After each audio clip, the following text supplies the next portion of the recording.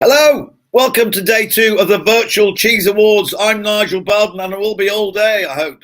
And I'm delighted to say that our 13 judges yesterday have whittled down all the cheeses into our final 9 British cheeses, which will be judged by our supreme judging panel around 1:30 this afternoon. Panel's made up, fantastic quartet we've got. Quartet with a marvellous moderator to go with them. Bronwyn Percival from Neal's Yard Dairy, Yahoo! From M&S, Marks and Spencer, Chris Dawson, Rennet and Rhines, Perry Wakeman. From Pick and Cheese, more latterly, we'll find out more in a moment, from Hero Hirsch. And then our moderator, of course, a very special Cara Bowen. And this year, it's going to be, yesterday was the day that we whittled it all down. We've got 2 winners from Artisan Cheese Hard and the Artisan Cheese Soft. They're included as well. And that's milk from our own herd. We'll find out more about that when I speak to Sarah DeWitt, who is the Grand Fromage of the Virtual Cheese Awards, and will be telling us how it all works as well. We're going to be chatting to lots of inspiring cheese people, including 10 past 12, Hero Hirsch, we just mentioned her, 15 years with Paxton and Whitfield, but now head of cheese at Pick and Cheese. So we'll be finding out more about that and the restaurant conveyor belt of cheese, environment that she's working in. 12:45, Peter's Yard, British cheese and cracker pairing with Charlie Turnbull, a former cheesemonger and a key cog in the Academy of Cheese Wheel. See what I did there? And alongside a 2-time Affineur of the Year, of course, Rennet and Rhines, very fabulous Perry Wakeman. 3 o'clock, Mark Lee of Torpenna Farmhouse Dairy in Cumbria, about his journey to build a truly sustainable organic dairy and all the practices that they use on the farm. More about that. 3:40, James Grant, number 2 Pound Street, alongside Amy Bryce of Freshly Ground PR. We're going to be finding out all about the Real Cheese Project, championing British cheese and getting us to eat the good stuff, and not just us, but also the consumers out there. And then we're going to announce the winners of the 2024 Excellence Awards. That's Cheese Hero, Young Cheesemaker, New Cheesemaker. And I'm delighted that Bronwyn Percival is going to be with us, and she's going to be announcing the winner of the Virtual Cheese Awards and Neal's Yard Bursary, funding 9 people to attend the Science of Artisan Cheesemaking and Somerset, and that's in August. So it's going to be a busy and nicely informed day. So plenty to see and do.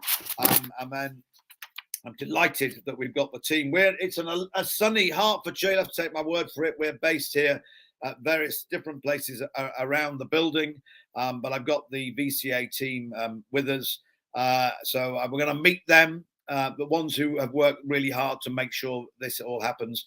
And starting with the founder, the very remarkable, the Yorkshire-based normally, but today in Hertfordshire, Sarah DeWitt. Sarah, I'm going to shuffle along, and in she comes. There you go. Look at that. Hello. Look at that for choreography. Thank you very much. Fantastic. Well done. I mean, 4 years on, can't quite believe this is our 5th year, but it's been a remarkable journey. What was it that inspired you in the first place to do it all? So obviously it was to actually create a cheese event in lockdown initially, but obviously the main driver is to show the cheesemakers the judges' comments and get them to feel what's happening. So it's just to open it all up, make it all really kind of open, honest, transparent, and to give some really constructive feedback. Yeah, and what we did prove in the early days, because Nigel Pooley was involved, it's again a lifetime in cheese for him, for one still so young, the matinee film god, the Silver Fox that he is, the Poolster. But he was the one who said people will find it really interesting judging cheese if you get the right judges who put it across. And you and I were going, yeah, really all that time? And he went, yeah, trust me. And he was right, wasn't he? He was absolutely right. And so that's what we did the first year, and we've continued a similar format. We've changed little bits around. We've had 2 kind of streams running, but actually people just want to see and hear those amazing experts talking about cheese in their flowery language, and not only cheesemakers but cheese lovers outside of the cheese industry who've actually come in and actually learned and been educated by these expert cheese judges and makers and distributors and everything else. So it's about educating everybody and just sharing our love of cheese and supporting the cheese industry. And here we are in year 5. Now, the MD of North PR, Vicky Rogerson, I know is waiting in the wings, even if I can get my words out. And she's with us. And it'd be great to touch base with her and find out a bit about it, about how we can get onto the socials and all the different elements that are involved from her side. So, Vicky, if you're there, that would be brilliant. And there you go. Here she comes by magic. We've got the fabulous Cara Bowen alongside her. In front of your wall of paintings. Vicky, so tell us about, if people want to get involved today and generally, what they should be looking at, the tiki-toki, the Twitter, all that stuff, you know, the grown-up stuff that you know about that I obviously trivialize because I'm rubbish at it. Yeah, so we're streaming live on YouTube and Facebook, but you can join us on social, so on Instagram and Facebook and Twitter, or X as you call it. And I think it's really important for the Virtual Cheese Awards and for what we do is we know that people connect with the stories of cheesemakers, and that's what we try to do. We're big supporters of the British cheese industry. Generally, we champion kind of everyone and everything that happens in British cheese. And for me and for Virtual Cheese Awards, the more that you can champion, tell the stories about British cheese producers, champion those individuals and producers that you really love, that's the best way to support us, because that supports the industry, and that's what we're trying to do. Yeah, and it just shows that because of these virtual cheese awards, but also via social media, how much happy, tasty chatter is created by people keeping each other informed, how you can buy them, seasonal cheeses when they're coming in. It's become a whole other grid, you know, but I'm fully aware of, I might not understand the minutiae of it, but I'm fully aware of how important it is that people can communicate and keep each other informed. Yeah, it's absolutely huge nowadays, and people do connect with those stories on social media. And the more people, my feed is completely full of cheese, as you think it would be, but it's so interesting because people have a different way of talking about cheese or the story, or you know, you can see on the farm, like the best thing in May when you see dairy farmers and they let the cows out into the fields in the morning. You know, it's so inspiring, and these stories aren't ones that you would necessarily hear any other place. So social media, I think, is a brilliant advocate for what we're doing for British cheese, and just generally just to tell those stories. It's really inspiring. Well, you got the finest of moderators alongside you. You were doing some of that yesterday, first time that the dynamic duo, the Batman and Robin of the cheese world, have worked together. But today is Cara Bowen. It's you who's going to be moderating. Tell us a bit about what that role is with our Supreme panel. Oh, well, hi, everybody. I'm really excited to be moderating the final. For me, it's more important to extrapolate as much information from those judges and give the feedback to the cheesemakers. There's absolutely no other way you can get your cheeses in front of the hero panel that we have, and that's not Hero Hash. But She's a hero as well. Well, she's a hero to us. Yes, absolutely. But you know, these people have probably about 100 and something years worth of experience between them. They are so passionate about what they do and the industry, and I could just listen to them every day. So it's a joy for me to be moderating the session, and I can't wait. Great. Well, thank you very much. And also, finally, just a quick one about the sponsors. I know a lot of your time is spent speaking to people about the Virtual Cheese Awards, but the people who've got behind it, we don't need to name check them at this stage, but we will be doing. Yeah, just key that they've got behind these awards so much. Yeah, I mean, we are extremely grateful. As you can imagine, it's quite expensive to put this sort of setup on. And all of the money that we receive, the profit goes to the bursary, which you're going to be hearing about a little bit later this afternoon with the wonderful Bronwyn. And yeah, we literally couldn't do it without our sponsors. And a big thank you to Fish and Food as well, who've really helped push our sponsorship this year. And finally, if people want to get hold of you for that very reason, what's the best point of contact for the Bowen in the house? You get a Bowen in your life. Have a look on our website. Not sure everybody would want a Bowen in their life, but we all do. We have one. Thank you.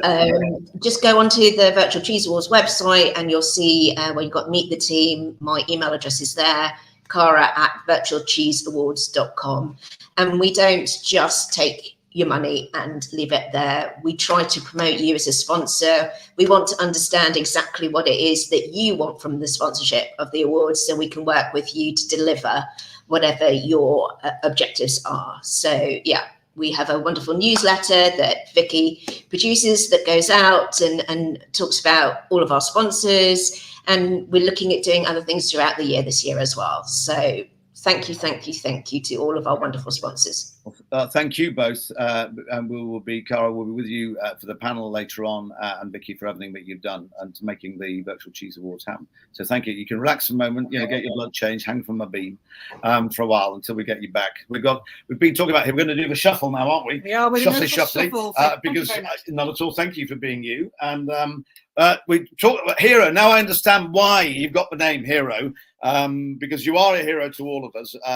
But for one, less of me, more of her.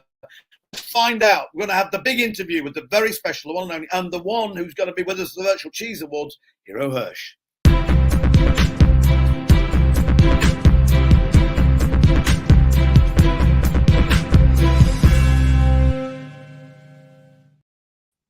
Here we go. Hey, Hero. Well done. My goodness me. I said, where we track you down without giving you the street number and the house number, but where are you at the moment? I'm in Brixton, in my flat. Good. Well, fantastic. Lovely to see you. I know we've got a busy day lined up for you, and thank you again for lending us your palette and what have you. But it's been a little bit of a fascinating journey. Obviously, everyone in the cheese world went, after, blimey, 15 years, Hero Hirsch has left Paxton Winfield, and what's she up to? I mean, it is big news. Please tell us more, where we can find her on a day-to-day basis and what that involves. Wow. Well, I'm delighted that it's big news. It's always better to be talked about, I guess. Yes. 15 years at Paxton's. I had my anniversary in March this year with them. And it's been incredible, actually. I sort of look back at that time and just really can't believe how the breadth of roles I've done there and things I've got involved in. And it's been just fantastic. But it's 15 years also, which feels like a long time, really. I have probably 25 years more before I retire. So was I going to do 40 or try something a little different? And, it's not that I wasn't still learning there, but I just wanted to learn something really quite different. But I knew that I had to stay in cheese. That was non-negotiable. I couldn't not be working with cheese every day. I have left Paxton's recently on the finest of terms. I'll be back. I won't be a stranger to Paxton's in the future, I'm sure. Done something quite different. So I think when I decided to leave Paxton's, I wasn't actually sure what I was going to do next. So I sort of got a blank piece of paper and wrote some words down on it and started to think about, the areas of cheese that really would interest me in terms of making a change next. And pairings was something, and sort of putting cheese with different food products and different wines, etc., was something that really interested me. And there is the business that I work for now is really kind of at the forefront of kind of putting cheese with interesting pairings. So I applied for a role which was front of house as well. So again, that was another new step for me. I've worked in restaurants before, but always in kitchen roles, back of house roles. Stepping out to the front and being customer facing. Whilst I've done that a lot in retail, it's a new thing for me in hospitality. So I've moved to Pick and Cheese, which is part of the Cheese Bar. They have 4 restaurants. Pick and Cheese is an interesting concept, a really kind of modern, very strong concept, I think, which is small plates served on a conveyor belt. So for anyone who's been to Yo Sushi, that style of restaurant, it's quite a familiar concept in that you are seated and then the cheese floats past you and you can just grab the thing that looks intriguing to you or read the menu and figure out what each one is and then get hold of it. It's speaking to a friend of mine in cheese, it's like, he said it was like I'd gone from the most traditional kind of old school cheese to the very kind of cutting edge of modern ways to serve cheese that I possibly could. So yeah, it's been a bit of a 180, I guess, in that respect. And where is it? Where people haven't, want to find out more and go online, but also where are you based? Yeah, so I'm based in the Seven Dials, which is in Covent Garden in the centre of London. They do have a few different restaurants. So they have one based up in Yorkshire, which is a pizza place called Rind, one in Camden, and then a floating cheese restaurant in Paddington. Was that the original one? The original bricks and mortar was in Camden, but the business actually started as a cheese truck. So a converted ice cream van that went to festivals and Maltby Street Market selling cheese toasties. It's what made this famous. And not that I'm biased, but the one in Yorkshire, tell us a bit more about that.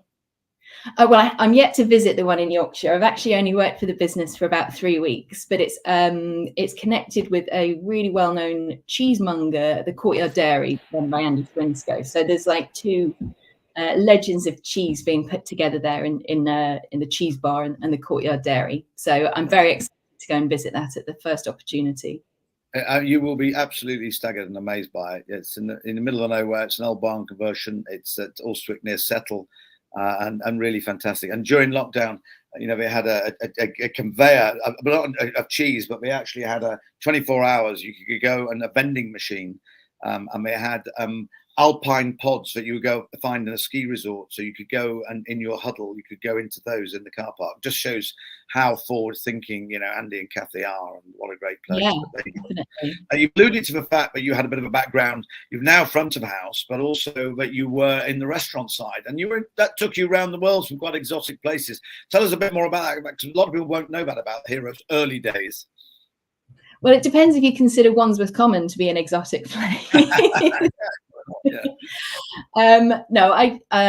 So I did train as a chef. So I went to Westminster Kingsway. I did their professional chef diploma and specialised in my final year in patisserie and bakery. And then from there, I went straight into Michelin star restaurant kitchens as a 20-year-old. And that was, it was incredible. I absolutely loved chefing. The hours are tough. It's tough physically, but just not working at a desk and just working with food every day. And, chefs have a reputation, but they're a great bunch to work with, really. So yeah, I was at Chez Bruce for a while, and then went over to La Trompette up in Chiswick, which is a sort of sister restaurant to Chez Bruce. And I did actually, to be fair, I did go to Sydney for a while. Thank so you. I was chefing. For a minute, I thought I'd gone bonkers. No, I'm not going to totally say it wasn't exotic. So yeah, I spent 6 months in Sydney, also in a sort of similar scene. Mid 2000s, when molecular gastronomy was a thing, and so I was making quite interesting sugar cages and jellies and concoctions like that. Great, well, here we go. I've got a dog in here, and we'll be leaving through the window in a minute, unless it's quiet. All right, thank you very much. I'll be very quick, and here we go. Benefits, if there were any, of the community during lockdown, but a lot of business had to really pivot, but you were aware of that. Paxton's, you were at the time, but Andy at the Courtyard Dairy is a good example of that, how they really had to change. So what good things it did come out of maybe the COVID situation? Yeah, well, I think I'd be doing us a disservice if I didn't say the Virtual Cheese Awards is a good thing to have come out of that situation. Definitely kind of bringing that idea of bringing producers into the process of judging, I think, has really brought something different to Cheese Awards that, I see a huge benefit in, and obviously I'm very proud to be part of for the past few years. I think for retailers, a lot of them saw quite a big uptick in sales, especially those that were able to adapt quickly and offer mail order. But from speaking to other retailers over the past 3-4 years as that sort of situation has kind of been recovered from. I get the feeling that a lot of people had quite a good trading period where they were able to adapt for food retailers. But then that's in balance, I suppose, to food service and restaurants, where obviously there was a big struggle and a much slower recovery economically from that. Cheesemaker wise, I think we saw a lot more diversity pop up. So people who were maybe offering 2 styles of cheese decided to do 3 so that they could be selling entire cheese boards to their mail order customers. So we did see a few new cheeses pop out as well. Often it's quite fertile like that, isn't it? I think, yeah. Well, on that note, you mentioned cheese boards, so I've got to do it before I run out of time. I know you will be asked this quite a lot, and it will change all the time. I know seasonality and what your mood is in. But if you had a cheese board ideally, how many cheeses would you have on it? Would it be 4 to 6, or would it be one of those charrette de fromage like we have in France? And if so, which would be your 4 to 6? And now you come out of Paxton, so you can say wherever, even if you didn't sell them. What would you have on your cheese board? Well, I think now that you've offered the trolley, I should probably list all 25 cheeses that I'd have on my cheese trolley. No, no, seriously, if it was 4 to 6, I mean, at least you've made the question 4 to 6 times easier for me than it normally is. I'd have to have a Stilton. Can't be without that. A cheddar. Am I sounding very boring? Maybe a Mont d'Or? No, that's all good. I'm just writing them down here. Yeah. I think Mimolette is the cheese that got me interested in cheese in the first place, and so that's always going to have a place on my board. It's just fascinating. It's interesting to look at. There's all this kind of history, and it's covered in mites, which is just wild. Yes. And I'm going to have Parmesan. Even on the board, I'll have a Parmesan. I can't be without a Parmigiano. Great. So I think that's. I'm going to allow you one more. Oh, okay. I'm going to go for a modern British goat, a Cinedin Hill, just fluffy, moussey, delightful. Good. That's absolutely. Actually, on that note, again, gosh, you will have seen the changes with different milks coming. We now talk about it, and maybe not camel isn't too regular for most of us, but certainly buffalo, goats, sheep's, ewes. It is again. I think the availability to consumers in the UK has never been better, and also they're probably more adventurous. We seem to be anyway. Yeah, definitely. I think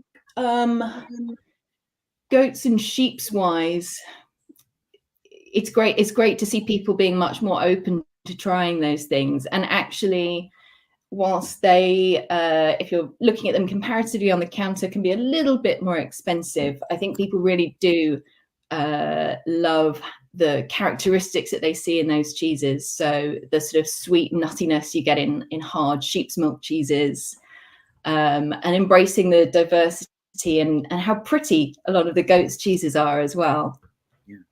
And what's also great is that, again, you'll be aware of these. Everything tastes better with a good story. But there are some remarkable people who've come from other industries and got into cheese making, and it's a bit like winemaking in the UK, where they started out, maybe they needed to make money in the city before they went. I mean, look at Felton Farm, for instance, the brilliant cheeses that they make, really wide ranging.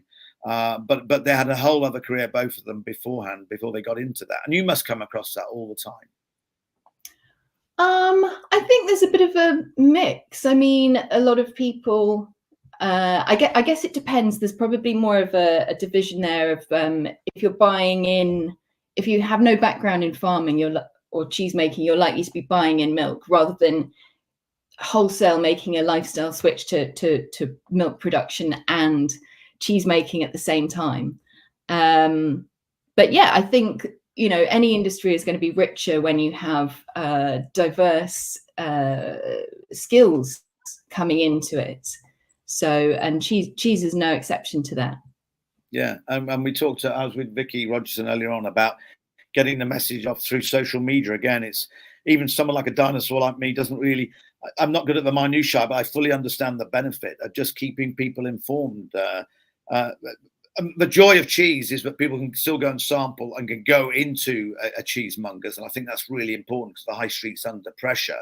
But it still is to let them know about it, the seasonality, all the different things. It's a great way of keeping it all joined up. Definitely. I mean, it's called a feed for a reason, right? Because it's feeding. Very good. I'm writing that down. Just yeah, and I just was listening to Vicky earlier just say, you know, getting the background, seeing the parts. It's not just a lump of protein on a plate cheese. It's a whole slice of like history and culture and science and agriculture. And if we've got more ways to communicate that story, then I think, you know, the better. Yeah. And how would you see? Obviously, you've had a bit of a career change. It sounds really fascinating. I can't wait to visit, and we'll talk about it on the radio. But also, as an industry, what would you like to see happen? And a lot of this is to do with governmental support, I'm sure, and whichever government's in power, watch this space. But to see for the industry going forward over the next decade, just looking into the Hirsch crystal ball, but the one that's rose tinted. What ideally, what are the things that how you could see the industry developing? Well, I'm cautious about wading into some quite big issues without a huge amount of time to expand on them. But there are some things going on at the moment, you know, around sort of custom border checks and, you know, some more sustainable solutions to that issue that a lot of people are facing right now, because there is a concern that what's going on will economically favour just large scale, and that we risk the I'll call it the biodiversity of our industry there. Also, in terms of sustainability, I guess seeing additional subsidy and investment in things like regenerative agriculture and sustainable agriculture is going to be really important. But like I say, they're quite big issues to just touch on.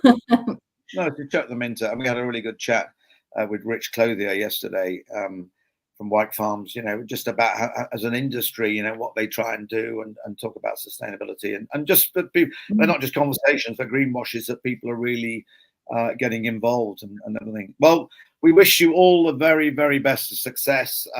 Really can't wait to come and track you down 7 Dials, but and then a life ashore and afloat. We're going to look at the other place on the barge as well, all the different elements. But knowing you, it will be a fascinating journey, and we're lucky to have you on board. We're lucky to have had you, and well, no, I can say that. You can just blush and then take it. And 15 years of Paxton Whitfield, but I know you'll be still a great ambassador for them and keep them informed on everything you do. Hero Hirsch, thank you so very much. And some judging to be done later on. Very exciting as well. And it's too great. So for the time being, relax, get a cup of coffee, and maybe, you know, warm up your palate, and we'll be back for more. But in the meantime, Hero Hirsch, thank you so very much. Hurrah! And we're going to move on because it is, my goodness me, the Virtual Cheese Awards, excellent awards winners. Let's find out. Cara Bowen is with us. Let's crack on with that excellent award winners.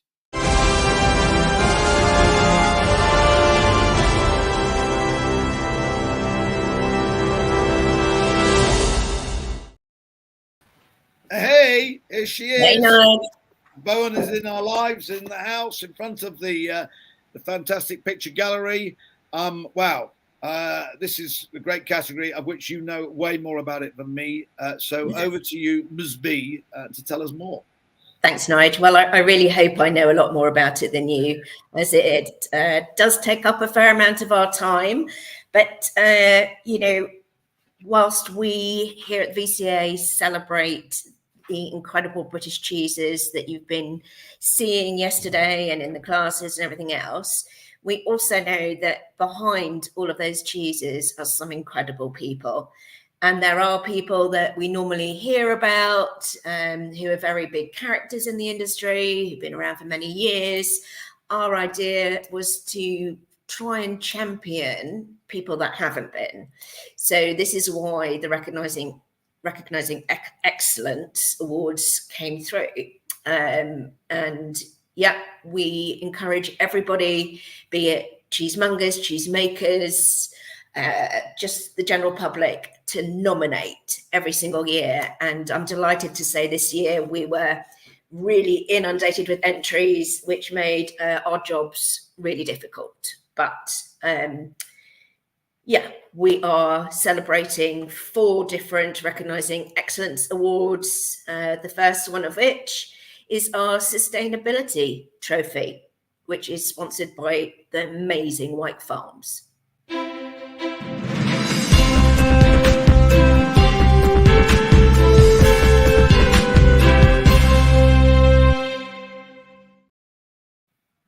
And I'm back.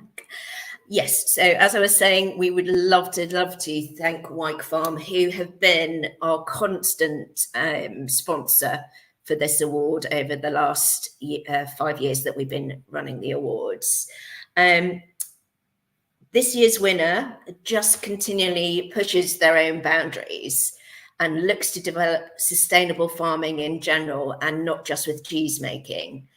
They are a true family business, and I am delighted to announce that our Sustainability Trophy winner for 2024 is Tulpenna, based up in Wigton in Cumbria. We think they're amazing, and what they're doing for sustainability and farming continues to sort of blow our brains. Mark is very, very good at putting his stuff out on social media. So we are delighted to finally bring them in as our Sustainability Trophy winner for 2024. Great. And I'm going to be interviewing him and having a chat with him at 3 o'clock this afternoon, Mark Lee. So finding out more about the business. So very excited at the prospect of that. So, well, Mark obviously doesn't know that he's just won as well. So it'll be great to talk to him about winning that trophy. Okay, the next award that we're going with is our Cheese Hero Award.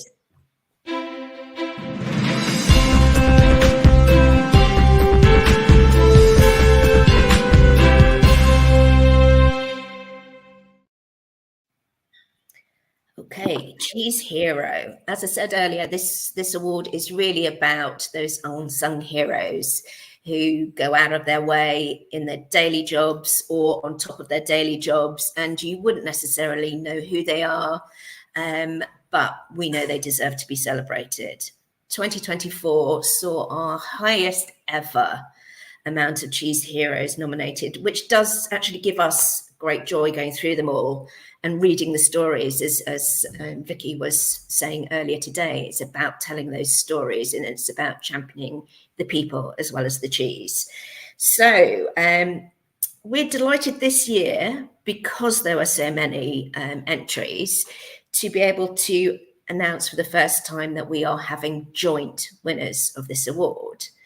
So the first one actually really aligns with us. The Virtual Cheese Awards were created during the pandemic to allow the cheese industry a chance to showcase, to be heard, and to survive.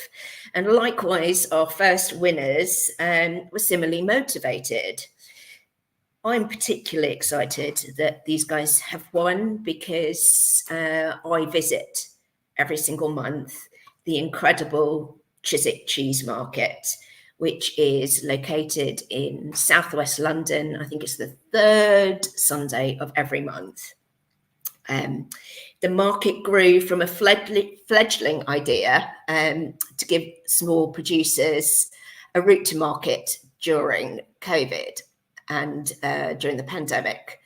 They are a small group of 10 fantastic women, really inspirational, and they give their time over and above their work that they do on a daily basis, and they curate the market and they make it happen come rain or shine. And with our crazy environment, that's a lot harder than it really sounds. The money that the market generates is divided between a homeless shelter and sponsorship and support of the artisan cheese industry, which is why we were so delighted to be able to announce them as our heroes this year. They have already given over £30,000 away to the charity and to the cheese industry. And they also sponsored the brilliant Affineur of the Year Awards, which has been won for the last 2 years by the amazing Perry, who is on our panel later today. Since last year, they also financially support a grant program in conjunction with the Academy of Cheese to help 4 new cheesemakers a year with education and funds to help them bring their cheeses to market. So congratulations, Chiswick Cheese Market. Well done, ladies. Our second cheese hero, in my notes, I've said, is just simply brilliant. She is one of the founding directors of the Academy of Cheese and fights tirelessly to improve cheese education for anyone who works in the industry or even simply enjoys eating cheese. To us and to everybody who works with her, she embodies the word ambassador, having sourced, developed, nourished, and generated new relationships, both home and abroad. She works tirelessly, constantly reaching out to new and existing members of the cheese industry, pushing to spread the word of good cheese and empower people who work in the industry. She is particularly keen to reach the younger audience to build a continual stream of knowledge, passion, and invest talent to ensure a solid future for the industry. She was our inspiration for the Young Cheesemaker of the Year, and in the past, the Cheese Academy have supported us with a prize for that as well. I am truly delighted to recognise our second cheese hero, who is the amazing Tracy Colley. Well done, Tracy. Well done, Tracy. Bravo. Richly deserved. Yeah. Bravo, Tracy. Yeah. So excited for you. Next, we're going to move on to the Young Cheesemaker of the Year.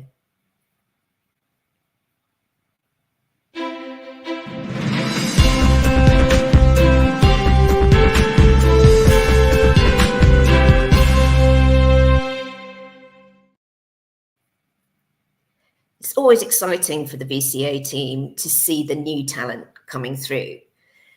This award was launched in 2021 to celebrate that young talent. This year's recipient is only 23, but she has already accomplished so much in a very short period of time. To her employers, she defines team player in every single sense. Her first day in her current job involved rounding up the pigs, the cows, and making cheese, followed by tree planting, all in one day. Pretty remarkable. She's an engaging and enthusiastic member of the team, utilising her in-depth understanding of the audit system to help prepare them for their SALSA audit. Remember, she's only 23. She has a passion for soft cheese, and her attention to detail and hard work contributed to the team winning a 3-star award at the Great Tastes last year. In addition to all of this, she's taken on the social media account and is continually promoting the business and their cheeses. According to her team, she is simply an incredible talent. So we are therefore delighted to congratulate Kira Rowley, again, of Tapenna. Well done, Kira. Wow, what a day for them. Fantastic. We'll find out. Mark will be, when we speak to him later on. And he can tell us all about her as well. Yeah. Our final award for the Recognising Excellence is the New Cheesemaker Award.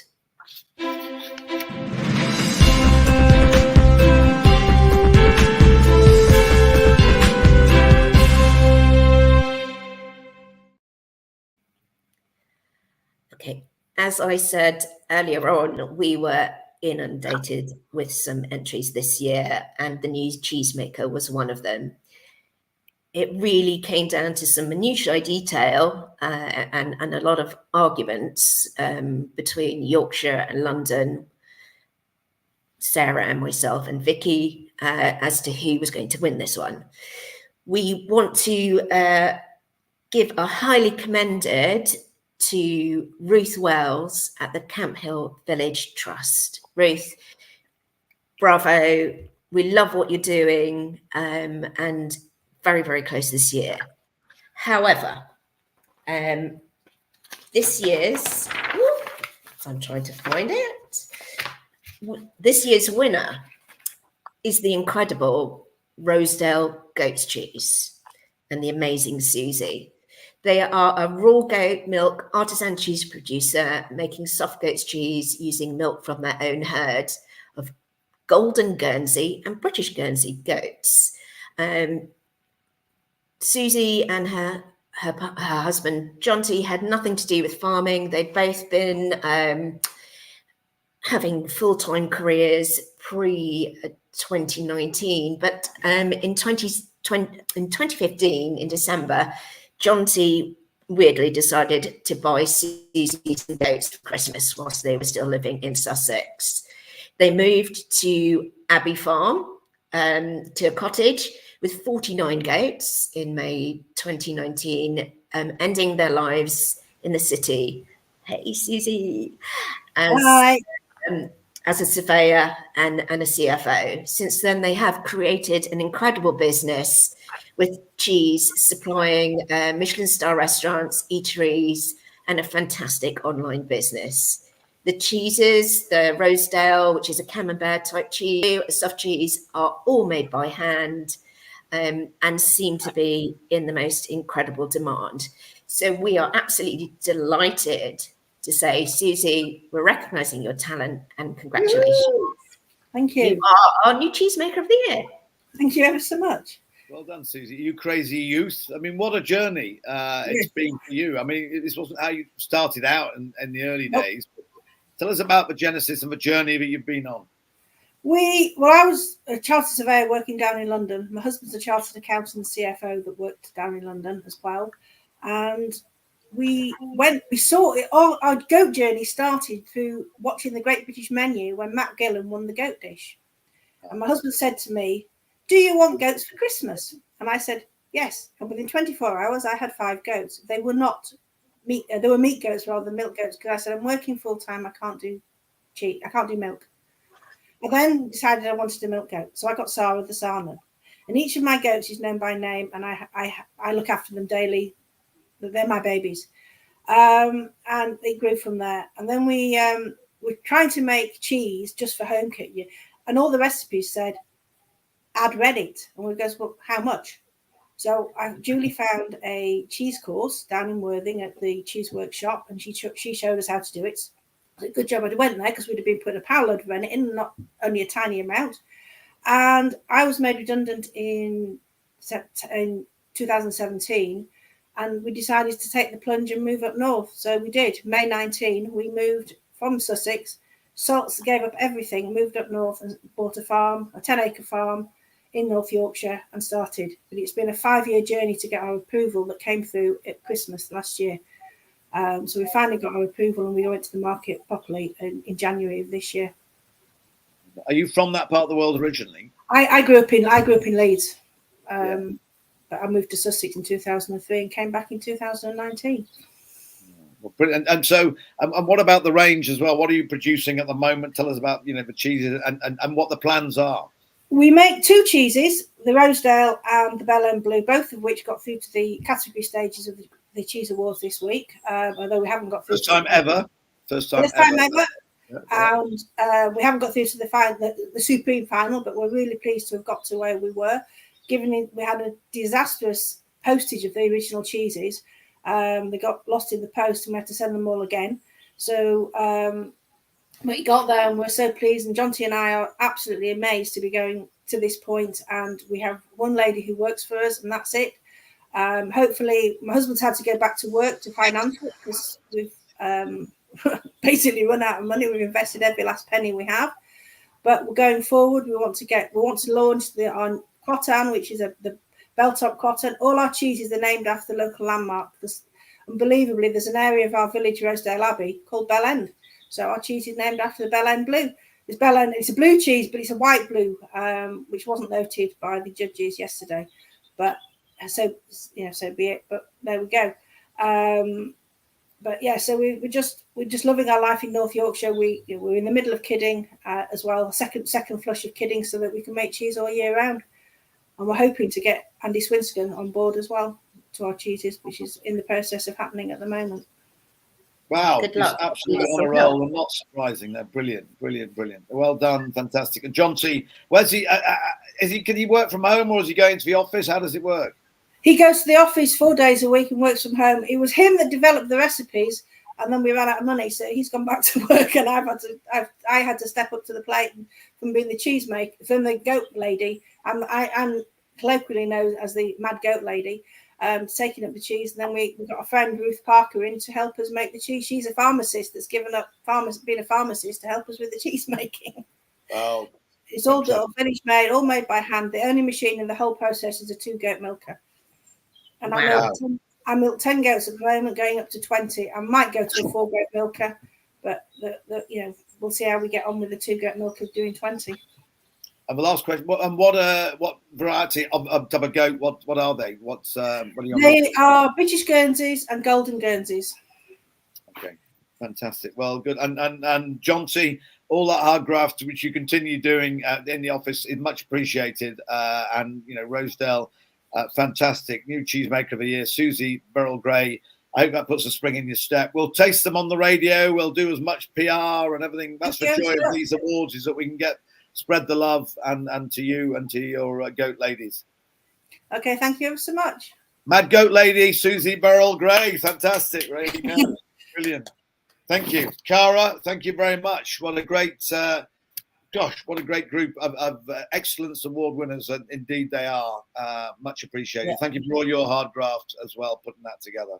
All right, Absolutely. Right, we're going to move on. It's that time. And we've got a right good cracking pair here. Going to be talking about pairing cheese with crackers and so much more, because it is indeed the very special, very talented, and the very on screen Charlie Turnbull and Perry Wakeman. Yes.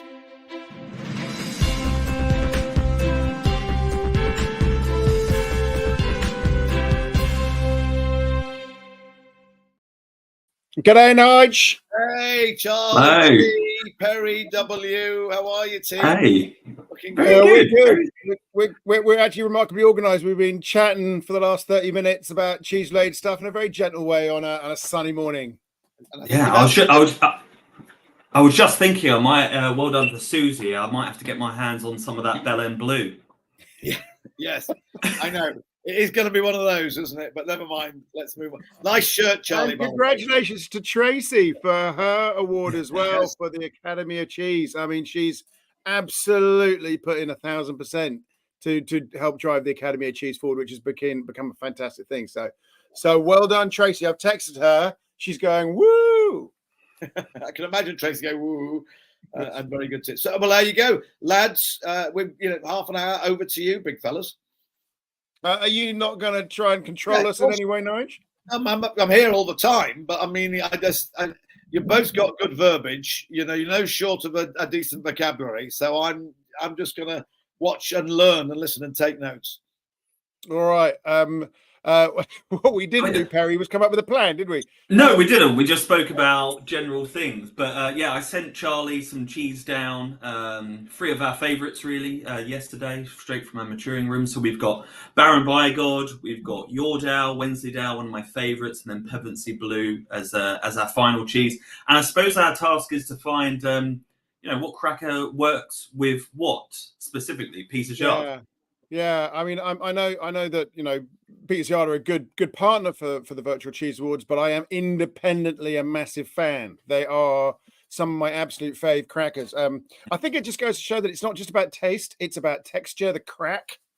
Yeah. We go all Irish on this. Everybody needs a good crack. So that's so you do need a crack with your cracker. And I think maybe we should start with the Baron. Oh no, maybe the Red. Yeah, definitely. Let's go Baron. I was thinking Baron, the Wensleydale for a bit of acidity, cleanse that palate. Then you've got some kind of slightly more drier Pevensey Blue, which I've dried out for more concentrated flavour in our maturing rooms. So we should do that. Okay. But yeah, definitely that one last. That's the biggest punch. Yeah, I totally concur with Peter's Yard being like the ultimate cheese cracker. I've always said it always lets the cheese take the spotlight. Mm-hmm. You know, they're a perfect carrier. They don't get too involved. Even these ones, so I'm going straight in with the original on this one for the Baron. Okay. Even the ones that are slightly flavored are really, really subtle and don't overly like mess up the cheese, I suppose. You know. And that sourdough thing sits in the background. You've got a bit of the bran. I mean, that kind of not quite digestive, but that kind of wheat underlying note, which is nice.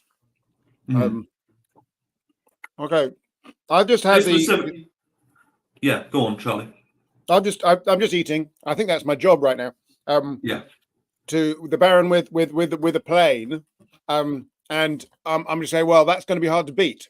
Yeah, that is very much working for me. It's a classic, and we got this sort of profile. We do our Baron in 3 different profiles. This is towards going profile 3, so we've got like a really thin chalk line, if any, and then a real hit on the high flavour in terms of cabbage, like kind of aggression, really. Oh, there you go. Nigel's got his as well. Yeah. Mm-hmm. Better than Christmas. Thank you. Sorry, Perry. There you go. Okay, well, I'm going to say to you, Perry, either I've got the wrong box or whatever, but I've got a very substantial chalk line. Oh, okay, got you. So I'm looks like Nigel has as well. Maybe they were cut from a different cloth. So yes, my mistake. Yes, yeah, quite thick. So you guys have our like profile 2, which is a thicker chalk line, more fresher. Where I'm working on my profile 3, which is more breakdown, bigger flavour. They're both equally as good. That's what Affinage is all about. You know, it's finding the preference of where it sits, and probably the one you have actually works out better with the cheese. I'm wondering if that might not be the case, because I've got that simpler, more dairy, slightly sort of hoppy bitterness inside the cheese, which is nicely fitting with the cracker, and it's pulling down. So I love British brie styles, but I do find that when young or they got too simpler a rind, that there is that tendency to that buttercup bitterness. Do you know what I mean? That kind of like meadowy bitterness. And I've got a bit of that coming off this cheese. When it's fully broken down, I wouldn't expect it, but as you pointed out, this one isn't. And I'm finding that bitterness is just pulled back a bit by the cracker. The cracker is like reining it in a bit, and really emphasizing the creaminess and the herbaceousness. Yeah, I mean, it's a Baron Bygott is one of the best, if not the best, cheese that we make in the UK. I mean, it's just so stunning, and you know, everyone knows it by name. And with the cracker, it just carries it. And when you get into sort of the profile where I am, 3, which is a little bit more spreadable, you know, you've got that perfect service to just sort of quite a big Perry saying it's the best cheese in the UK. I mean, that's quite a pedestal you're pushing it up onto. I think when you think about the moves that it's made into the artisan quarter and then almost becoming slightly more commodity. You know, it's our top seller in our new shop in Stamford, top seller online, probably top seller in the delis. I think it has a good argument to be up there in the top 5, certainly. I think. What do you think about the fact that they've gone pasteurized? I mean, yeah, like so when they switched over from raw milk to pasteurization, I recognized there was a big call that people said the cheese completely changed. But what I quickly recognized as well is actually they changed the wrapping of their cheese. So they actually had less of a cheese wrap and more of a kind of shine to the edge, which was causing some aggressive breakdown. But I don't think this cheese is particularly suffering from losing so much within pasteurization. I'll come back to that, but I want to quickly say I've moved on to the fig and spelt. Yes, that's what I went for. Yeah. I've gone for that one only because it's next in my. There's not a plan there, and the fig and spelt for me has both more earthy notes and more sweet notes. And I'm finding that this is also very interesting, but it's a slightly louder noise in my mouth than the plain one was, which was kind of very happy to play the straight man to the cheese. This one kind of is looking for a little bit of attention. Yeah, I kind of felt like if we were moving on to the Yoredale Wensleydale, made by Ben and Sam Spence, Yorkshire, pre-war recipe of Wensleydale, so cloth bound. This is actually our Christmas profile, so it has a lot of aging to it, really, really gentle. So we've kind of kicked out some of the crumbliness in there, but still that distinctive acidity. It is missing a bit of sweetness, that kind of raw, fig sweetness, I suppose, that refined sweetness. And I thought this would pair really well. So it's my first go on this, and it seems like you like it. I'm liking it with the brie. I'm almost getting like I'm being like a maple bacon vibe by putting it with the cheese, with the Baron Bigod. So you want me to try it with the? My idea was, rounding that simple flavor will, the Yoredale lacking being more acidic, kind of heavy, and less sweet heavy. The fig might take care of that and round that. I see where you're going with the Christmas. It's got a Christmas figgy pudding vibe. It does. Yeah. What do you think of the cheese? This is one of those cheeses I've come to late in life. When I was a youngster, I didn't really see the point of the Crumblies, the Wensleydales and Lancashires. I all thought them quite thin on flavour and unexciting. The older I get, those are the cheeses I'm beginning to gravitate to. And I would associate Wensleydale with being the cleanest flavour of all the territorials. It's the most milky, it's the most light, it's the most sunshine. And I think this is a very nice example. I mean, we lost Richard III, didn't we, last year, or was the year before? Yeah. And that was sort of my previous favorite. So this has come up to my sort of top spot. Where exactly is this made? So it's Wensley. So it's about from Courtyard Dairy. I think it's about 30 minutes from there drive. So it's made specifically in Ben and Sam's house. So cheesemaker thing to say. Most other people would say Junction 7 of the M7 or something like that. No, it's start from the Courtyard Dairy and go from there. Yeah, and you go through the front door and you pretty much, the beautiful kitchen's on your left and the cheese making room is on your right. And really small production. And I think this one's just so interesting purely because it kind of put territorials on the map for me in terms of really enjoying them throughout the year. And I think, as we always say, territorials just need, particularly the crumbly Wensleydale styles, Caerphilly and things like that, need a little bit more help on the counter. These are our heritage, our oldest cheeses. So it's really important. I was talking recently about actually the order when people come in the shop. I normally get them to try these lactic crumbly styles first because everything else drowns it out, Also, you say it drowns it out, but one of the interesting things about it is that they love company. Those Wensleydales now, they really love company, where it's fruitcake or jams or all that kind of thing. They're really good friends. Whereas I find cheddar is quite a robust bully on the cheese board. It doesn't really like company. It doesn't make friends easily with other cheeses or other flavors in the same way. So I think the crumblies can be very, very good company when you're putting together 3 or 4 cheeses for friends. And I think they always sit in the background in an odd way. Everyone thinks, well, I want amazing cheese. And when you're putting a selection together of 5 cheeses, I think this one's a really nice respite. It cleanses that palate, kind of erases any memory that I had kind of a Baron, and I love putting it in that journey, but it always needs to be explained where its place is in the journey. So I've just done it with the fig, and I've now done it with the rosemary, and the rosemary. The Rhone has really allowed the flavour of the biscuits to come forward. So the fig's very present, the rosemary's very present. And they're 2 very different takes, almost like different seasons for the cheese. So when you put it with the fig, you're thinking winter, you're thinking colder nights, you're thinking warmth of the pub. You're thinking, those sort of Dickensian scenes. Whereas you put it with the rosemary and suddenly you're back in spring and there's sunshine. And the light, in fact, it's what I've got out my office here today. I have a shed at the bottom of my garden where I work. The double doors are open. I can just see sunshine and all the leaves are coming into bud. And that's what makes me think when I'm having this. And that just goes to show the power of the biscuit to change the direction of the mood and bring the cheese into a different place. Same cheese, different outcome.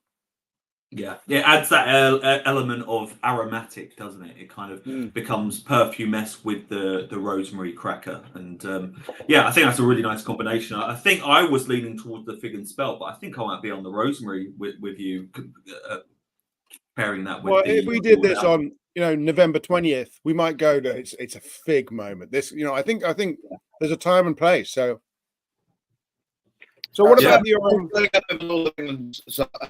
We would always pair our crumbly cheeses, Wensleydales, be it or Lancashires or whatever, but with things like fruitcake. Apple pie was a real thing that you'd always have. It was just one of that combination, as you were saying, Charlie. Maybe not with cheddars, but with ones that are northern, or even Cheshire. And it was just something that it was de rigueur, almost more than biscuits. You'd always have a slight, and in the afternoon it would be when people broke at 3 o'clock. They'd have a rich fruit cake, but with a territorial cheese. Well, I have a real habit of actually doing the old Eccles cake with the Wensleydale, which is as a Lancashire traditional pairing, I suppose, can cause some divides between Lancashire and Yorkshire, but I love it specifically with the Yaourt, the Eccles cake. And also the Chorley cake is worth exploring because it hasn't got the sugar on the top. It's it's less flaky. It's still fruit rich, raisin and currant rich, but it's a beautiful comment. And I like it because I haven't got the sweetness of the Eccles. It's more of the Chorley, so it's a slightly more savoury note. And again, it works brilliantly. So fabulous combinations, absolutely. Thanks, Perry. Charlie, what are you tasting now? I've gone all the way across to the charcoal, which I mean, I am a huge fan of charcoal. I like the way the graininess comes through, and some people don't like that, but I really like that kind of dark graininess, the feeling of the coal. And I find that with the Wensleydale, it is a purely textural accompaniment. I don't think there's any flavour. There's a bit of rye maybe, but it's a much simpler experience. It's just enjoyable in a much more natural way. I'm not sure I'm going to raise it to my favourite accompaniment to this cheese, but it's good nonetheless. Yeah, the charcoal with the Wensleydale isn't quite working for me. You kind of it really neutralizes that acidic flavour quite well, actually. Which kind of lessens the impact of that cheese. So you just get more of a kind of paste going on, I kind of feel, in terms of the mouthfeel, because you get that powdery coating, I think, from the charcoal. I don't mind the acidity being neutralized. I think it gives more space for the dairy notes. So I think we've got an example of you like horses and I like what horses got to do with it? Potato kind of thing. I don't know where my horses came in for that. Horses for courses. That's probably where I was going. There you go. Yeah. Yes. No, I like the simplicity in that. I like the simplicity that sometimes you don't want that sort of noisy aromatic vibe. Yeah. But again, it's changed the cheese in a third way. This cheese is being very, very amenable. Yeah, and I think I started this conversation saying these biscuits are quite subtle and they let the cheese do the work. But when you get into the realm of the added flavors, actually, that's kind of 3 different biscuits with the Wensleydale and 3 different experiences. Like I said, with the charcoal, it kind of muted that for a bit. Now I got more milk and maybe more floral kind of note that was there when the acidity was kicked out. But I just had to search around a little bit for it a little bit more than I would like to. All right. Are we going to try to Baron with the other briskets, or do we think it's an added fan? It's natural. What would you want to do? Because once we go into the Pevensey Blue, I don't think we're coming back again. No. Up to you, lads. Absolutely, you've got time. It's fine. All right. Well, let's put the Baron across the 2 flavoured biscuits. Yeah.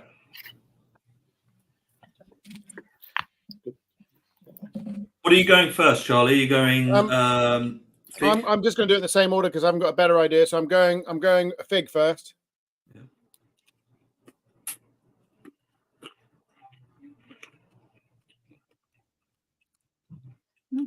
For me, I can barely taste the fig. It's nothing how like. How good is that? Yeah. That is crazy how much that neutralizes fig, which it felt like it was quite obvious with the Wensleydale. Yeah. That's really fascinating how, you know, if I was blindfolded and I tried that combination, I probably would say it was an original Peter's Yard, not a fig one. The fig has come round to me at the end when I've swallowed the cheese, and there's still bits of the biscuit around my teeth, and then go, oh yeah, it's a figgy one. But it's like the Baron Bygone is pressing down on the flavors and reducing them, the exact opposite of what the Rhone did, or the Wensleydale did. All right, we're going rosemary. Yeah, rosemary. It's made me think a little bit more about actually, you know, we kind of tend to recommend just pairing with what you like. Actually, you know, if you like fig, then buy a box of, you know, fig crackers. But it's made me think actually, maybe we need to do a more nuanced tasting between all of them and recommend a specific Peter's Yard pairing. It's done the same with the rosemary. That rosemary, which is so dominant with the Wensleydale, so apparent, it pushed it down. You can still taste it, but it's nothing like as a feature. Yeah, you get a little spike of the rosemary up front, and then it just washes away completely and then neutralizes it.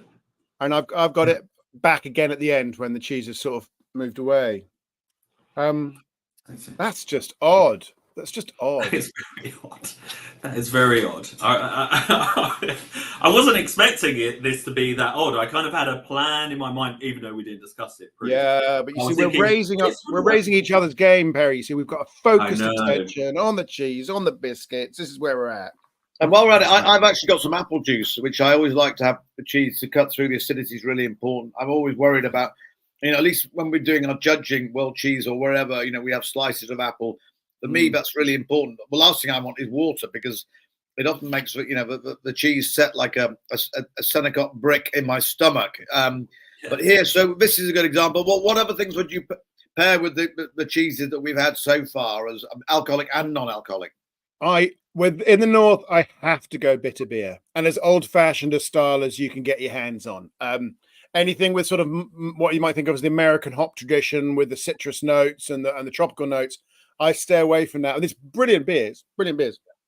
I just taste with some red Leicesters on that work very well. But it's for the most part, be old school, be fruity, be hoppy.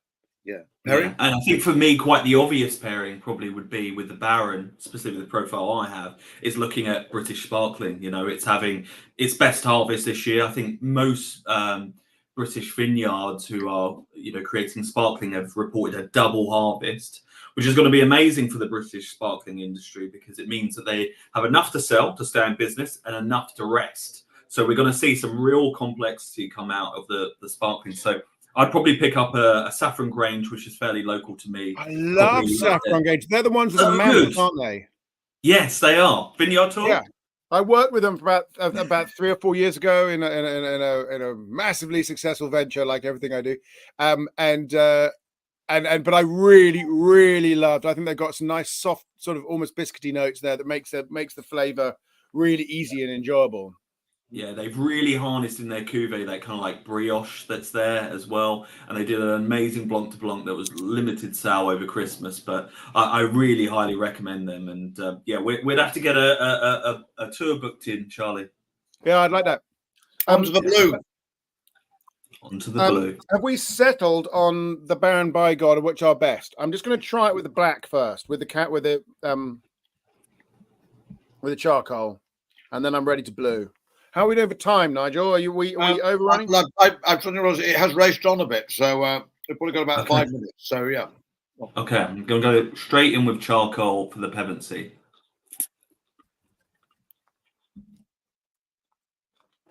So yeah, this one, when it comes in, we stick it in our drying room for a couple of weeks, really draw that humidity, the moisture within the cheese to make the flavor far more concentrated. We didn't really have a punchy blue in Rennet and Rind, and this one feels like it seals the deal. So this one's a little bit more kind of like fudgy in texture, really aromatic, very, very kind of a blue lover's blue, I kind of feel, because it's got that slight tip of aggression. What do you think, Charlie? I'm racing through. I'm banging Nigel's a bit.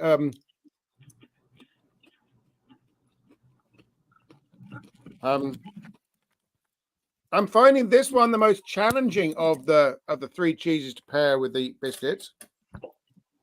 It's pretty much knocking out kind of any additive that may be in the biscuit. Yeah.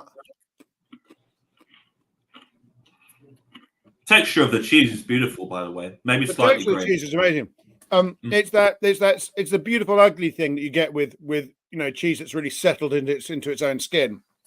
But your point about there's lots of sort of sweet digestive notes, fudgy notes, with the spice, the blue is really correct. I like it very much. I love that bit of spice that it has.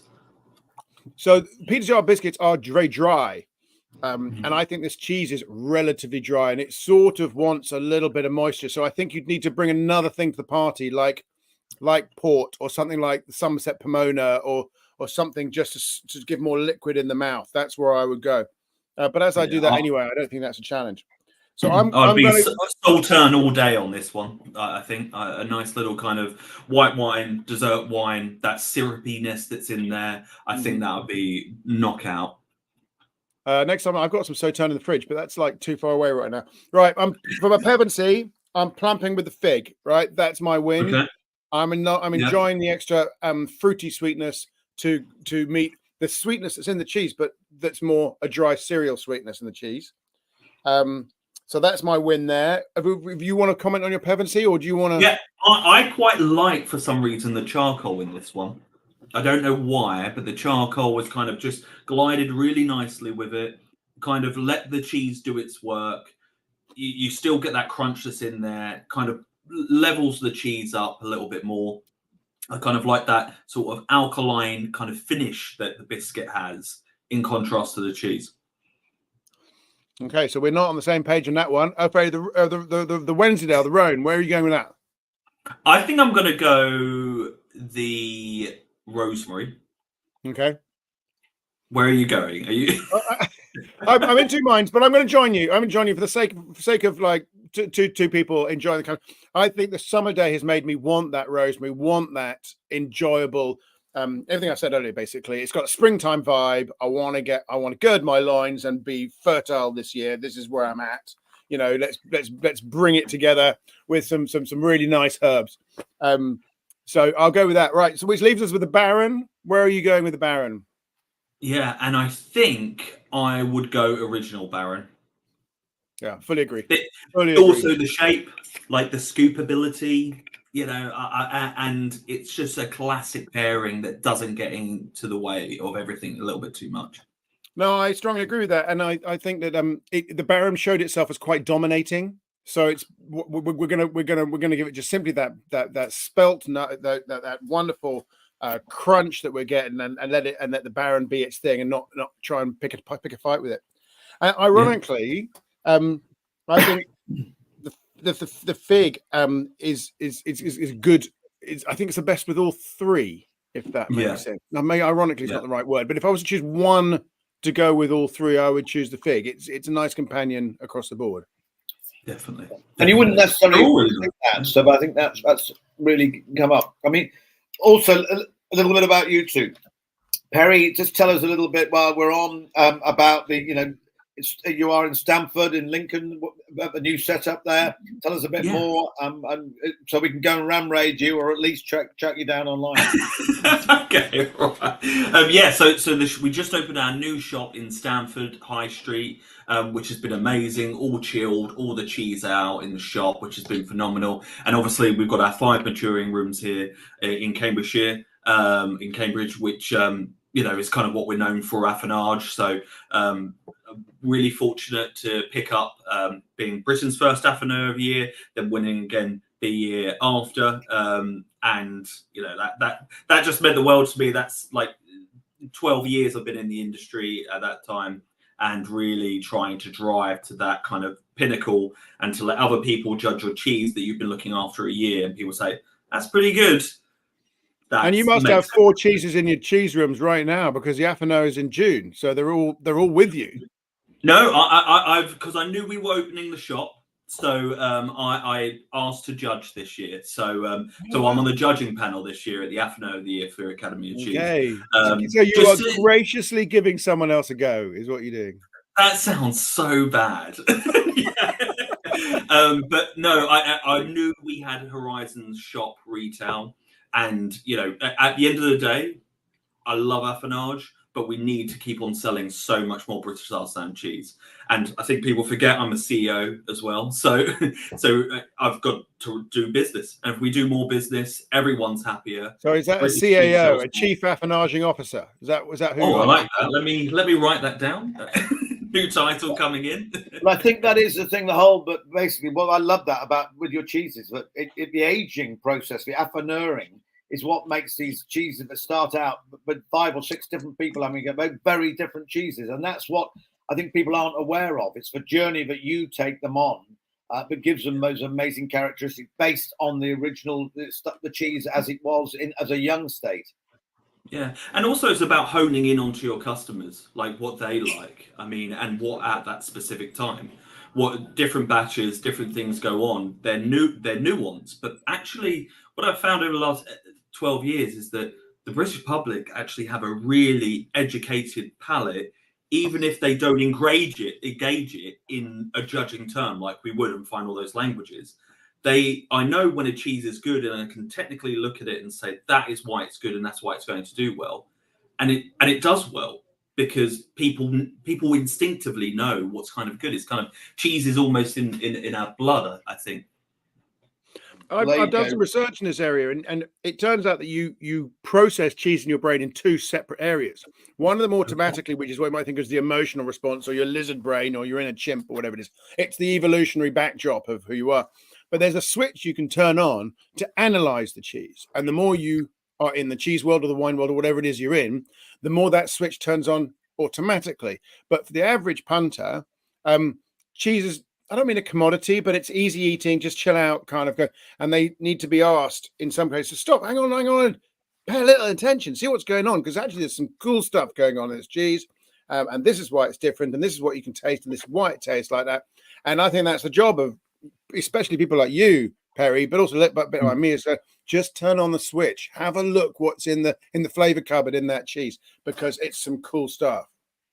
Charlie, we can chat you down. You are available as well. I know you put on some amazing events and also pairings with wines, beers, whatever, soft drinks, all of that. If you want to find out more, how can we get hold of you? It's written on the screen, charlieturnbull.com. Oh, hang on, where is it? There. There you go. Okay. So, or you just Google Cheese Charlie or something like that, because there aren't many top bowler-hatted people out there doing this like I do it. Mind you, there are not many beards like Perry, so we've got to set ourselves apart somehow. Don't Perry search as well. cheese. Rennet and Rind, and also Stamford, Lincolnshire, the new one. So just to reiterate, here we go. Baron by God, which is our first one here from Fen Farm. That was the first cheese that we came up, and then it was the traditional Wensleydale from Yoredale. Here we go. Beautiful cheese that was indeed. And then the Pevensey Blue, which is the final little monkey here. But brilliant. Thank you so very much for those. And Peter's Yard, between their rye and their charcoal. And then the fig and spelt. Here we go. I'll get the hang of this. And then finally, their original. Would you like a help, Nigel? Here we go. Yeah, these ones too. Oh, yes. Well done, you. Gentlemen, it's a pleasure and joy to spend time in your company. Thank you so much. There you go. You're great for the industry. You're very good at what you do, and we love you. And thank you very much for getting involved with the Virtual Cheese Awards. I look forward to seeing you and giving you a big hug in person. And in the mic, we all need, as you said, a good crack in our lives, and you provided the good crack today in the Irish sense. So thank you very much indeed. Thank you very much, Charlie and Perry. Thank you. Away you go. Now. Well. Yeah, absolutely. Okay, Charlie chuckles, fantastic. And now we're in 10 minutes. We've got Perry coming back to a little bit of judging, of course. We have a little bit of judging. It's the final. It's the Supreme Champion. We got down to 9. So the person who's going to talk us through it, Sarah DeWitt, was the crazy youth who made it all happen in the first place. So I'm doing a little bit of shuffling here as we get the Sarah on screen. Talk us.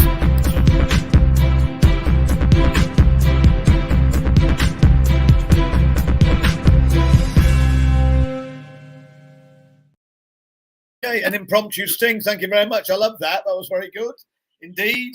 A new one. Thank you. And for once, thank you, Rupert Cook. yes, and for once we're not on in different screens. We're actually here. I can touch your aura. Thank you very much for that.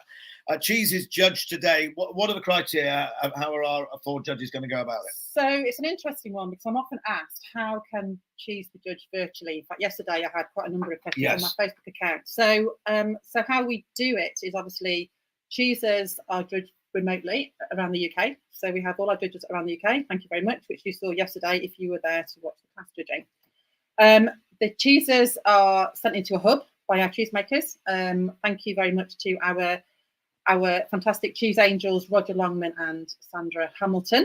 Yeah, from White Lake, but also and Pedro, I've got to say a thank you, a massive. Tell us a little bit what the journey that he underwent. So we were struggling because we decided to do the categories live on Tuesday, and the best will in the world trying to get cheese delivered on a Tuesday without sending it over the weekend is really difficult.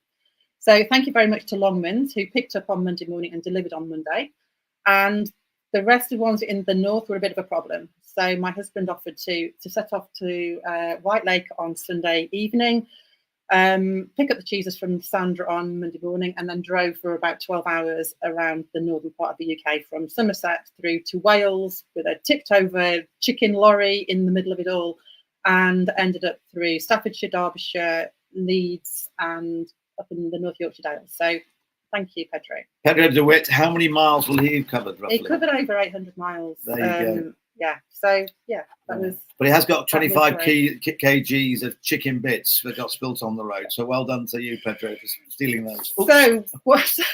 So once the cheese arrives, and thank goodness it did, a little bit of issue with our only one by kind of courier, but so the judges are paired together to complement their own experience and their expertise. I want them to show the cheese to you on camera, which if you've seen videos, again, you will know that. Show the inside, outside of the cheese. Unfortunately, we can't get the smell and the taste yet. That was scratch and sniff. Watch this space. Really like that. Yeah, yes. Because what I really want to get across is, I want the person who is watching to be in the room with the cheese and the judge, which is the whole aim of this virtual malarkey. So in terms of criteria, as you'll have seen, we have 4 criteria. So it's quite kind of standard. We have appearance, aroma, texture, and flavour. Flavour is weighted by 50% because the best will in the world, whether cheese looks fantastic or not, if it doesn't taste good, then who wants to eat food that doesn't taste good? So obviously, flavour and how it develops in the mouth, the longevity, the different journey that you go on. Obviously, listening to Charlie and kind of Perry there, you get that kind of it's a whole different mindset. You have to switch on the actual switch and go with that longevity, the kind of combinations, complexities, everything that cheese is actually giving you and actually telling you. This is the kind of journey that I want to pull our listeners, cheese lovers, cheese makers, anyone in cheese along with us. So this is where this is what we're trying to achieve by open, honest, transparent judging online. And they get feedback as well at the time, but also retrospectively as well. So cheesemakers can hear exactly what the thoughts of our judges are going through it. Obviously, we had the run-up because of the categories, and then now it's going to be, and we have 4 fantastic judges who are going to be lending us their powers today. We do. So there are many, many other cheese events out there and cheese shows, and I have to pinch myself sometimes because I've been judging cheese at cheese shows and awards up and down the country and abroad for the last almost 25 years. So it's a huge honour to have been able to do that and to end up working in cheese, which I am. So we are in the business to add to and complement all the other cheese awards. So we're in no competition. We just embrace every award, and those separate awards offer something different. And this is our point of difference that we want to give to the cheesemakers and anyone who's actually watching us. What we do in Virtual Cheese Awards is that we want to continue to promote our winners throughout the year. So we have a stand at Specialty Fine Food Fair. So thank you very much to them for helping us that. In September, yeah. So this year it's September the 9th and it's September the 10th and 11th. So that is a great event where the cheese winners can put their winning cheese on our stand and promote those to anyone who's there. So obviously it's a great showcase for retailers, brokers, anyone, cheesemongers, everyone who kind of goes there. So that is what we do, and we're also looking at furthering events which can continue to promote the cheese winners throughout the year. So I guess, how does it benefit? So again, you know, we've kind of talked about that we want people to kind of embrace that feedback. I've just had a message now actually saying from a cheesemaker who's just messaged me and said, thank you, it's been such an amazing learning experience so far. So thank you for that. So that is what we're trying to do, and the feedback that we're actually getting is very positive, because people are enjoying watching and hearing and seeing their cheese being judged. Now, obviously not all of the cheeses get brilliant feedback, because it is a learning process, and but I guess it's up to the cheese maker to kind of say whether they take that on board. But we have heard from many makers who have taken the feedback and improved their cheeses. So if you listen to the advice, you take it on board, and then you can make an even better cheese. And obviously, every cheese has its day as well, so they do vary. These very artisanal cheeses that from day to day. But I also think, if you listen to the judges of the caliber that we've got, some of them will give really good tips and steers how to maybe even improve a cheese a touch. Well, that is kind of what the aim is, and of course there is, you know, people have different ideas and different advice, but we try and pair our judges, so you're kind of getting two judges with different experience, and then you can get that kind of feedback appropriately. So the whole aim is to support the cheese industry, whether that is a small maker, a larger maker, brokers, cheesemongers who want to see and get knowledge of different cheeses out there, cheese lovers who just want to learn about. So it's about educating, supporting, and feeding back to anyone who needs. Well, there you go. And we are bang on time as the afternoon. Is anything else to add before we move to our judgely panel? I think we just need to sit back and watch the expert cheesemakers at work. So thank you very, very much for joining us today for expert cheesemakers, and I will be glued to it. Yeah, good. There you go. Sarah DeWitt and Pedro, thank you very much for charging around. All the crew at Sandra and Roger at White Lake, the Longman in the house. It's been some journey. I'm just hunching my chair around. Sorry about that. I'm sure I should be on wheels or something going. Anyway, I'm not that good. But this is very exciting. So this is it. We're going to sit down, get a coffee, or apple juice or whatever you want. You might be trying some cheese during it, because we've got an hour and a half of something very, very special coming up as we enjoy the Virtual Cheese Awards 2024 to find out who is going to be our champion as we do meet the supreme judging panel. Away we go.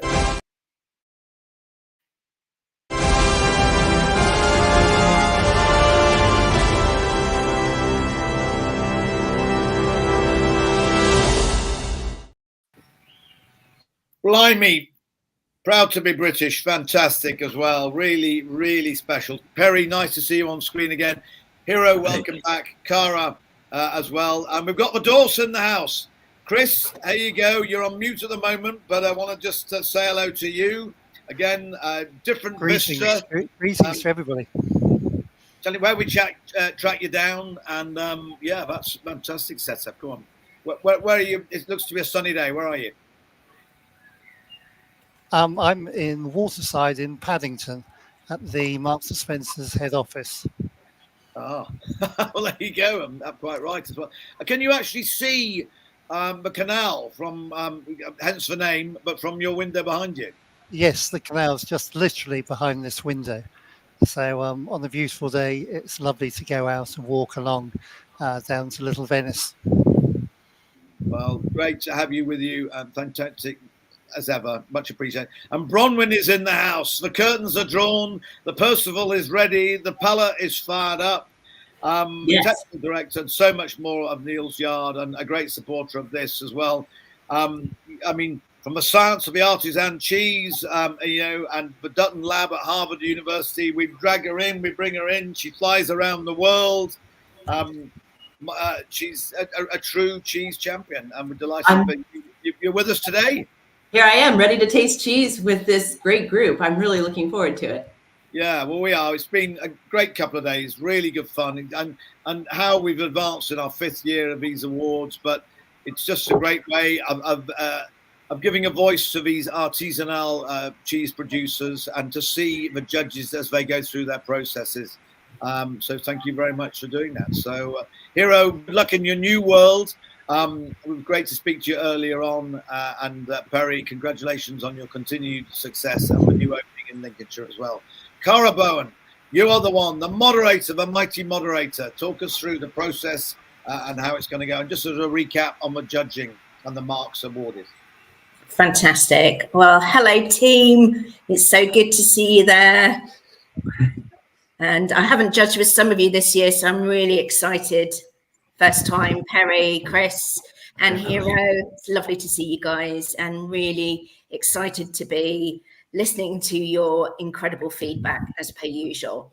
So each one of our amazing 9 cheeses won through their category yesterday, and have come through to the grand final. They will be judged on 4 attributes as per our judging system. So that'll be appearance, aroma, texture, and most importantly, the flavour. We're lucky to have 4 of you. We have about an hour and a half to get through these incredible cheeses. So that's roughly 10 minutes of cheese. So I'm going to try and keep us on track. I don't think there's any particular preference. I may leave D4 to the very last, because it's the hardest one. Yes. Yeah, definitely. But otherwise, I'll try and go through in alphabetical order. They are all outstanding cheeses, and I will come to you all and ask you your impressions. So hopefully you all have them in front of you. I have them myself. I'm very excited because in the classes I didn't. But we're going to start with the first cheese, which will be A1 1162. It's this little beauty here.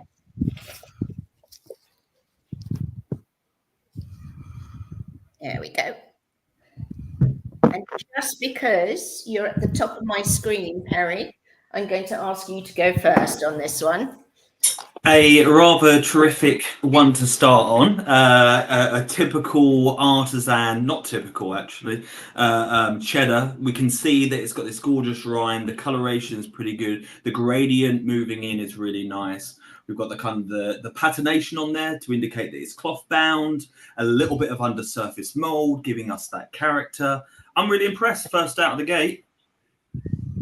Fantastic. Anybody want to add anything else to that on the appearance side? I think it's a beautifully made cheddar. You know, the presentation is fantastic. I think any customer, any person wanting to, you know, try this cheese would just be tempted just by the very look of it. I agree. It's in great shape. There's very little evidence of any mite activity, which is always a plus when you have a cheese that's matured for a long time, which based on the sort of halo around the outside, it looks like this is a fairly mature cheese. And so, yeah, it's glowing. It's looking great. Fantastic. I have to agree. I think if I was cutting into this cheese for the first time and wanting to really impress like a wholesale customer, I would be so relieved to see how beautiful this piece of cheese is. It's just a really great example. Okie dokie. Why don't you have a sniff and a little taste, guys, and then I'll come back to you.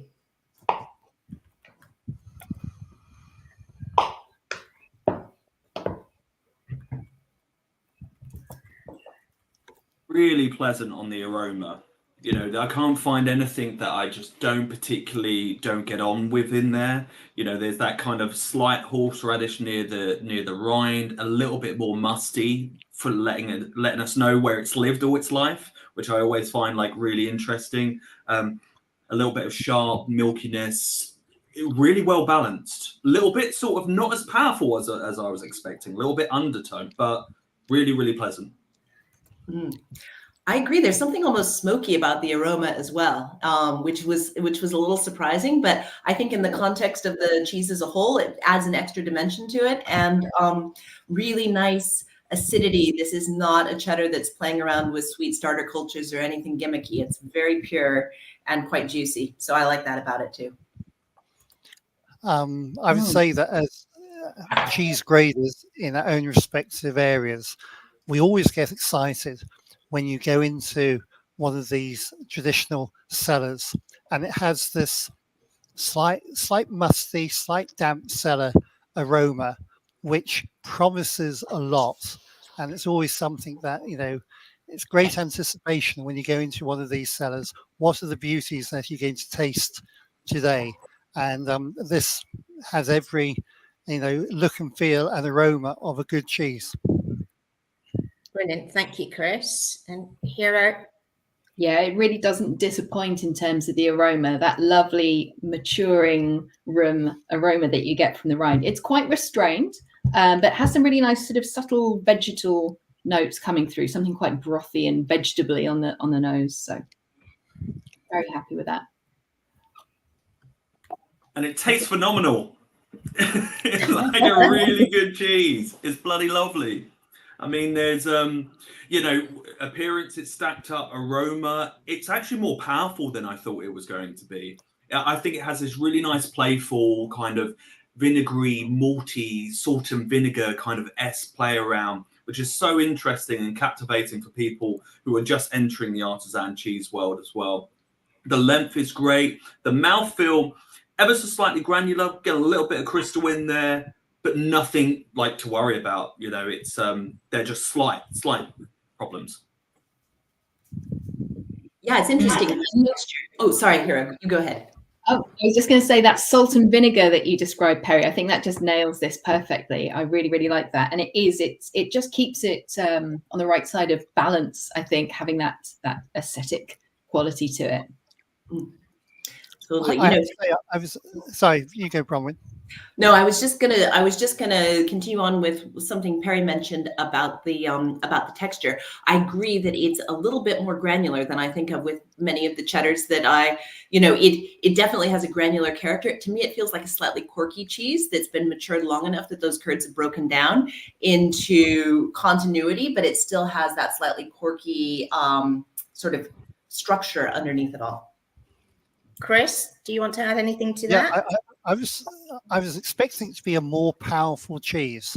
I think, you know, I agree with a lot of what Perry says in terms of that salt and vinegar note and the brothiness, but it for me, it has a bit of a short finish.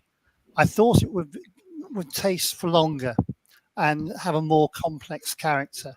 But it's a perfectly lovely cheese. It's just I thought it'd be slightly bigger. I think I get that.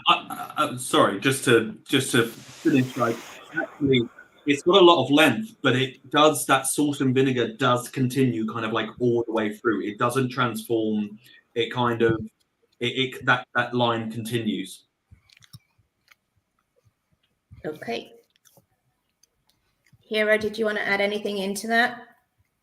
No, I think I'm largely in agreement with what Chris was saying about the length and what Perry was saying about the journey, I guess, that it's just sort of a continual line rather than a sort of complex journey that sort of goes one way and then another.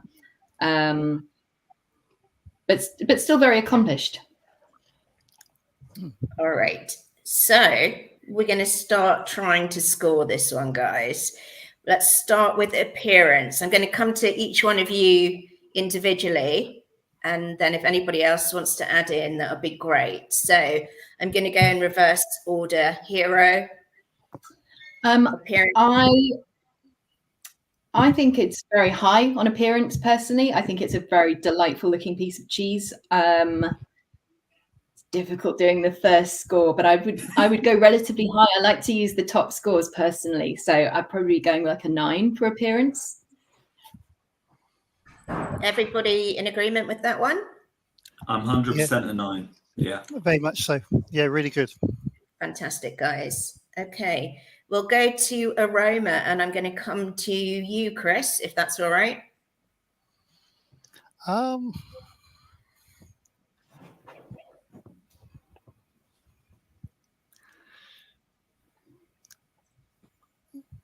think it's probably 7. You know, it's you get more aroma on other cheeses, and it's a very pleasant aroma. I would probably say an 8, just to jump in the swinging back and forth. Like I understand the power and the intensity that we're wanting, but I think it's really pleasant and understated, and I think that's quite a cool thing. And I think it blends. There's nothing particularly bad there that's there. It's just a far more gentle, seductive kind of aroma. I'm going to agree with that. I think for the aroma, it has a good amount of complexity that I like. I think so I go with 8, and I feel like it's the flavor that maybe I'm a little lower on. Okay. Yeah, Chris, are you I would happy to agree go with with 8 as well? Yep, no, I don't disagree here. It's fine. Lovely. We're going to go on to texture, and I'm going to come to you, Bronwyn. Again, I think in terms of my ultimate cheddar texture, I would probably be looking for something that's a little bit more soluble and melt in your mouth. I know that some cheddars, like stylistically speaking, are going for this much more kind of granular, curdy, kind of slightly shardy, crystalline kind of thing. But I think I would probably, with this cheese, I just think it's a little bit distracting. I might go with 7 on the texture. Everybody in agreement? You all seem to be nodding, so I'm 7's just going to perfect. Yeah, 7 yeah. What I want from it to what it's giving is a different thing, and I totally agree with 7. Lovely. And Yeah, then agreed. finally, we're going to go for the all-important flavour. So I'll start with you, Perry, if that's all right. No pressure. Heavily weighted No. this one. I think as I'm sitting with it a little bit more, it was a really lovely cheese to start off with. It's really pleasant. I love that playful salt and vinegar kind of element, but I am lacking a little bit of depth that's in there. I'm enjoying that salt and vinegar, but I'm missing complexity, I suppose. So I'm going between 7 and 8.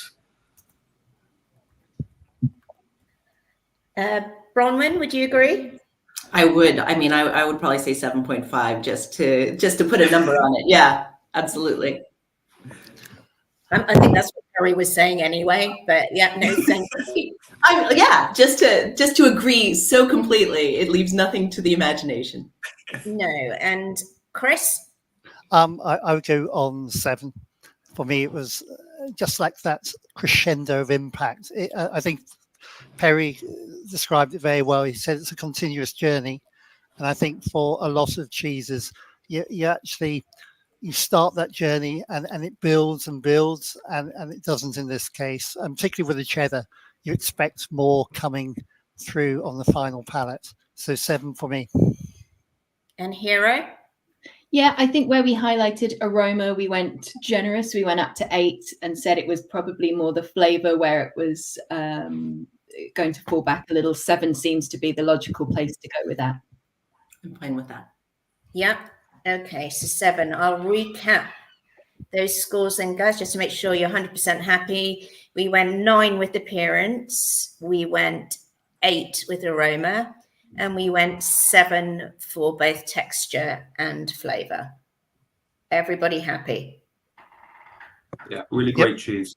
Yeah, very good. That was brilliant. And thank you, panel. That was really perfect the way you went about that. And thank you very much. And for sharing all your thoughts with us. That's exactly what it's about. Thank you.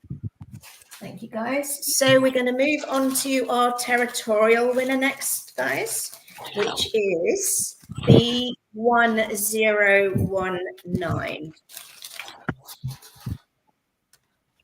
this lovely little beauty here.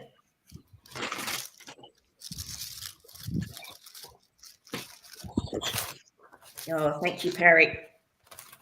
Can you just give us a number again? Sorry, B1 Yeah. 1019. Thank you. Thanks very much. Pleasure. So I think we'll start again, just going clockwise around.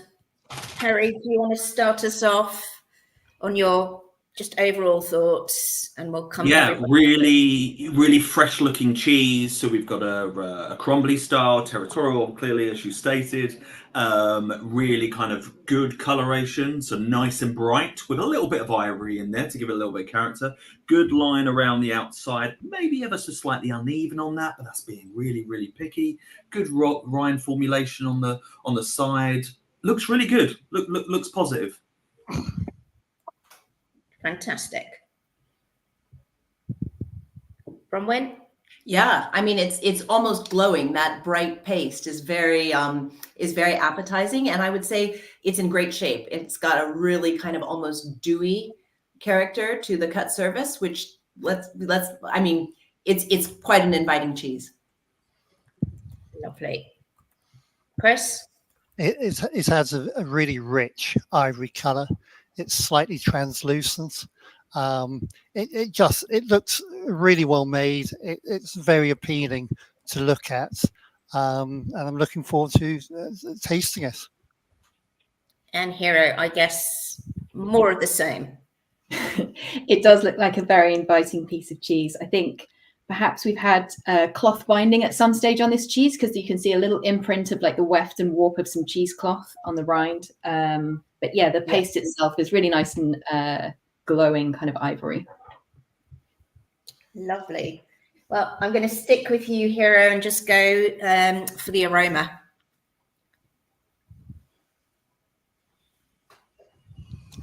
The paste itself smells delicious and milky. It smells like someone's dairy. If you the chance to visit dairy, is really lovely and curdy. And then the rind, just a hint of ammonia on the what I assume is the bottom of the cheese, but nothing that I'm too concerned about. Just smell nice and musty towards the rind, but yeah, very nice on the inside. Does anybody else have anything to add on to that? Again, you've got this classic damp cellar aroma, which is so pleasant. It's again, it's a really inviting aroma. The actual cheese smells fresh, as though it's going to be quite a rich flavour. Yeah, it has that kind of reminiscence of walking, like just bolting onto what Hero was saying, of walking into a dairy for the first time, and their cheese making. It's got that fresh curd, that like lactic kind of acid in the air that's almost sweet and whey. So it's got a lot of kind of memory prompting stuff on aroma, which I really like the aroma. It's interesting for me. The rind is a little bit ammoniated, which was a bit of a surprise for this style of cheese. And then I looked at it a little closer, and that sort of breaking down from the outside in that's happening. And I think this is quite a young cheese, but it's a little surprising to me. It's something I associate with a cheese like a Caerphilly. Clearly, this is a very high moisture rendition of a Cheshire, but it's a little incongruous for me for a Cheshire to be breaking down from the rind as opposed to maturing within the paste. So just an observation. It feels like the rind is quite sticky, which I just wonder whether it should be as sticky as that.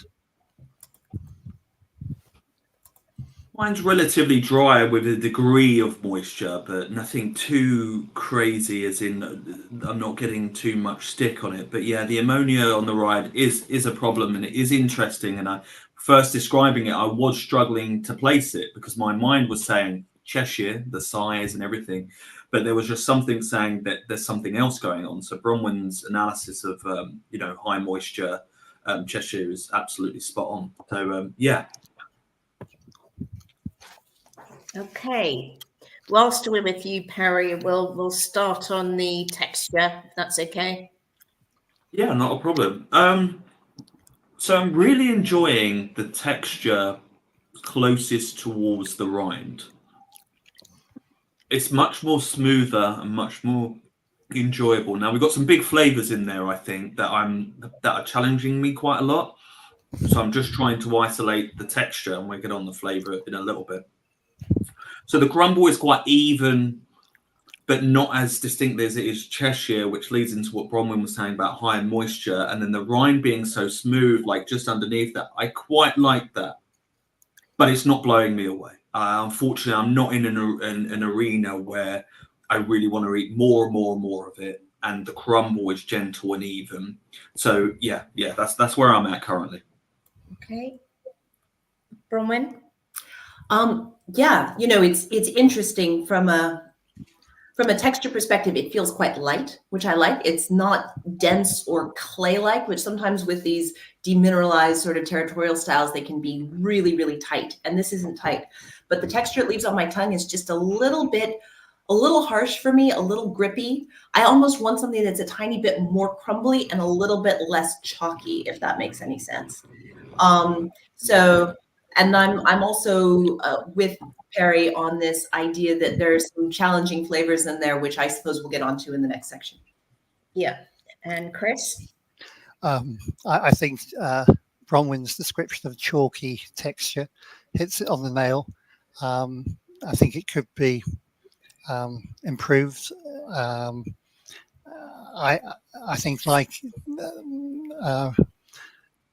the others, I think there's a lot of challenges going on in the flavour, which we'll come on to. But yeah, there's some work to be done here. Hero? Yeah, I think I'd agree. I would like to see maybe a softer crumble to this cheese, and where the paste has broken down just on one side of the cheese, which, as Bronwyn said, is sort of atypical for this style. It's got quite a pleasing squishiness, but it is squidginess maybe more other than squishiness. But I do wonder if it should be there. But yeah, a softer crumble would be appreciated. Okie dokie. And I'm going to stick with you and get you to talk about the flavour. Yeah, and we've been teeing up to talking about the flavour in this cheese. I think my first impression was that it has there's a lot of yogurty kind of notes in there, a fair bit of bitterness. Now, I'm not someone who's necessarily excellent at identifying bitterness, so if I find it generally is there. And that was one of the first things that struck me, was this sort of like a bitter yogurty flavour to it. Again, coming back to this rind where it's broken down, we have a few more savoury notes in that breakdown, which I don't find unpleasant. But balance-wise, I think picking up on something Perry said earlier, I don't want to eat masses of this cheese. There is some challenges, I guess, some bumps in the road. Chris?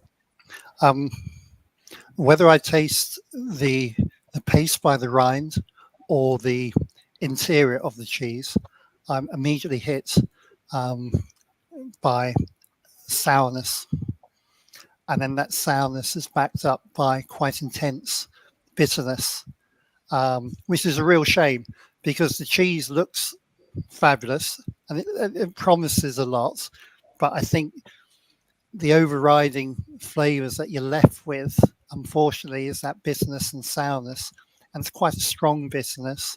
I am bitter sensitive, and for me, this is quite a strong, quite high on the bitterness scale. And Bronwyn, you're nodding away there, but I just wanted to ask why you think that bitterness may be there. That's a difficult one. I mean, it could, often we find bitterness in British territorial styles from cheddar all the way through the spectrum, when perhaps the acidity has run away with the make. Maybe the acidity is getting ahead of the drainage. Maybe it hasn't been drained properly, but something about the way the starter is behaving is bringing out those bitter flavors. I don't think, my impression is that they wouldn't necessarily get better over time as we would expect to happen in a blue cheese, where it, will continue to break down and sort of turn savory or something. I think when you see bitterness in this sort of acid forward kind of cheese, it's kind of there to stay. My one other comment on the flavor as well is that I wonder if this cheese is slightly undersalted and whether that is contributing to, I think the bitterness is definitely there, but I'm wondering if we're tasting it more because the cheese is slightly undersalted. And Perry. Yeah, that's a good point. Yeah. The sorting is a really key point. I think we're experiencing quite first of all, I should say that there's people that love this like bitter element in cheese, right? It's like, it doesn't mean that it's wrong, but it's very for a specific type of customer. Now, I agree with Bronwyn. It'd probably take a look at the starters and what's going on there, perhaps. If I was going to take a maturation angle at it, which I do think it's in the make, the bitterness is a little bit peptide-y, kind of like for me. So it's kind of like a little bit, maybe, if I was going to say anything, lower the temperature, low and slow. And that happens kind of quite early in the stage of maturation. Now, I'm not saying specifically it's that. I think we need to specifically look at it. I think that's contributing to my problems with the cheese, which is probably why I'd overall probably put it around about 6.5 on flavour, which I know seems really harsh for a final, but I think we're all experiencing that same note, and it's unfortunate that it's in this batch. So I'm very conscious we are kind of losing ourselves in cheese, and we've only done 2 so far. So Perry's saying 6.5 for flavour. Are you all in agreement with that, guys? Yep. Chris? I would have gone lower, Bus. You meanie, Chris.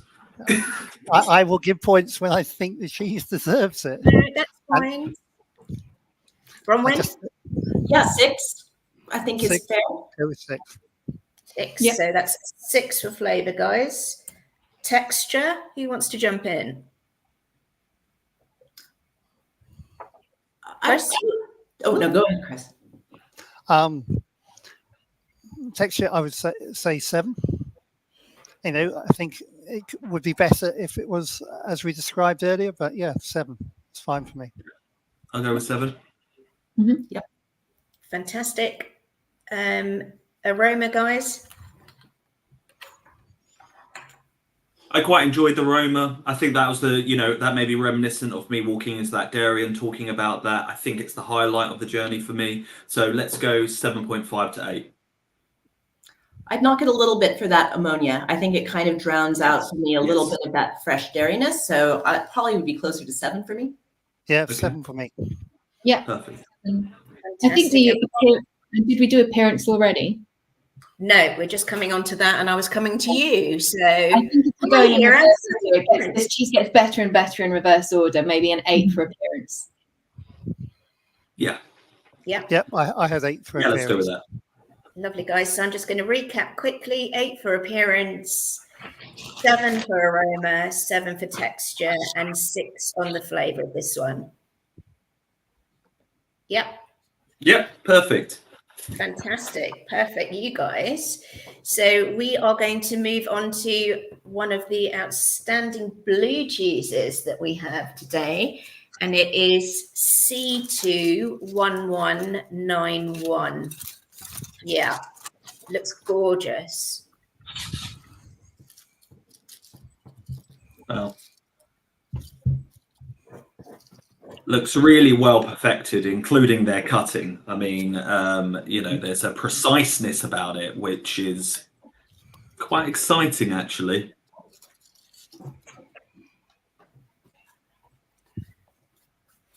Yeah. We have a blue cheese. Yeah, go ahead. Sorry. No, I was just jumping in as it was quite. It does. I mean, for me, it's really high on appearance. Like the rind looks very, very even, very delicate. Though there's nothing there that I'm concerned about in terms of like wet patches or anything. And the blue distribution, very, very even.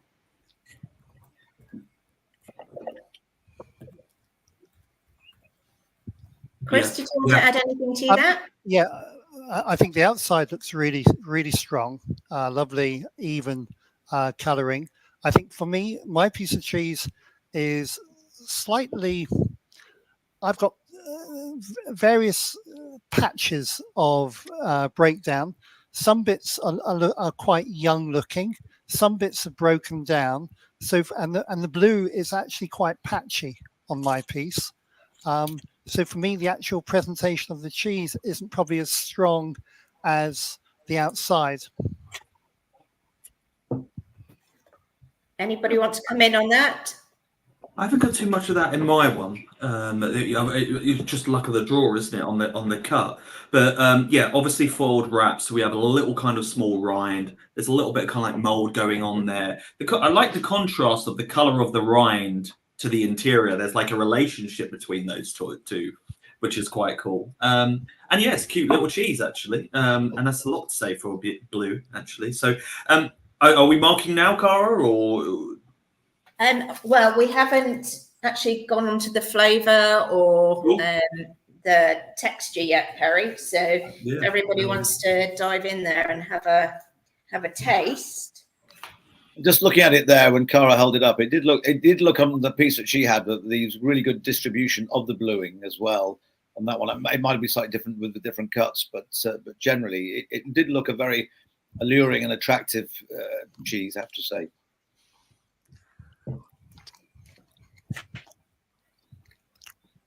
It's got a quite nice creamy density to it. It doesn't have the kind of insubstantialness of some blue cheeses where it feels like it's kind of watery or spongy. This feels like there's a lot of, the paste is compacted in a way that gives it structure and substance. It's not too firm, but I think that's an exceptional point here. Yeah, you're getting a lot of cheese per square inch, aren't you? It's very dense. Very, cream heavy and quite sticky, but in a good way.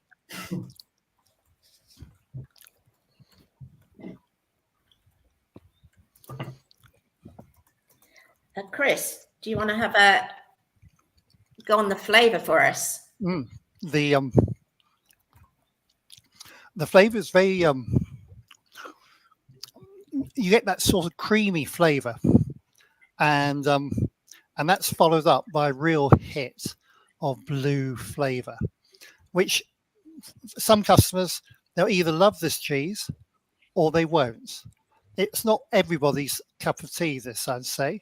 You know, I know blue cheese makers would describe this as a male style of blue cheese, and it is quite a powerful aroma, a powerful taste, and it doesn't, you know, it's not for the faint-hearted, but it doesn't mean it's a bad cheese. It's just a big gutsy cheese with plenty of flavour, and you know, a lot of people would love this. My only reservation has a slight twang of bitterness at the end, and that for me would score it down a bit.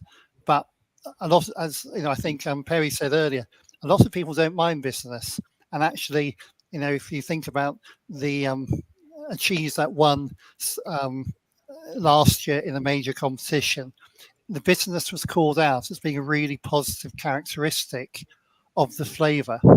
And this has that maybe just a smidgen too much bitterness for it to be a really high scoring cheese.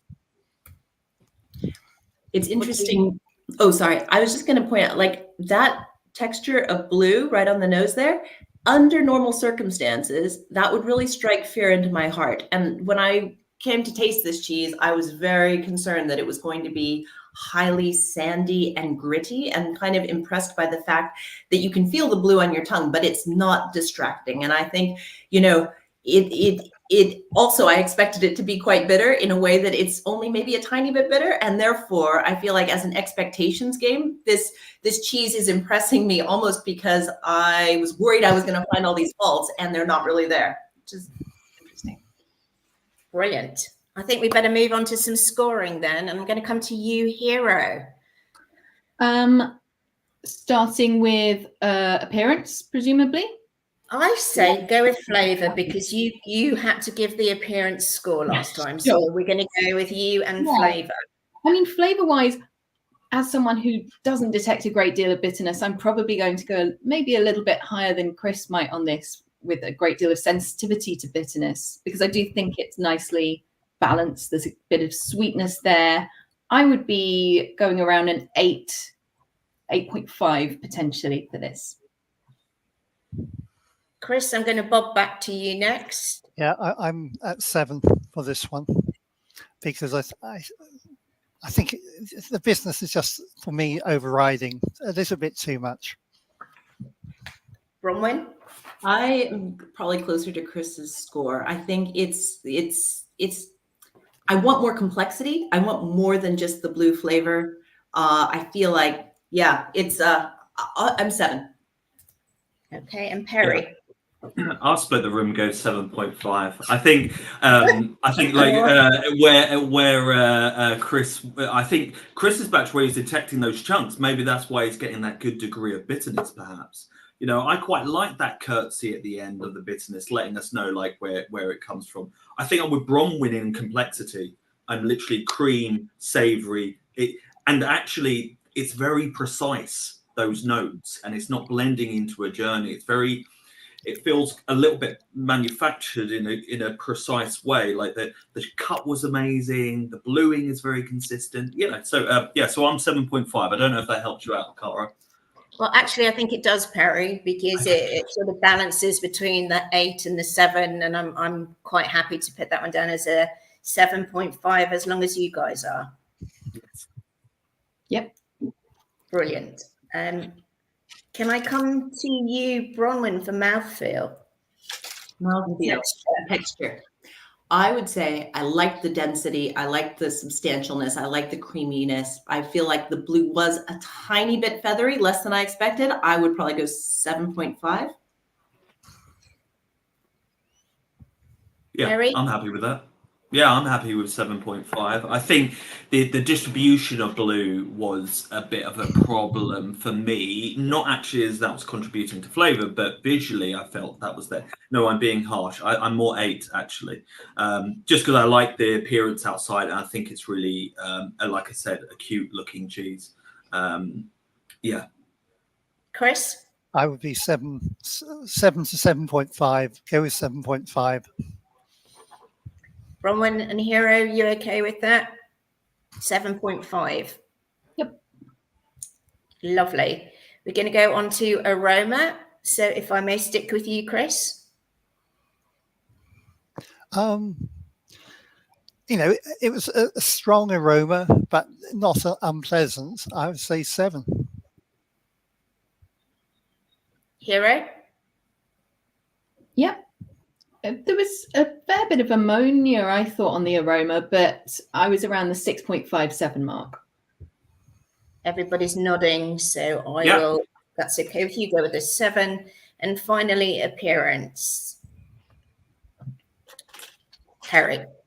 Oh yeah, sorry. I think this is probably where it scores a little bit higher for me. Actually, I was talking about it before and trying to, but I think it's good looking cheese. I think it's quite attractive what's in there. I think I like the distribution of blue, like I said earlier, to be better, but that's not a big problem. I think that's its biggest element, really. The outside of rind is attractive. I'm going to go around about 8. Is everyone in agreement with that? Yeah, no, that's fine. Fantastic. Okie dokie. We're going to move on to the next cheese then. Would you mind just recapping, sorry, those, Cara? Can you just give us those scores across the board to that one? Thanks. I can do, Nige. Just bear with me. We have 8 for appearance, 7 for aroma, 7.5 for texture, and 7.5 for flavour. Thank you. Thanks a lot. Cheers. So we're going to miss out the D until the end. But if you do get a chance to cut it and open it, that's probably a good idea, guys. And move on to E51190.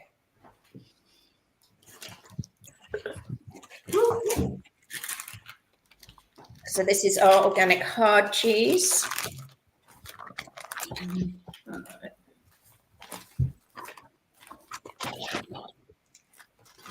This is interesting. It's very beautiful cheese. Looks really well made. You know, I really like the first thing I see on the outside is the kind of the rind and how interesting that is. There's a little bit of hay or plant life that's been impressed in there. It doesn't look like it's been pressed in there. Looks like it's landing quite nicely on it actually. So probably would indicate that it's not added to it. It's kind of like resting within that kind of hay remit, and yet really good looking cheese, like in terms of that thin rind around the outside and the kind of halo that it has. It's I'm excited to try it. I think it's very good looking. It's got a lovely podge to it. You know, if you just kind of press on it, it's a tiny bit springy and giving, but not soft. I like that. I love that you went with halo as well, Perry. Yeah, that was totally intentional. It has an incredible aroma as well. It's almost like a sort of dried apricot or some kind of dried fruit for me. Yeah. Like, or coconut almost. Something quite fruity about the paste. I completely agree. Yeah.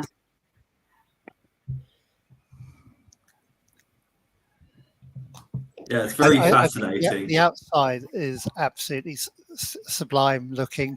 It looked fantastic on a cheese board or on a cheese counter. It's a really unusual, complex looking rinds. And yes, you could be right in terms of, is it some sort of dried matter put onto the rinds? I think my opinion would, it doesn't look like it's pressed in, does it? It looks like it's light, which is quite nice, because I struggle with added kind of cheeses and how that comes in. It seems like there's like a connection to the way they mature this cheese. I think it's really nice looking. If you haven't already, do please tuck in.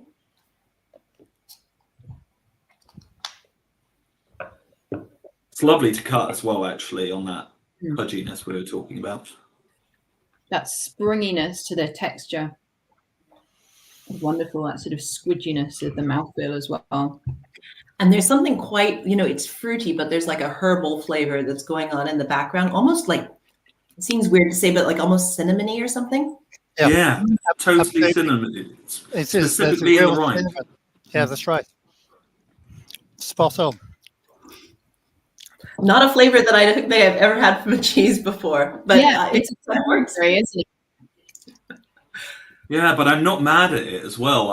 It's kind of in there quite nicely and really concentrated in the rind for me. The flavor on is very unusual actually. I'm running away with myself, guys. Can you isolate the flavor in the paste as well? I think cinnamon is I'm getting that on the palates clearly, and a lovely balance of fruitiness. It's quite rich, slightly nutty, and the only thing is a lot of flavors that I would associate with sweetness, but with this wonderful salty, savory backbone to it, which is just really working for me. Yeah, something like a dessert about the whole experience. Yeah, but not as crude as a dessert. There's something like a little bit kind of like refined and technical about it, with intention, and not. And I quite like what the mouthfeel and the texture does to that flavor. It's a little bit pudgy, like you were saying, and chewy. Makes you work with a little bit, which kind of helps kind of get to the root cause of kind of like those flavors that are in there. I'm impressed by it. I like what Hiro said as well about the balance between the sweetness and the savoriness. The salt for me is like ever so slightly on the high side, but somehow that works to counterbalance the other flavors in it and kind of round it out. So yeah, I'm a fan. I think it's great. I'm charmed by this cheese, 100%. Ooh. It's very exciting. Yeah, it's really exciting. It's very different from what we normally taste, I would suggest. I haven't seen a cheese like this for quite a while. Yeah, I have to say, I know what this cheese is, because the first time I tasted it, it was just, as you guys are saying, incredibly different to what we've come to expect recently from cheeses. So yeah, let's go on to the scoring. Perry, I'm going to come to you. For flavour, Yes, let's go flavour. Yeah, I'm going to go in heavy. I'm going to go 9 because I'm unsure of how to place it any higher because that unusual note. I may be convinced to go higher, but I love it. Okay, Hero. I'm really bowled over. I'm thinking 9. I'd even be convinced by 9.5 if anyone was wanting to push it in that direction. But I just really love this cheese. Yep, I would go with 9.5. I think it's a really unusual, captivating, Moorish sort of cheese. I keep on cutting little chunks off just to remind myself of the complexity of flavors that are coming through. It's really unusual. And Bronwyn? I'll go with 9.5 as well. I think I'm very impressed. Brilliant. Okay. Then I think I need to get to that cheese before Cara does. no chance, Nigel. No chance. Oh no. It's going. Let's go with appearance. And who'd like to start us on appearance? I've given it a 9. I think it's a really nice looking cheese, both from the outside rind, but also the inside of the cheese. The paste looks very rich and inviting. It's a beautiful, rich color. Guys, I'm just going to throw this out there. What would you need to improve on that appearance to make it a 10? I'm very reluctant to give out 10s, and this is teetering on the edge for it for me. It really is, because I'm impressed with the appearance, the hay that's in there, right? I mean, I'm impressed where that journey's led us. I think it looks like it's been made by a really good cheesemaker. You know, like the formation of the rind on the outside so thin, the even halo that I've got around the outside. I'm up there. I don't know if anyone else is. I wasn't expecting to be dazzled by that much, and I think that's why I'm quite up there. And I probably need someone to throw their hat in to be there as well. I mean, I think we should keep our powder dry. I think 9 is a very strong appearance score. Yeah. It's beautiful. But I think it's a beautiful 9. With all these Cara as well, I think you can come back and have a judgely huddle at the end if you're worried. These aren't set in stone, but no, absolutely, Nigel, absolutely. I was just going to follow that up. So thank you very much. With any of the cheeses, if any of you guys want to go back because you've kind of gone, actually, compared to that one, happily go back, but we need to be cognizant of timing at the moment. So we go for a 9 for appearance. How about aroma? Hero. Aroma wise, it's very, very exciting. The aroma, it's a little subtle. I don't know that I would say it's a 10 for me on aroma, but there's nothing concerning or untoward in it, and it is very pleasant. I'd say I'm an 8.5. Hero? I'll go 8 on the aroma. I think it's slight damp cellars, but it's quite a muted aroma. I think it delivers so much more on the flavor. I agree. There's almost something, when I smelled it first, I thought maybe slightly artificial, didn't quite. I mean, it's nice. And I think when you eat it, it makes complete sense. And I like it better for the way it tastes, but maybe I'd be an 8 on the aroma. Yeah, I'd agree with that. Brilliant, guys. And then finally, texture, that softy, squidgy texture. I like the texture very much. I think it strikes a beautiful balance between substantialness and give. It's just broken down the right amount. It's not curdy still, but it's not overly soft. I mean, I'd give the texture 9 personally. Yeah, I'm with you on 9. And the way that texture contributes to the flavor and the whole experience is really, it packages it up as a nice vehicle. All those interesting flavors. I totally agree. I'll be a 9 as well. I'm Yeah, very happy happy to with that. happy to go with that. Lovely. Okey-dokey, guys. Very good cheese, that is. Whoever made that, well done. Yes, impressive.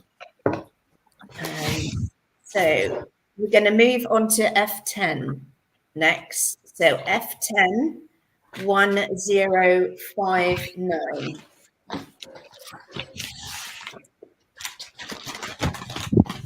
Which is an incredibly beautiful looking piece of cheese.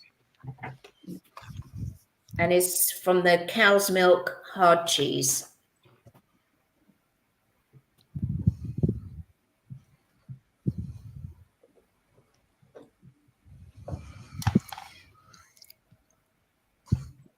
What a stunner, eh? You instantly know what it is. Beautiful little Caerphilly style. You know, you know and it's got that degree of character to it. I like to see that ingress being quite, not ingress in a bad way, but that coming quite deeply to get that almost jaw texture. That's how I like my Caerphillys. We've got this kind of noticeable little tip on the end, which is from the drying, but that tends to be characteristic of Caerphillys. Really good looking piece of cheese, and it feels like it's got a little bit of character. So I'm excited about what that may bring to the party. Yeah, I think we all probably are coming at this piece of cheese with some expectations, having experienced this category professionally. For me, I'd say this looks kind of on the more mature end of where I'd expect to see this cheese in terms of the breakdown just under the rind. There's almost a sort of brownish, like it's gone a little bit past golden tinge into the brown category. That may be a packaging issue though, but yeah, a little more mature than maybe I would expect to see sometimes. But I think the proof will be in the pudding. I think you're right, Hero. And I was just trimming around some of that edge because I was wondering whether it had suffered in transit and whether that kind of dark, slightly waxy texture was down to just a surface feature. But I actually think that is something about the paste under the rind of how this cheese is matured for whatever reason. And it's a little dull and it's a little bit matte to my mind. Darker than I would expect. But we'll see how it tastes too. If you haven't already dived in, guys, do dive in. And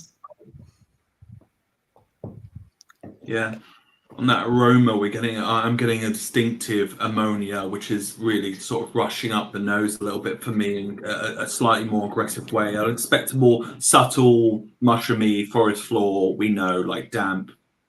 And the ammonia to be there and say hello, but this is a little bit too much for me. I was quite excited because I thought it'd be quite rambunctious and have a few quirks, but actually it lacks that area of gnarliness given its appearance. Chris? I love the outside appearance. I think the coat is very rugged looking, beautiful, almost like moleskin feel to it.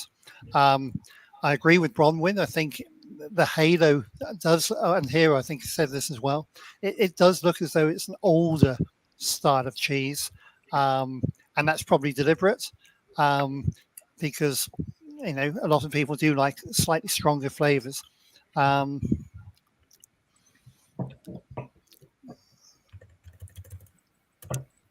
It's a really, really pleasant eat. It's quite different from a lot of the Caerphillys I've had previously. It's probably more rounded, more balanced than I've had. I'm enjoying it. There's a real contrast of textures. The centre is very, very tight textured and very, very sort of fine crumbly, going to that very sort of squidgy breakdown just under the rind, but maybe more contrast in the textures than I'm used to. It's interesting because in a lot of ways, the texture of this cheese is almost the opposite for me of the Cheshire, which was quite light and fluffy, but then super rough on my tongue. Whereas this is quite dense and clay-like, but actually when it breaks down on my tongue, it's much less grippy and rough and sandy. And so I think I prefer this texture because it leaves my tongue sort of, I don't know, it leaves me wanting more and in a relaxed place as opposed to quite astringent. Okay, and flavor, guys. It's not too acid or lemony, which I like. I think, you know, sometimes these cheeses can have a tendency to err on the side of being very sharp. And actually this feels a bit more savory to me than that, which I think is good. The ammonia that I was concerned about on the aroma hasn't really translated into the flavor, which I was glad to see. Perry, Yeah, it's really mentioned that. So.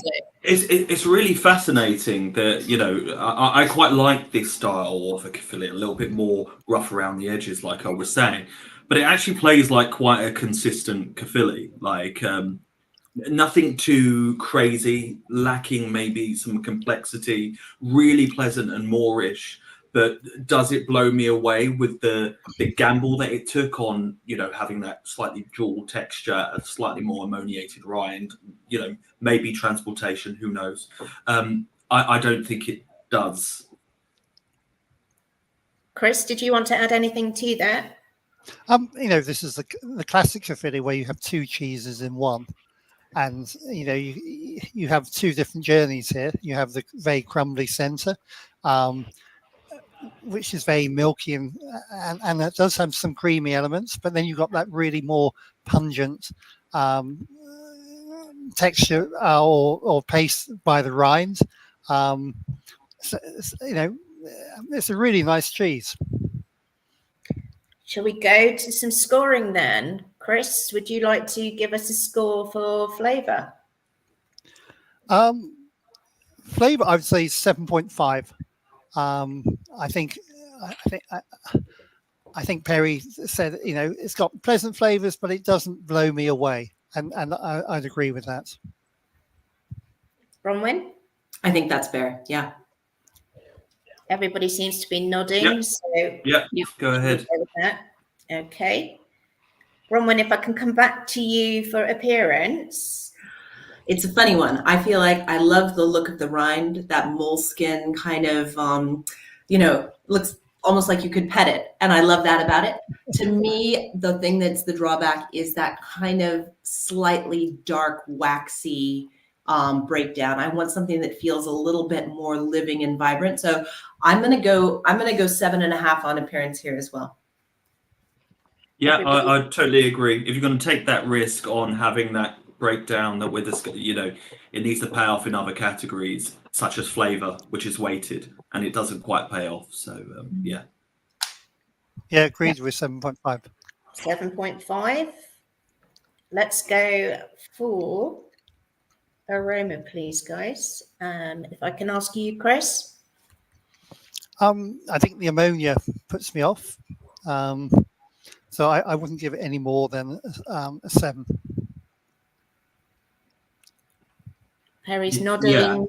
Yeah, I'm 7 or 6.5. The ammonia on my piece is quite strong, and I would say it is, alongside that appearance payoff, the kind of lesser aspect of this cheese.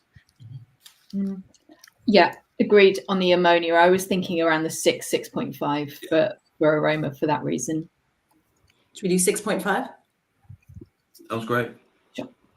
Yep. Okay, and finally, texture and mouthfeel.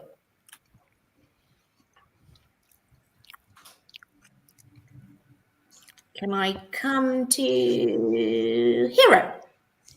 Sure. So texture and mouthfeel, I think, was probably one of my favorite things about this cheese. So I'd be going around like a 7.58 potentially for that. Yeah, I think I'd be there. Really good. I've given it an 8. I think the texture is really nice. You've got those two contrasting parts of the cheese. I agree, 8. The ability to have that breakdown, like the demineralization without astringency, is really nice. So yeah. Lovely, Great. guys. I'm going to go with an 8 then. The next cheese we are looking for is F for Fox 31194.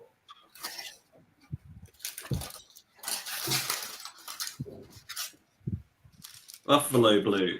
It's a very beautiful little number here. This one's also quite cute, eh? Very cute. Glistening a little bit on mine. I don't know if... Yeah, my rind is sort of has some bold patches, I guess you could call them, where it's a little bit stickier. Very sort of even ivory appearance to the paste where it's external of the blue. Yeah, for me, the appearance probably isn't as good as the other blue cheese that we've tasted. It's very sticky, and as there are clear bald patches on my piece, but the actual bluing within the cheese looks fairly regular, fairly spread out, and it doesn't look too intense. It looks as though it could be a really enjoyable eat.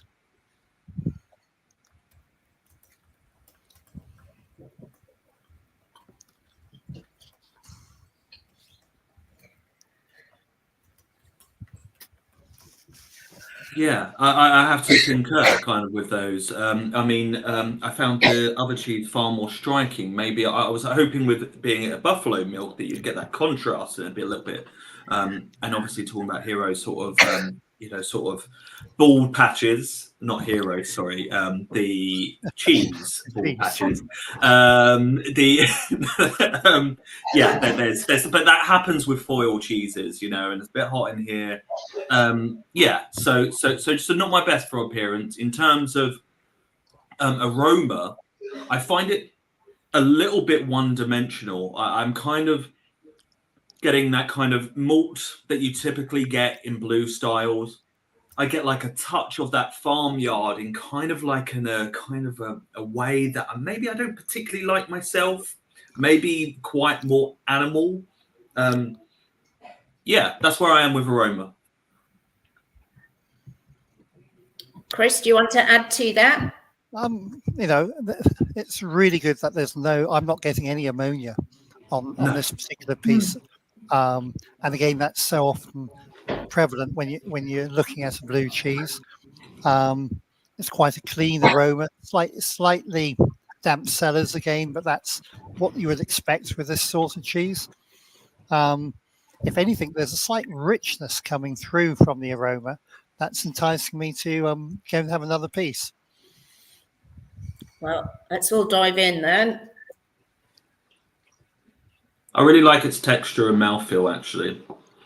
There is a slight granular that I'm getting, but but actually it feels deceptively light. And as it kind of, you leave it in your mouth, kind of, and I'm second time in, I kind of had it like a Werther's Original. It kind of really went into kind of like a nice, smooth paste, and it kind of really unlocked the aromatics of the flavour. I quite like the paste. I think it's very rich and creamy in terms of texture and mouthfeel. I think you get there's a nice balance of salt versus tangy blue. I think it's a lovely creamy cheese. I think customers would really enjoy this. It has a very pleasing kind of mouth coating quality to it, and I guess that buffalo milk kind of bringing a bit of sweetness as well, like a sort of sweet cream right up front. There's a balance of savory. Sorry to interrupt. There's a balance of sweet savory, but complexity wise, maybe it's a little bit lacking for me. I don't know what you think, Bronwyn. I liked the comment about the sort of caramel where there's original sort of element to it. I agree. I think finding blue cheeses with complexity is always sort of difficult because you have some really powerful flavors going on that can sort of outweigh other things. but I like the extent to which you're really tasting the paste here as opposed to the blue. Yeah, I think it's pretty good. Yeah, and looking, I do get a little. I don't know, now I'm quite liking it. Like as it leaves the palate, like it becomes quite breathy, a little bit more buffalo, a little bit more animal to me. And that's the one thing I don't like it in terms of flavor, but that's kind of what you get with buffalo milk when you want to retain that essence. Okay, shall we go for some scores then? Bronwyn, I haven't gone to you for flavour yet, so I'm going to leave you on the flavour score, and I'm going to go to Chris for appearance, please. Appearance, as I said, because of its patchiness, I would probably take it down a tad. I was saying 7.5. Yep. Harry? Yeah, I think 7.5. That's fair. Yeah, lovely. 7.5. Then if I go to Hero for aroma, please. Aroma, just a tiny bit of ammonia, nothing too concerning. I think the aroma is pretty good. I'd probably be going around a 7.5, 8 for that. I've gone with an 8 personally, because I think my piece certainly doesn't have ammonia, and it has a really nice aroma about it. And that's what you all said was quite surprising about it, was the lack of ammonia. So we're going with an 8. Everybody happy? I'm happy with 8, actually. Yeah. Yep. Thank you. Mouthfeel. He was talking about mouthfeel. Chris, you were talking about I really enjoyed this cheese for its mouthfeel. The first thing that you get is that creaminess. You get that richness in the mouth. It really coats the tongue, and it really you start getting excited because of the creaminess and the salty balance. And yes, there's a tiny bit of granularity in the blue cheese, Bronwyn, in the blue mold, but it's not so much that you don't enjoy it. It just adds a little bit of texture. I enjoyed it. So I gave it, in terms of texture, 8.5. Perry, would you agree? Yeah, I would say that's kind of the highlight of this cheese for me, actually. I quite like the idea of obviously pulling it around my mouth and getting that kind of like thin layer and unlocking different elements. I think Chris is bang on, actually. Yeah. Brilliant. And then finally, I'm going to come back to you, Bronwyn, for flavour on this one. I thought it was very enjoyable, but not particularly complex. So I would probably be more in the range of a sort of 7, maybe 7.5, because I did like the sweet kind of caramelness of it. So yeah, 7.5 for me. Hero, would you agree? Yeah, I think looking at other things that we've put in the 7.5, I'm very comfortable with it getting either of those. Okay, and Chris and Perry, I you're right. was going to give it an 8. I thought it actually had a really enjoyable flavour.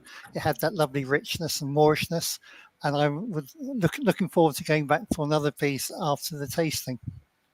Brilliant.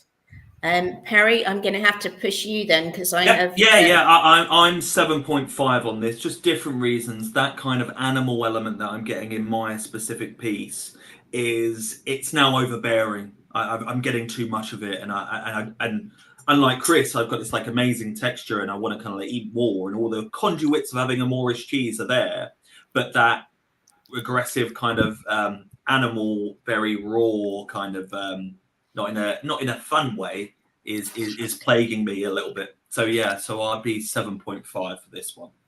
Okay, then Chris, I'm going to stick with the 7.5 because everybody else has everybody gone. else, that's fine. So it's still a very high and it's a very good cheese. Whoever the cheesemaker is, and we think we may know who it could be, it's delicious. Yeah, it certainly looks. I haven't tried it, but it looks incredible.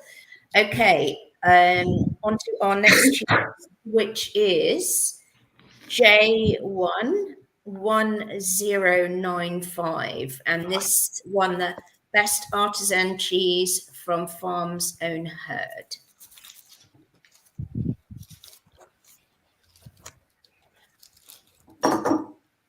I'm running out of cheese. Good.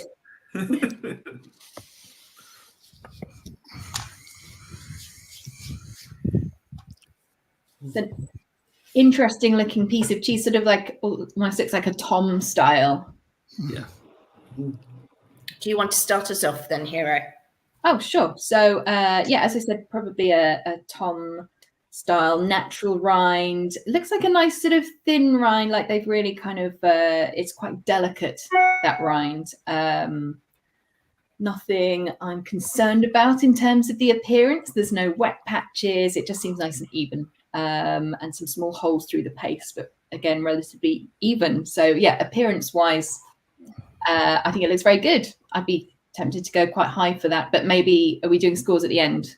Yeah, we'll just go through, have a little chat. Bronwyn, did you want to add anything into that? Yeah, I love the rind. You know, it again has that very sort of strokeable Mucor rind, and also beyond that, it smells great. It smells like a damp cellar. There's no overt ammonia. It's not out of control. I think there's something very wholesome about that cheese. Yeah, I think it's very cool when a cheese kind of tells you everything that you need to know in all those different elements. You know, like seeing the rind, what you're going to expect, then tasting it, smelling it. It seems to me that it's delivering in all those areas that, you know, that layer, that expectation. I'm really intrigued by it. The rind is very, very tactile. Again, it's got this lovely moleskin. Velvety, we said yesterday. It's soft, it's smooth, it's a really, really nice looking cheese. And a really nice sort of sour cream freshness to the flavor. Sometimes with these Tom style cheeses, they can be quite dull, but this feels like it has some juicy acidity that's very well integrated with the rest of the flavor. Yeah, and I also love that mouthfeel and texture, the smoothness that it has, and how easy it kind of just glides around the palate quite nicely. I was expecting more of a chunky kind of approach and a little bit of work, but actually soon it kind of breaks down really well, and that kind of just adds to that sort of creme fraiche kind of you know, soft cheese kind of vibe that it gives me once it's broken down. Really like it, really pleasant all the way through. It's a very subtle charm, though, isn't it? It's, sort of, it's not like the very fruity one that we had earlier that was like outrageously charming. It's more of like it has great character, you know. Yeah, great character or subtle character. It could be both. It could be both. In terms of its flavour, I thought it'd be slightly different than that I'm tasting. I get a slight yogurty sourness coming through, and then that's contrasted with a really nice, rich flavour. So I'm getting those two flavours, and I'm just trying to decide which one is winning. I'm not sure it's a cheese that I'd rush back to buy, or I don't know. It's an intriguing cheese. It's maybe one that the more you taste it, the more it grows on you, and the different nuances that you'll pick up. Yeah, it's so funny. It's a very understated cheese, but there's something really scoffable about it. It feels like a session cheese where I'd probably look up and realize I'd eaten 500 grams. I'm a big fan of this one. Okay. Yeah, I mean, that rind is delicious as well. Normally, like in that, you know, that Mucor heavy rind, you know, it goes up in scale. But once again, really understated. That like mushroom forest floor edge, which we all know is like Mucor related, is like really just kind of easygoing and really enjoyable to actually eat on its own. Really subtle. Okay, shall we go for some scoring, guys? Who hasn't gone for? I tell you what, I'm going to come to you, Perry, for appearance, please. Its character that it has, I like how clean it is. I think the mold, the Mucor it's a perfect coverage, and that thin rind. I think for the style that I like think it is or whatever, I'm into it. I'm going to go 9 actually. Appearance, I'm into it. Usual here, those of you. I'm sorry, Win. Why isn't it a 10, Perry? Sorry, you just cut out there, Cara. Oh, I'm sorry. I just said why wouldn't. What does it need to be a 10? Just playing devil's Well, I mean, if I'm going up to 10, this would be the best Tom that I've ever had. It would be in that category. And you know, there's small little areas like and it's strange. I almost don't want to say them because you're going to get obsessed with the pursuit of perfectionism. And this is an artisan cheese, and the way that it rolls and the up and down is part of the journey with artisan. So that just keep on doing what you're doing, and then one day I'm going to taste your cheese because it's artisan, and it's going to be a knockout 12 out of 10. You know, it's one of those things. Awesome. Okay, let's go on to aroma, and I'm going to come to you, Hero. Yeah, aroma-wise, I actually didn't necessarily find the aroma of this cheese that inviting. There's this, you know, this sort of damp cellar, but there's not necessarily like a strong aroma that made me want to think this cheese is definitely going to be delicious. It was more led by the appearance for me, I think. So aroma, I'd probably be hitting around like a 7, probably. Chris, did you want to come in on that? For me, the aroma was an 8.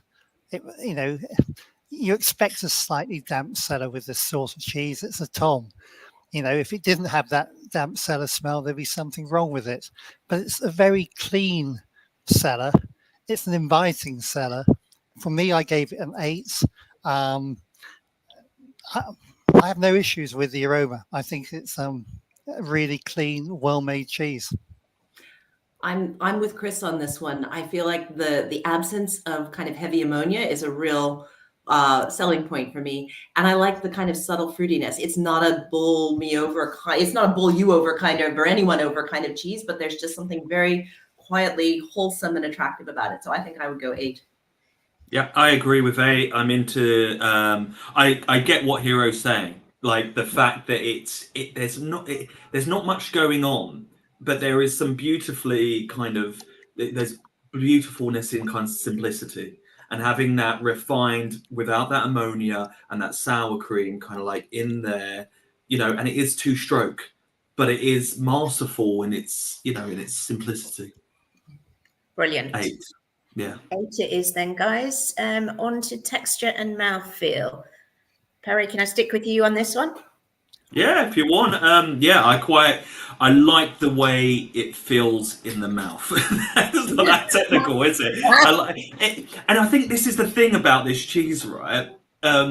Because it is really understated, and there's not huge amounts going on. So to pull it apart and be technical about it, it's like I was saying, it's beautiful in its own singular kind of simplicity area. Anyway, like on mouthfeel, it's got that slightly kind of resistance on it, so it's got that rigidity that's there, but it breaks down really nicely, gets stuck kind of between the teeth. I'm particularly into the rind as well. It, like, if you have that rind with the cheese, obviously you get that additional mushroom kind of element into turn it, like moving into flavor, but you also get that kind of little bit of kind of crunch and texture differentiation.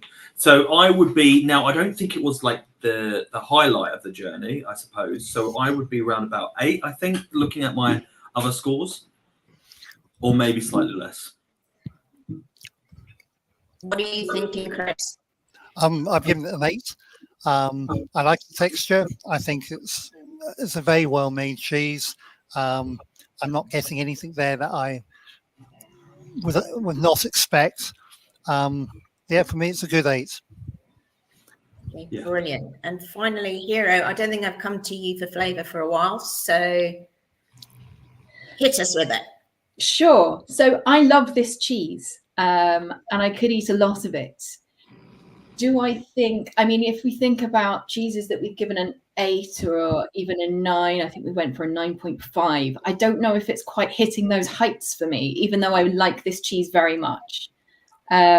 So I think I'm sort of around like an 8.5 on this. I do like it a lot, but I'm not as bowled over as I have been by some of the others. It's such a challenge here. I feel like this is one of the areas in which the final judging is particularly difficult, because we're being asked to compare these apples and oranges, and sometimes you have these big giant showstopper bowl you over flavors, and then you have next to it the most sort of understated and delicate cheese, and I find it quite challenging to say to rank them on the same score. But I think I would feel unfair giving it less than an 8.5, but yeah, I'm okay with that. Are you all okay with that? Yeah, 100% happy with the 8.5. Yeah, And Bromwell is spot on. It's very difficult to kind of compare, and no matter what we're judging them in their own right, but there is that we're trying to find the best cheese of the best of the best. And flavor is really beautiful. And I've said it a number of times, really enjoy that rind. And I think I've actually consumed most of mine. So yeah. Brilliant. But it's, this is what is kind of quite valuable about this format. In 2022, our winner was La Fresca Margherita, which was just really lovely, light, subtle, fresh cheese, and it was the supreme champion. So, we love challenging you guys, but we only have 2 more cheeses to go.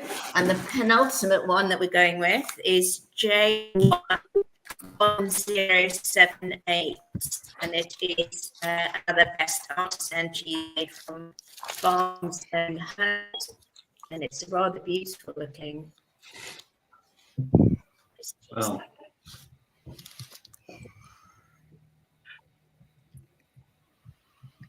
yeah, it looks stunning. I mean, it's quite a deceptive little cheese, isn't it, as well? I mean, that rind, visually looking at it, the paste seems like really fudgy, like when I'm going to eat it, and it's going to be very smooth. And I don't normally attribute that to like a perfect rind. If I was looking that in the store, I'd be like, oh, maybe the cheese is too dry. I need to do anything with it. But at the moment, I'm pleasantly surprised. There's a lot of kind of, there's some haloing and a little bit of kind of ingress that's happening, but I think we should probably overlook that, really.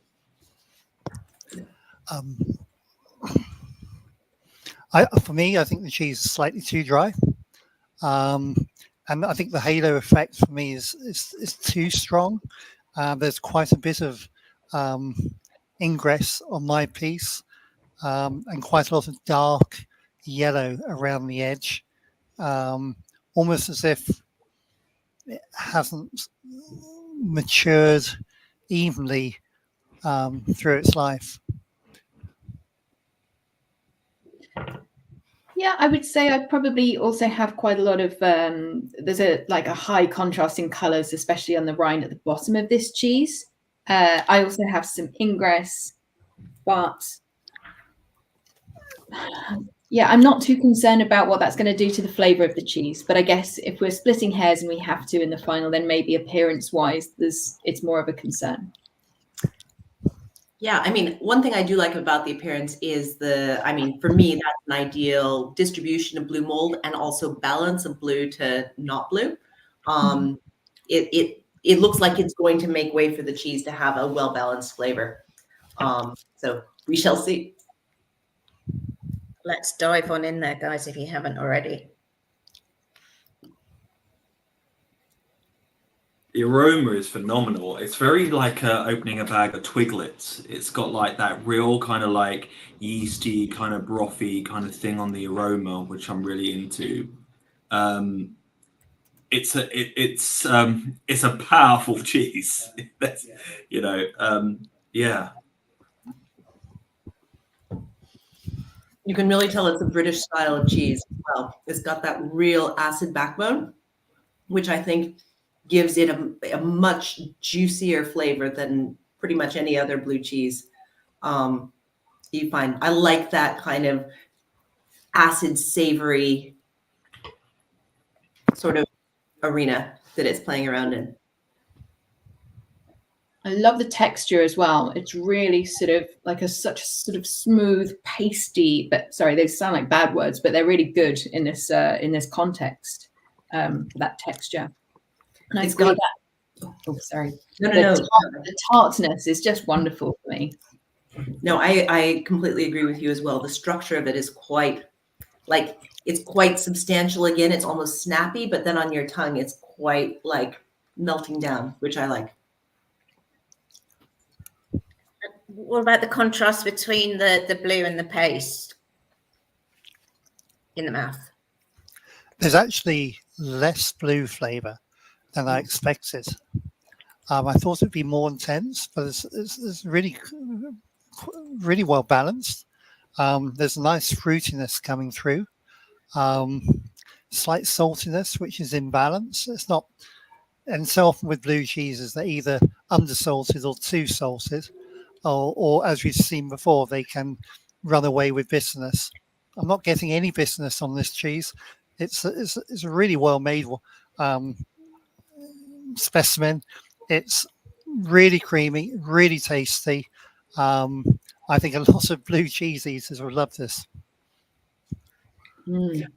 I guess if I were to have one criticism of it, I feel like all the pieces are in place. I just want it to be turned up a little bit more. Yeah, that's a very fair comment, Bronwyn. I want all of the pieces there to be like turned up to 11, and then we're talking. It feels like almost, it's not bitter. I completely agree, but it almost tastes a little bit young.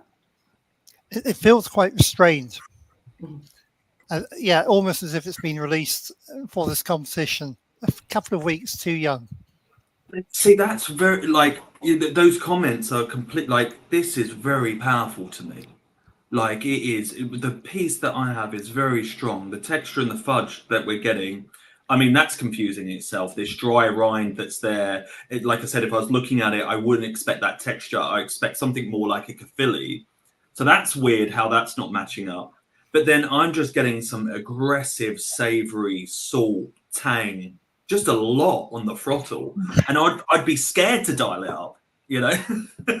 Yeah, I think isn't that often you find with a blue cheese that, you know, you can taste a piece of the blue cheese from the bottom of the truckle and it will be perfectly in balance. You taste a piece at the top and the salt blows your mind away. Yeah, that is the nature of blue cheese.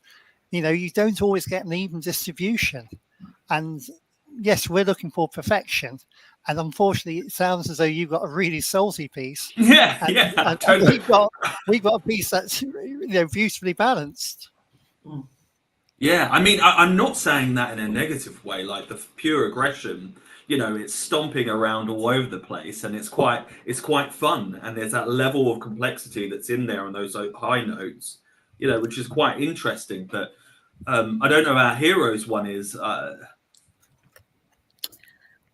Salt. I think my salt's pretty in balance actually, but I would agree. I have a very powerful piece of cheese here. It's I'm not sure that I would want to see it in I would want to see it in 2 weeks, but I don't know that. Yeah. I actually quite like it as it is now. I know that we all know this style, this Stilton style, and where it could go in a couple of weeks, but I love where it is right at this moment. Actually, that sort of that real tartness, kind of almost overpowering the blue at this stage. Yeah. Right, guys, I'm going to have to start pushing you on some scores because we're just running a little over. So, who am I going to come to? I'm going to come to you, Chris, for appearance, please. I've given it a 7 for the reasons described. For me, it tastes better than it looks. Bronwyn? The halo around the rind doesn't bother me as much, just because it's quite, you know, it's maybe a quarter of an inch max. So I might go 7.5, but I don't feel strongly really. And Perry?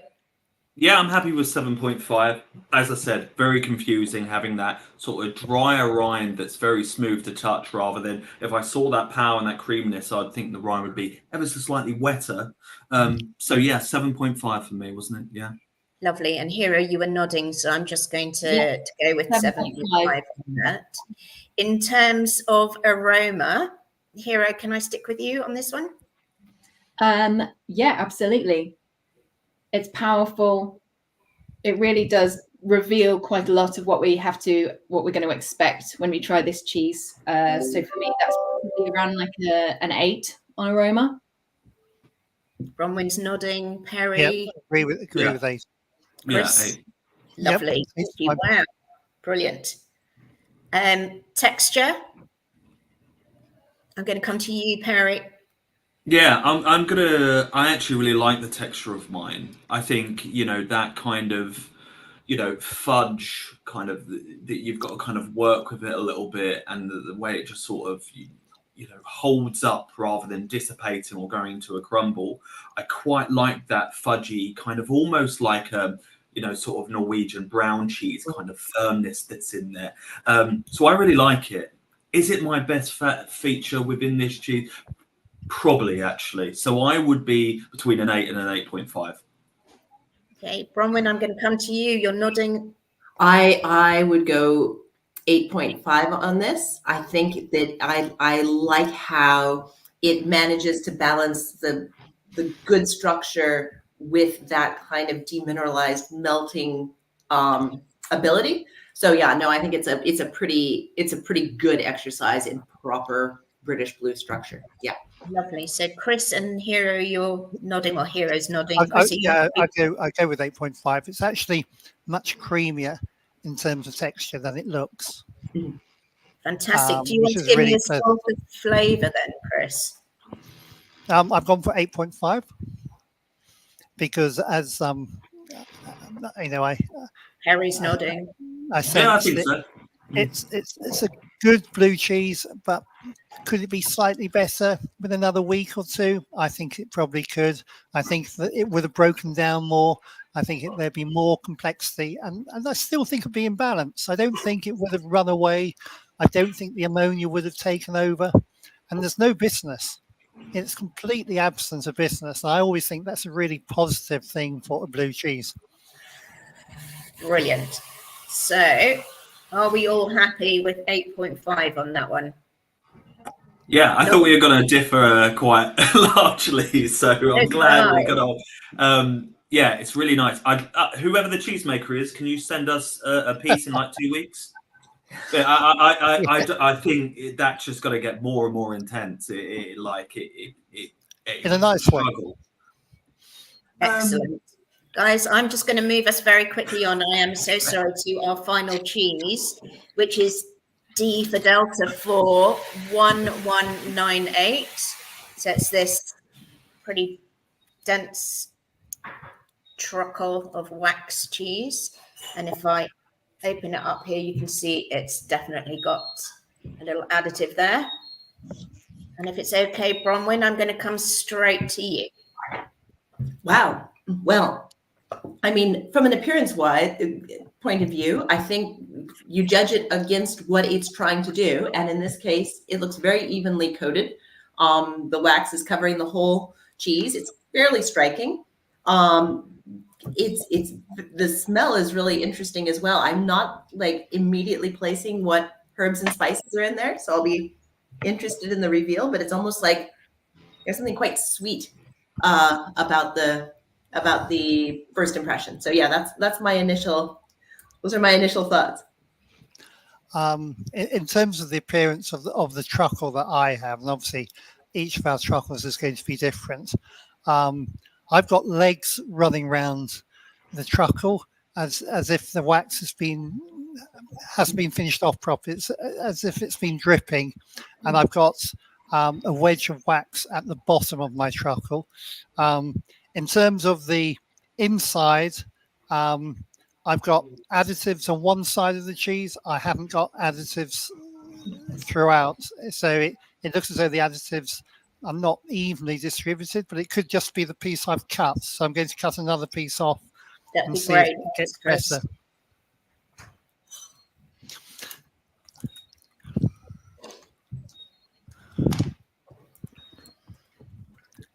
I think it's quite evident what the aroma is.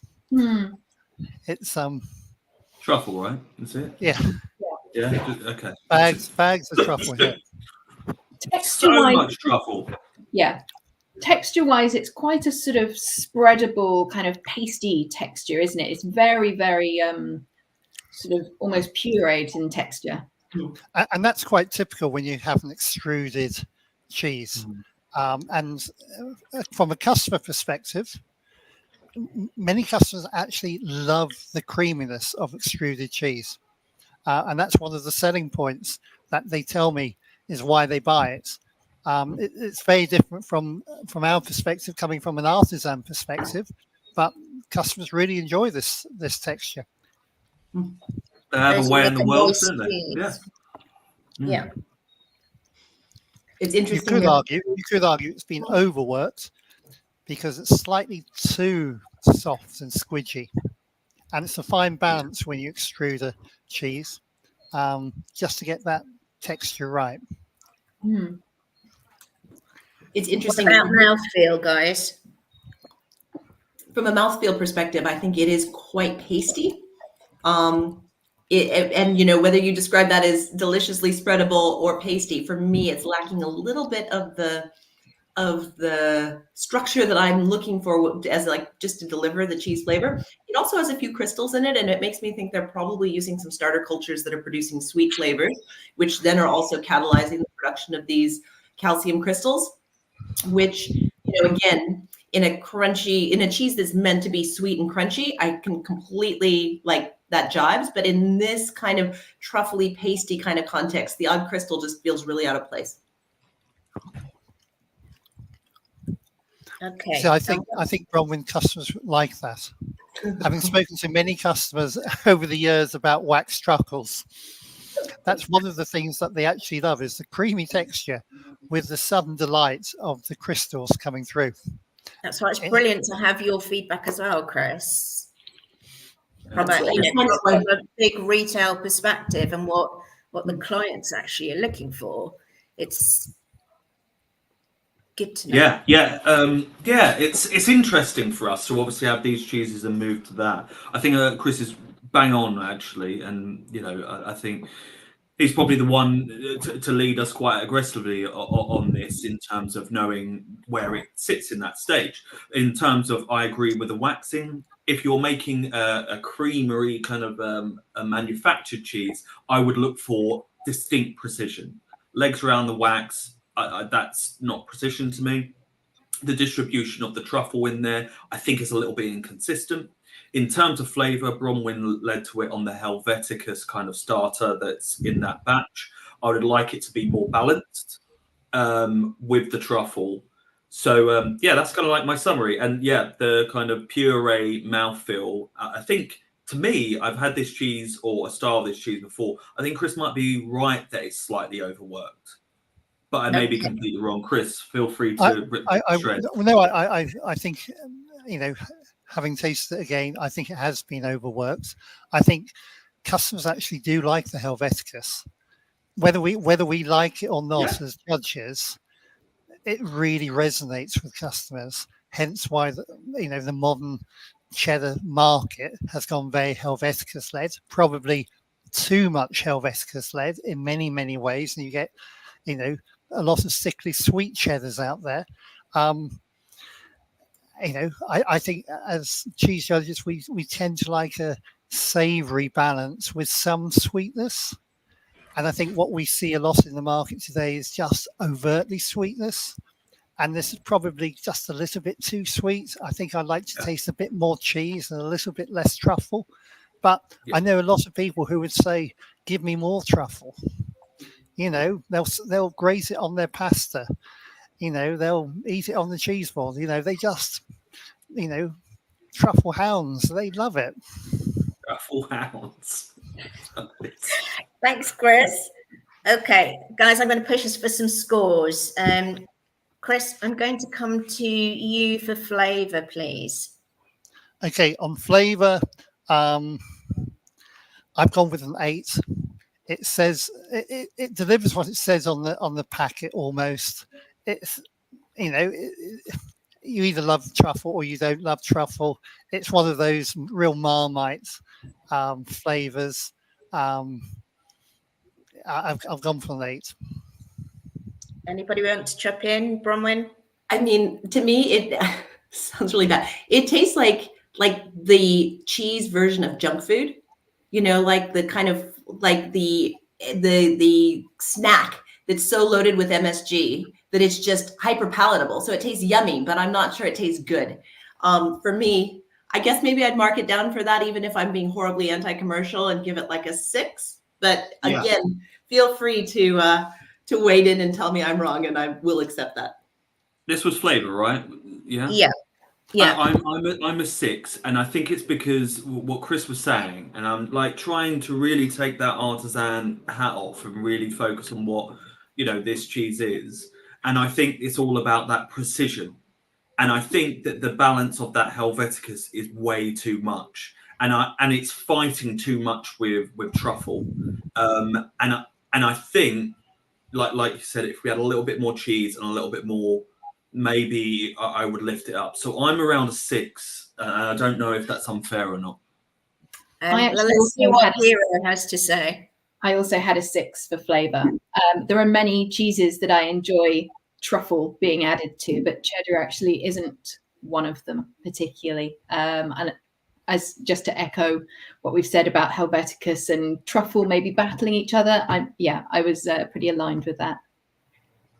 So, guys, can we go with a 6.5? Because I know that Chris is pushing for the 8, and you guys are all down to 6. He promises to buy me a beer next time I see him. I will do, Perry. I will do, of course. In terms of its class, it delivers what it's being asked to deliver. Customers want Helveticus, whether we like it or not. And coming from an artisan perspective, as judges, we tend not to want the Helveticus. We want the flavours of the milk to come through. But that's what customers are looking for. We sell so much truffle cheddar. It's unreal. And customers love it. And and every year we think, what else can we do with the truffle? And they keep on buying more and more. That's the reality. It may not be what we like. I think we're probably veering outside of the kind of criteria a little bit, because the counter to that argument is that the more truffle, extruded cheese that we sell, the less Montgomerys or whatever we may sell. But that is separate from what we're doing here. We're just trying to work out and judge it on its own thing. And I honestly think, and I know what this cheese is. I think I do. I'll message you afterwards. And I think I've tried better. I think I've tried a better balance. Okay, so what are we going to go with, guys? 6.5. Yeah. Sure. Yeah. Okay. Mouthfeel and texture.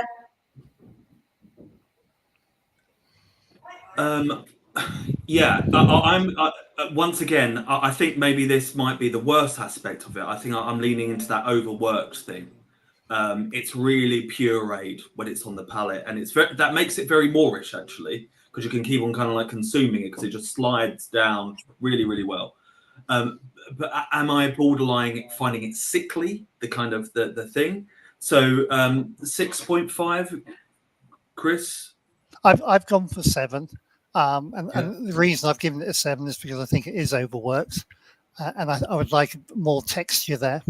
And I know customers would like a little bit more crystal there, and crystal is one of those things that's either there or it isn't.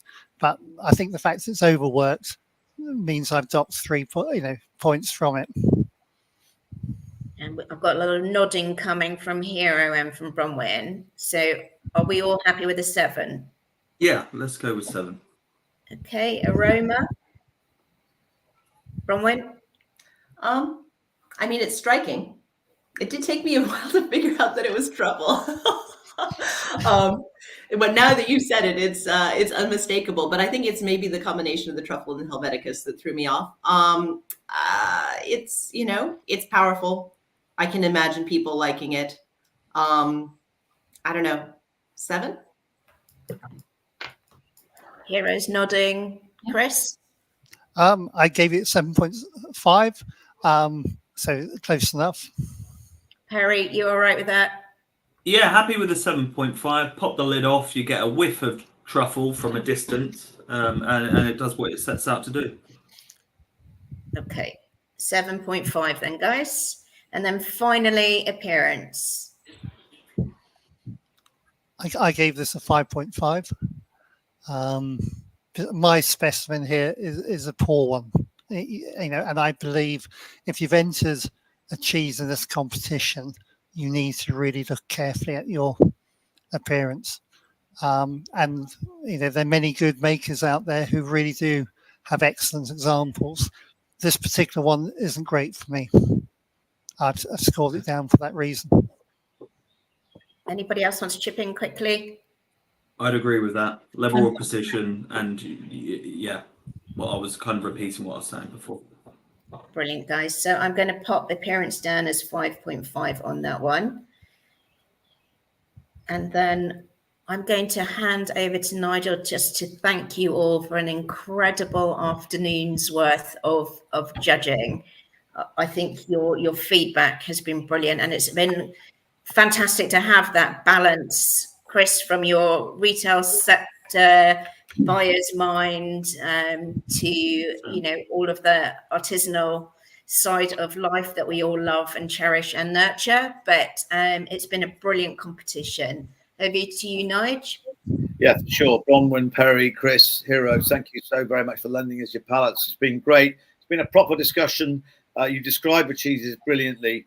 And with no one watching, would have been any doubt on the journey you've taken us on, and that's been really inspiring. And it's been a fascinating way of spending, over an hour and a half. It's but it's flown by, and there's been some great cheeses, and I can't wait to find out who has won what. But we really do appreciate it. And Cara, thank you very much for moderating and orchestrating it all and making sure it happened. But again, it's a massive round of applause. Thank you, Perry Wakeman, Bronwyn Percival, Chris Dawson, and Hero Hirsch. And we're lucky to have you with such great palettes in our industry and from leading from the front. So thank you very much. Stick with us, Bronwyn. I know we're going to be coming back as well and talking some more. But thank you. There you go. Fantastic. Hurrah. And we're moving on. We're just a touch behind schedule at the moment. But there again, it's been pretty fast. So we might be running behind, but on days like this, which is so important, it's important that we give the judging, which is the key, its absolute amount of time. And you could see that was a proper debate, which is exactly what you want when you've got there's so much at stake here to get it right. So less of me, more of him. I've got a great interview coming up now from someone I want to find out more about. So let's head up to Cumbria and check him out and find out more about Mark Lee, where he is, what he's doing. And over to you, Mark. Speak in a moment.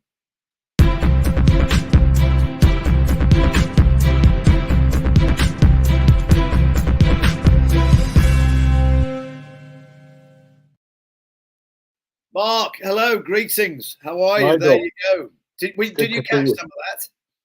I saw most of it. Yeah, I mean, there's some good cheeses there, and I don't know how these guys can differentiate to sort of 0.5 of a point between. They have to, obviously, for awards, but it's some palettes that they've got there. So very impressed. Yeah, and I think that's the joy of it. They're tasting and all the time a whole variety of different cheeses, and it gives you an indication of the quality coming out of British cheese at the moment, and across the different milk sources as well. We just talked about some buffalo that was in there and goats and what have you, but it's an interesting time. And just tell us a little bit before I get your thoughts on that, because obviously you're right in there, and cutting base, you're making cheese on a regular basis. Your background before setting up, at Torpenhow, there you go, near Wigton in Cumbria. But you had a whole other world before that. Tell us about, what you were up to. Yeah, so we actually moved to Jenny's family farm in 2012. But before that, I met Jen at Newcastle University. She was studying agriculture and I was studying law. I went on to play some professional rugby for about 7 or 8 years. And then I joined the British Army. Commissioned into the army and effectively just played rugby for the next 5 or 6 years as well. They trained me up to be a solicitor in the army. And then around about 2012, with 2 little girls, we were thinking we probably as a family needed a change, and the opportunity came up to move to Jen's family farm. So we came at farming with a whole new sort of viewpoint, really, a sort of fresh eyes. And that's what kicked off this transformation for us. Yeah, for sure. Just because I have another life as a rugby commentator and what have you. Which was the club that you're most affiliated with? Well, probably ultimately the British Army. I captained the army. I think you probably commentated on a few of the Army Navy games. there would have been 14 Fijian rugby superstars running around, and me in the middle with my lily white legs. But yeah, no, I signed my first contract for Edinburgh. It was Edinburgh Reivers then, after playing for the Scotland 21s. Moved on to the Borders when the Borders was a professional setup. But I played 7 years on the HSBC World Sevens circuit. Travelled around the world playing on that for a decent amount of time. So now I'm very happy staying on the farm. I'm not travelling too far because we did a lot of travel in Hong Kong 7 times, and the glory days, Nigel. Yeah, well, no, absolutely. Sorry, I just was obviously really interested. Everything tastes better with a good backstory, and that's a great backstory as well. Congratulations as well. We've got sustainability champions, young cheese makers. Just, talk us through that, what it means to you to be voted that by your peers. Yeah, I mean, fantastic. We went on. I mentioned a journey before, and I suppose it's a bit of an overused phrase, really, but I'm watching Clarkson's farm like half the rest of the country at the moment, and there's so many parallels to what those guys are doing there, and to what we've been doing over the last sort of 12 years now. I think the sustainability aspect is something that we could have a long discussion about. I think we need to be doing more than being sustainable. We need to be regenerating. We need to be improving what we're doing. Because if we're just sustaining, poor soils and a lack of biodiversity in our wildlife, then we're not improving. And we need to pass on an improved environment to our children. So, we often talk about saving the planet by making cheese, and that's part of our mindset. Part of our goal is to improve this little bit of Cumbria that we have control over to some extent for the next few years, and try to improve the soils, try to increase the biodiversity, and try and make the environment just more natural and healthier for the cows to thrive in. And then they give us world-class milk, which we try and keep up with by making some cheese. So that's our sort of vision. That's what we've been striving for, and for people to recognize that is fantastic. I think because we start when we moved back to the farm in 2012, we started with an already family farm set up by Jen's granddad, followed on by a dad. So with a third generation coming in, it was a big Holstein herd. We were milking 3 times a day. We were carting in soya and grain and lots of other byproducts to feed the cows, and it was effectively force farming. We were forcing the litres out of these cows, and that was because we needed the commodity. Like, that's how we were getting paid. It was just the milk, and we were needing 10,000 litres out of these cows a year just to pay the bills. And that changed slightly it changed massively in 2014 when the milk price crashed, and we decided that we'd buy different cows. We bought Jersey Friesian crosses from Ireland, like big dogs, but they're world class at converting grass into milk. And we've focused since then on trying to develop a farming system that grows as much grass as possible, clovers and other herbs for the cows to turn into creamy milk. And I think we've achieved it to some extent. And in 2019 we started making cheese, and gee whiz, that just opened up a whole new world. That is probably, there's as much to know about cheese making as farming, and even more to know about storing the cheese and the affineur side of it. And I see Perry and all these other guys, and they've got a whole world of knowledge that you just don't realize as a consumer. You do not realize the true cost of what they're putting in their mouths, the passion, the experience, the disasters that have gone into making this cheese. And now, I would anything that is edible, I am hugely impressed by. So I know we're at the very top end of the game here at the Virtual Cheese Awards, trying the very best cheese in Britain. But anything that it can pass the EHO inspections and people can eat, the general public and the general population just have no idea of the the heartache it takes to get the cheese on there. So huge congratulations to everybody that even enters, never mind wins awards. So yeah, that's a bit of a long answer for you, Nigel. But no, it's not actually funny. If you touched on one thing, just saying about how the journey you've been changing your herd. Phil Stansfield, who I'm sure you know from Cornish Blue, used to play for Sale, moved down to Cornwall, ended up making Cornish Blue because there was no money in milk from black and white cows at the time. So butter or a cheese, well, I'll make a creamy blue cheese. Went on to become #1 cheese in the world, 2010 Cornish Blue. But it was then all about cheese, and he no longer farms. He lets the farm and concentrates on cheese making.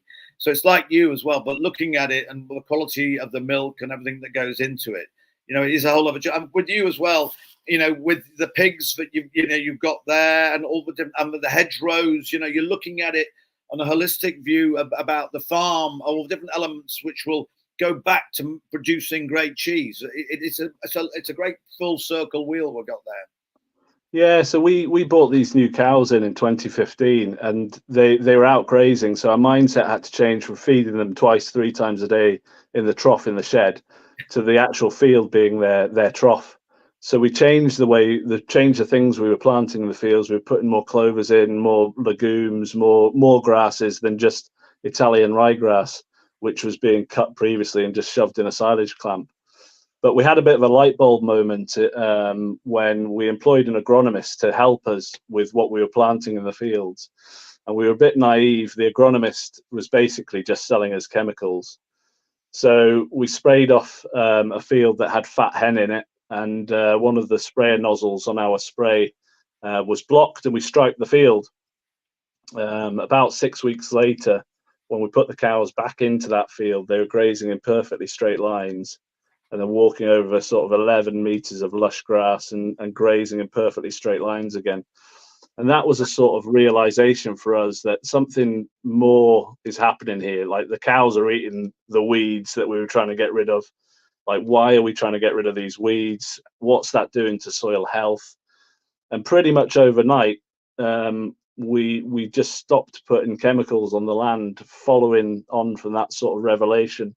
And that was 2017, and from then on we've converted fully to organic. In 2021 we became unfortunately the only 100% pasture fed dairy herd in Cumbria, which is the second largest milk field in the UK. And it's to do with not being scared to challenge the norms. If we were just stuck in how we were farming, nothing would change, and our soils and our animals and our land would be depleting. But like people say, why are you 100% pasture fed? And we at the time we were putting messages around farming WhatsApp groups saying, like, is anybody 100% pasture fed? And we were just getting loads of horror stories about lack of fertility, loss of protein in the milk, loss of body condition in the cows. I was thinking, how can 2 kilos of cake a day deliver all that? And effectively, it was just rumour mill from the feed industry. So we stopped, and the fertility in the cows went up, the protein level in the milk went up, the body condition of the cows went up. And I think the mindset basically has to change. So instead of doing what some of our contacts here say is forced farming, where you have maybe 300 cows on 300 acres, just pull it back slightly, and don't have all these ghost acres where you're growing soya over in Brazil and claiming that you're feeding the cows sustainably in the UK. Feed what you grow, and don't force the cows, and they give much better milk. And we like to think we've got really high quality milk, and making the cheese is just helping it on its way. Yeah, I love the idea. The image of just grazing in straight lines, because of what basically the different crops were growing within that one field. That's a very and obvious thing. It was a happy accident, but it really does show what comes through. So brilliantly well done. And also going back, I know with Jenny, 3rd generation farmers, they're going back to actually, in many ways, the simplicity of farming in the 1950s. In many ways, before people started putting huge amounts of fertilizer onto it. So there's a reversion, which is great. I'm just going to move slightly on as well. Kira Rowley, brilliant as well. Tell me a little about Kira. Yeah, Kira she joined us a year and a half ago now. She worked at Wensleydale. She did a food science degree in Lancashire. She went to Dulé for a wee while as a sort of apprentice, and she's bounced around to about 2 or 3. She's a fantastic baker as well, but unfortunately she developed an allergy to flour. So the cheese world has gained from the baking world's loss, and she came to work for us, and has developed our soft cheese, our darling How, as we call it, to the extent that we won 3 stars in the Great Taste Awards last year. And it's a young person with passion for cheese and attention to detail that is just It's just a pleasure. It's a pleasure to work, and you and I have worked in and played in great teams before, Nigel. And it's just nice to play in a team with talent. It's not just hard work; it's talent as well. But well done to her. That's our Young Cheesemaker of the Year at the VCAs 2024. But also for you to then welcome people onto the farm, Earth North as well. I thought that, or Down to Earth North. Tell us a little bit about that, what it was and how you could open up your practices to lots of other people. So last July, we had 1,000 farmers come to visit the farm, which was a big sort of day for the family farm. I don't think there's been that collection number of farmers in the area for many generations. And they came to have a look at how we were farming. And we don't think we're doing much different to what Jen's granddad was doing effectively.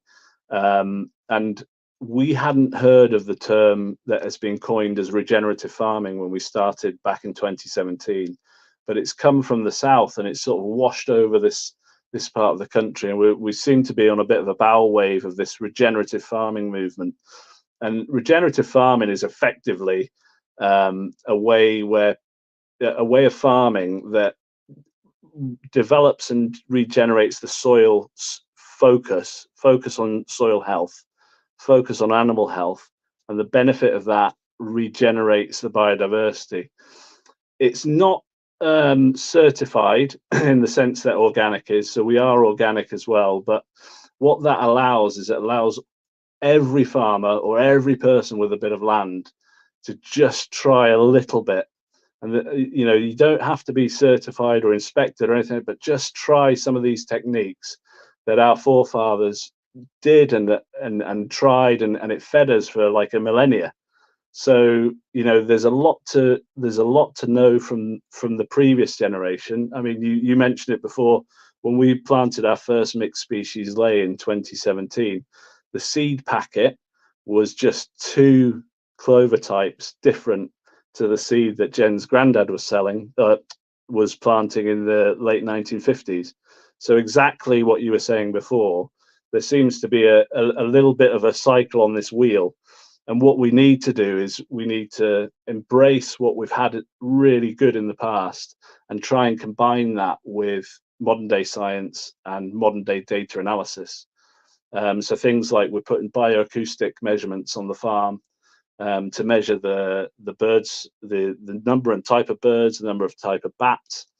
And we'll have them in for a couple of months, and then we'll do this again in 2 or 3 years, because we need to try and baseline our biodiversity to say, well, some of these practices are working or they're not working, and that's the only way we can legitimately go forward and say we're improving things.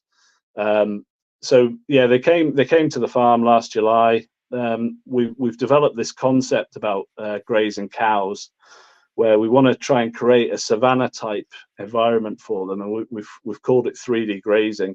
So we've planted nearly 100 acres of wooded pasture on the farm, which is 50 stems to the hectare.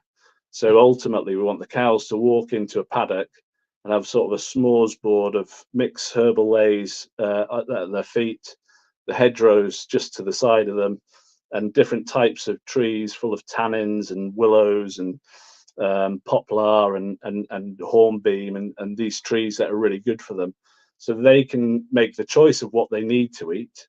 And then they're then more comfortable, they're more fertile, and we're more profitable. So we're trying to get that message out there and show people that it can be done. I mean, there's a huge problem at the moment with polarization of views right across the whole board, but in farming it seems to be trees or production. And what we're saying is you can have both, and you can have both very well. You can have more food produced with more trees in the field.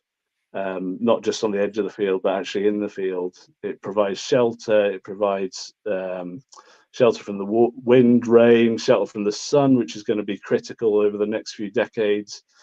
It's going to increase the mycorrhizal fungal growth under the soil. There's so many benefits to it, with a few negatives, but these can be overcome if you think and you plan and you work with other professionals to get the planning of this tree planting right. So those are the types of things that people have come to see, and yeah, it was a good day. It was a good day. We had a lot of good lectures and a lot of good booze at night time. But these are some of the things that we want to be discussing when the Specialist Cheesemakers Association comes at the end of June for a good visit, hopefully. So we'll do the farm walks. We will show people around the cheese rooms.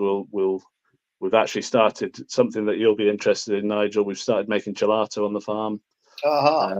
So we've been established for about 18 months now. What we were doing was we were filling beer barrels full of milk, and we were selling it to local businesses, so cafes and restaurants. And one of them was a gelato maker, and he was buying about 20 of these barrels a week. And he came to see us at the end of that summer and said, "Look, your milk is making our product much better. Can I move on to the farm and can we do a collaboration?" So we did that. We set up this Three Hills Gelato, and now, yeah, I was about 12 stone when I finished playing rugby, and now look at the size of me because we've got the gelato and the cheese on the farm. So it's all very exciting, but as everybody in the food industry knows, setting up businesses and making them run profitably is just a whole other world as well. So there's challenges there, but milk's so exciting. I mean, we're now distilling the whey, and we'll have, hopefully by the SCA, some drinkable regenerative gin from the whey that we're making. And I know other cheesemakers make it. There's some great guys up in Scotland doing it. There's some people down in the southwest, and I just like the collaborative ideas of the cheese world. It's brilliant. Our daughter's making soap from the whey, and I know that's another thing that a lot of people do, but you end up having loads of ideas and opportunities just because we're producing this milk, which is phenomenal. Well, I could go on for some hours, and that's a really good example. Again, ice cream being made on farms. It's not just all about the Italians. I'm not sure if your gelato maker was Italian in roots. I have a suggestion it might have been once upon a time. But the fact that using great British milk, produced by farmers like yourself, I think it's a great story. And again, gives you a marvelous examples of where collaborations are moving forward and getting the best on the farm, welcoming people onto the farm. Not the days of that shall not pass of long behind us. So well done to you. Well done to Jen. Kira, fantastic news as well. Go and have a look at the website for Torpenhow. But if you want to know how it's spelled, it's Torpenhow. So you can. I'm not sure if it's a Viking or an Anglo-Saxon. Where the actual origins of the name of the So it's three hills. So hill in three different dialects is the story. So Viking, British, Tor the Viking, Pen the British, and Howe being the Saxon. And there's a hill called Torpenhow Hill. So it's hill in four different dialects. So that's the local legend anyway.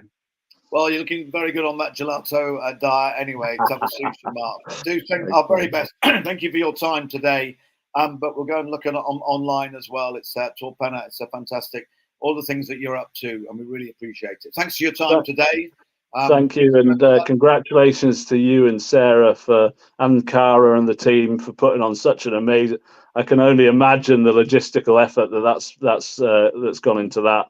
And you having to sit through the whole 2 days and judging must be intriguing, but also massively draining for you. So well done. Well, incredibly insightful and interesting. And I'm a lucky lad to be able to do it, I have to say, you know, for one washed up fly half from Otley, you know. What was your position? What was your well, I finished off as a back row, and I was thinking, Nigel, that you must have had a really good sidestep, because I would have loved to come off the back of a scrum and try and grab hold of you, but I probably wouldn't have got anywhere near you. So if you ever played someone like Nigel Melville as your scrum half, it gave you a bit more time than most people. Yeah, I'm sure. It's a bit of rugby trivia, but go and check it out. Go and look at the website, Torpenna and near Wigton in Cumbria. But fantastic. And well done on 2 years of the sustainability champion for the VCAs, and Kira as well this year, our young cheesemaker of the year. Fantastic. Brilliant. Hats off to you. Mark, thank you so very much. Much appreciated your time. Okay, we're going to move on. Busy afternoon. It's a Science of Artisan Cheese Confectionery Bursary. We've got Bronwyn Percival in the wing. So let's go and crack on and see where we're up to.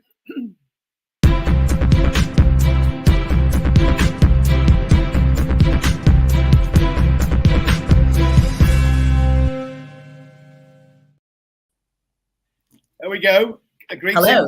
Oh, Sarah's joined in. Come on. The dog. Come on, Elsa. There you go. Oh, Thank you, Elsa. I want to stand on the dog. There you go. Bronwyn. Well, gosh, that was an amazing session. It sure was. Really. I was just thinking how much I learned from the other judges and how much I enjoyed it. So, yeah, no, it was fascinating. Yeah, no, thank you very much for lending us all your insights. And that was a really great panel, and just opened it up to people to show the processes you're going through. So you did a brilliant job. I'm sure there's many people who are going to learn from that, Bronwyn. Thank you. So I'm just going to introduce Bronwyn again. So I'd just like to introduce Bronwyn, who is the technical director of Neal's Yard Dairy. And when she's not in the office, she's out and about visiting cheesemakers, tasting cheese for the team at Neal's Yard. With her second hat on, Bronwyn is the chair of the Specialist Cheesemakers Association, raising standards and supporting cheesemakers, especially with a focus on raw milk cheesemakers.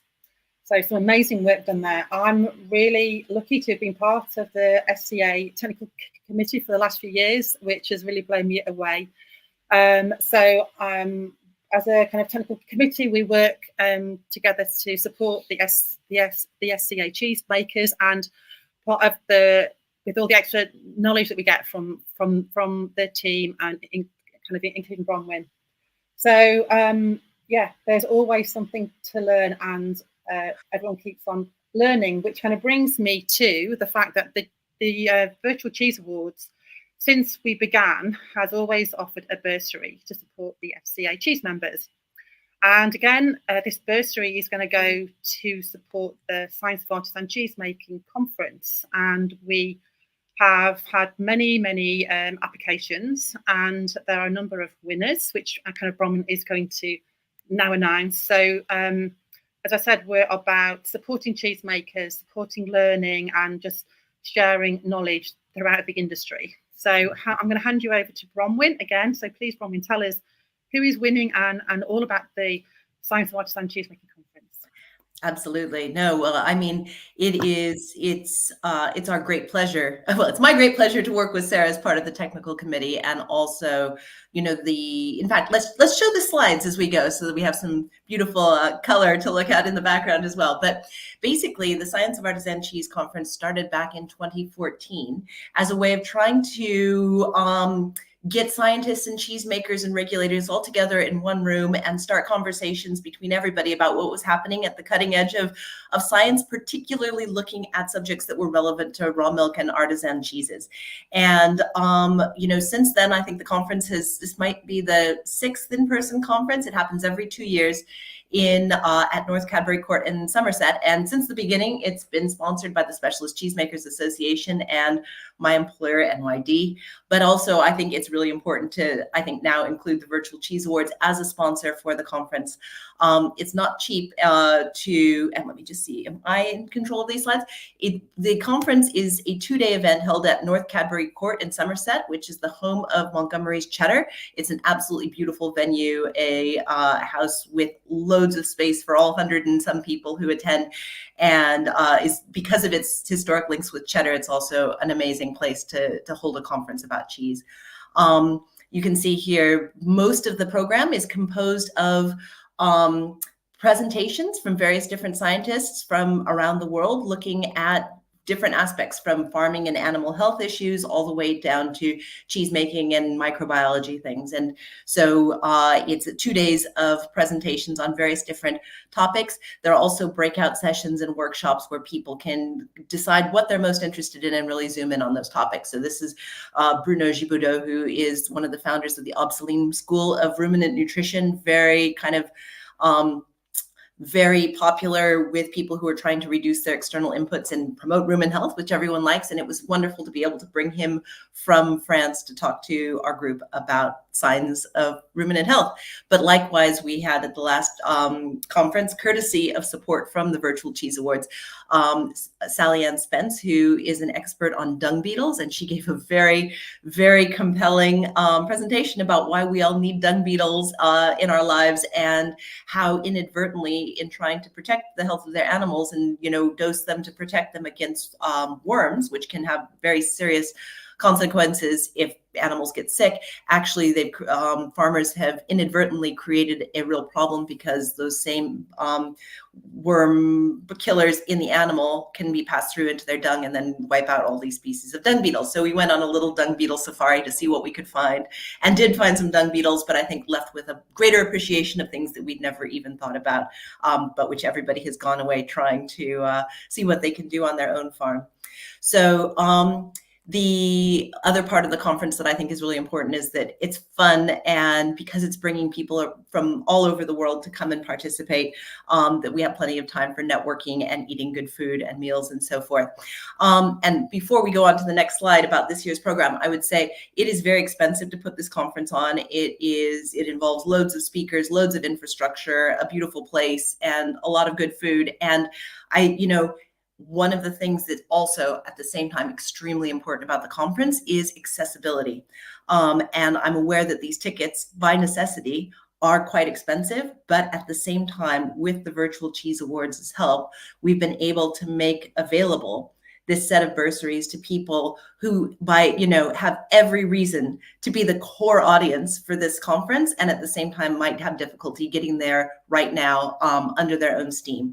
And for that, and because that's a major goal of the conference, I'm really, we are all hugely grateful to Sarah and the whole team at the Virtual Cheese Awards, and all the cheesemakers who entered cheeses into the Cheese Awards for making that happen, really. So it's quite amazing, and we're really grateful. And I'm so excited to be able to tell you more about who's going to be coming with us in August. So just a little update on this year's program. We're going to have an update from DEFRA on their bovine tuberculosis vaccine field trials, which are clearly really of interest to everybody who's trying to make raw milk cheese in bovine TB hotspots.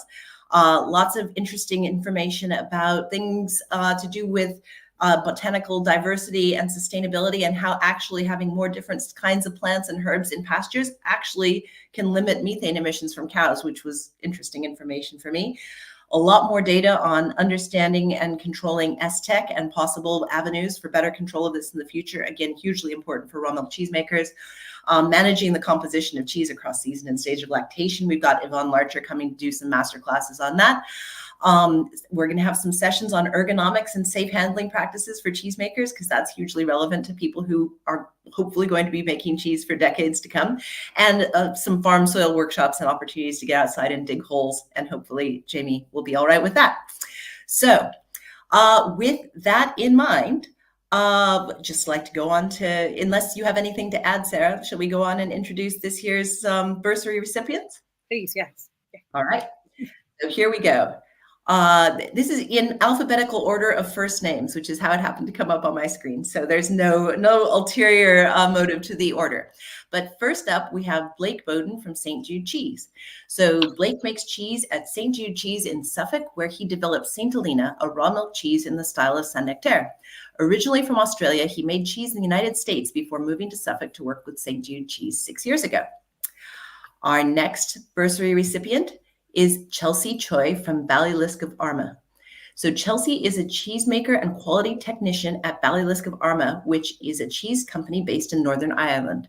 Originally from Hong Kong, she started her journey in cheese after studying food quality, safety, and nutrition at Queen's University, Belfast. Next up, we have Dave Holton from Blackwoods Cheese Company.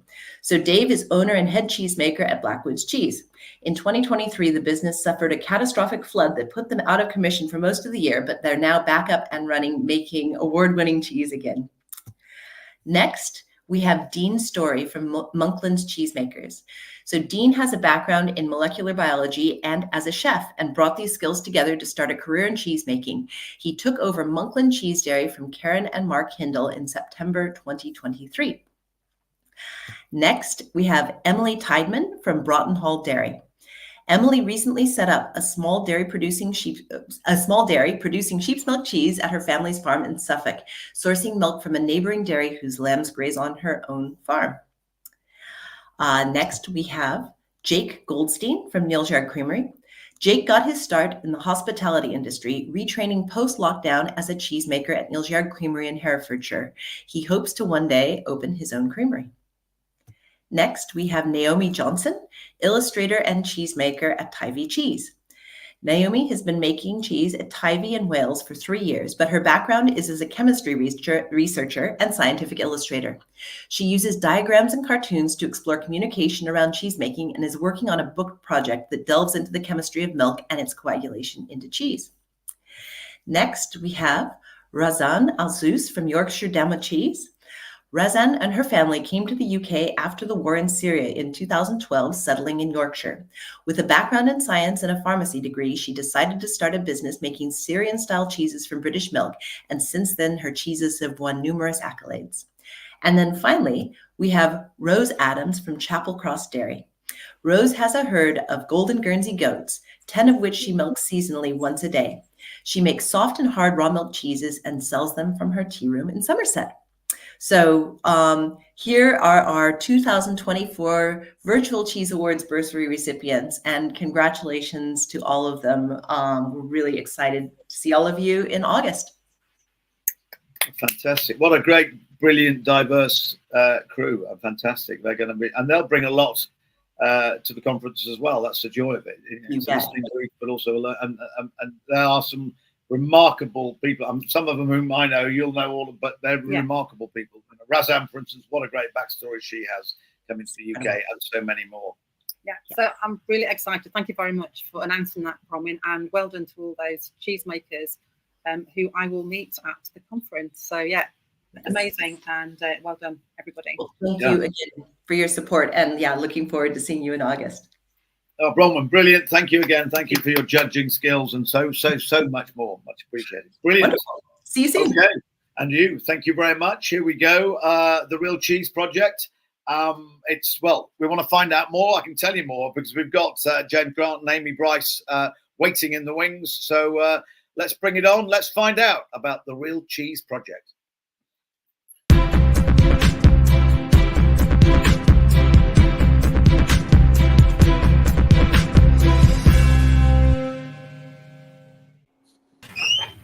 Hey, greetings. So there you go, James. Nice to see you. Thank you very much for watching yesterday and everything that you've done. Really appreciate that. And Amy Bryce, you've got your air traffic control headphones on. We appreciate I have.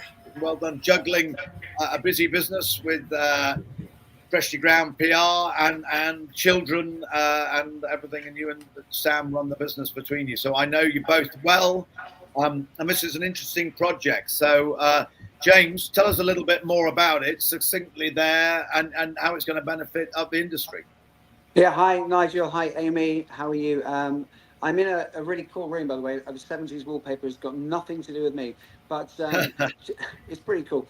So the Real Cheese Project is something that we thought about quite long and hard over the last year and a half. When I bumped into Sam when we launched something called the Great British Cheddar Challenge last year, which was hugely successful, where we had lots of people take part, 2,500 people virtually, a bit like the VCA, tasting cheese from the same batch all over the UK, where we were filming from world famous Bra cheese by Slow Food, where we found lots of cheesemakers. Marcus Brigstock was comparing from his home down in down in Balham, and it was lots and lots of fun.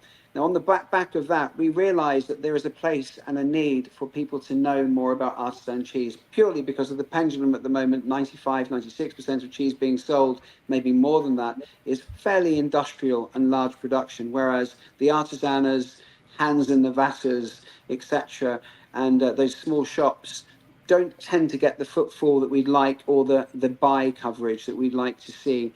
And I would like to champion and promote real cheese to the masses and talk about why it's so important, not only for the taste, but for the economics, for the sustainability and the ethical and the great animal husbandry that these cheesemakers have, and to signpost people towards retail establishments, small delicatessens, where this great cheese is being sold, and often overlooked, where customers may just go to a larger shop to buy their cheese from, bypassing the small deli with a family or very passionate cheesemongers, etc., that are working hard to champion their local cheesemakers and further afield. So that's kind of in a nutshell, but there's a lot more, and I guess I can let Amy talk about that. Yeah, Amy, we've known each other a long time, but for World Cheese Awards, British Cheese Awards, Great Taste Awards, all of which you've been heavily involved with, you and your hubby Sam. So interesting. I mean, I've known James. You obviously got together and a conversation, came about, and you thought, right, how much can we do? But how does it actually work? How can people get involved? What do they get monthly? What's the nuts and bolts of it? Yeah, so basically, it's a monthly subscription service, which actually is going to be opening this weekend. So people can start signing up from this weekend. But our first box will actually go out in September, because we're currently finalising the cheese that's going to be included in there, and we're producing a newspaper. And the newspaper is a completely consumer-facing outlet. It's going to be full of really interesting stories about the making, but it's also going to have sort of consumer-friendly information. So what do I do with this cheese? Where can I buy it?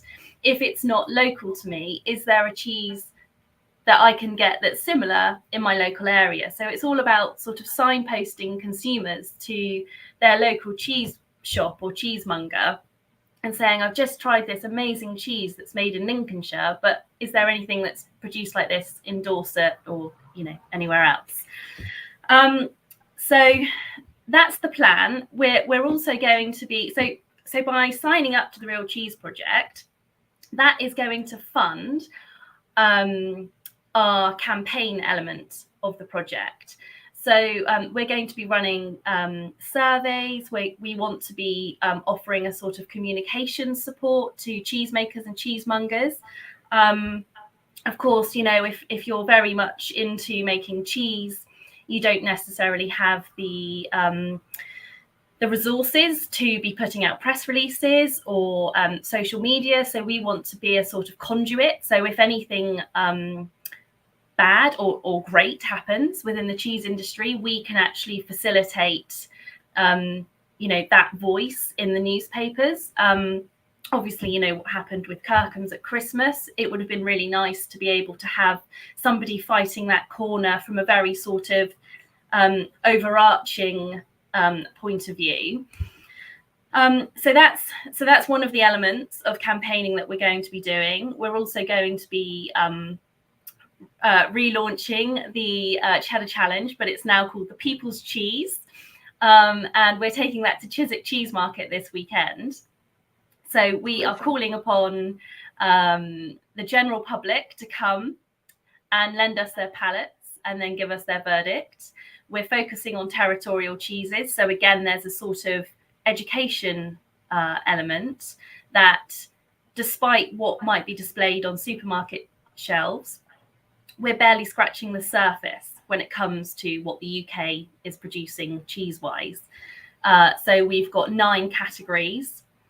And yes, including everyone can Dunlop. come down, including Dunlop.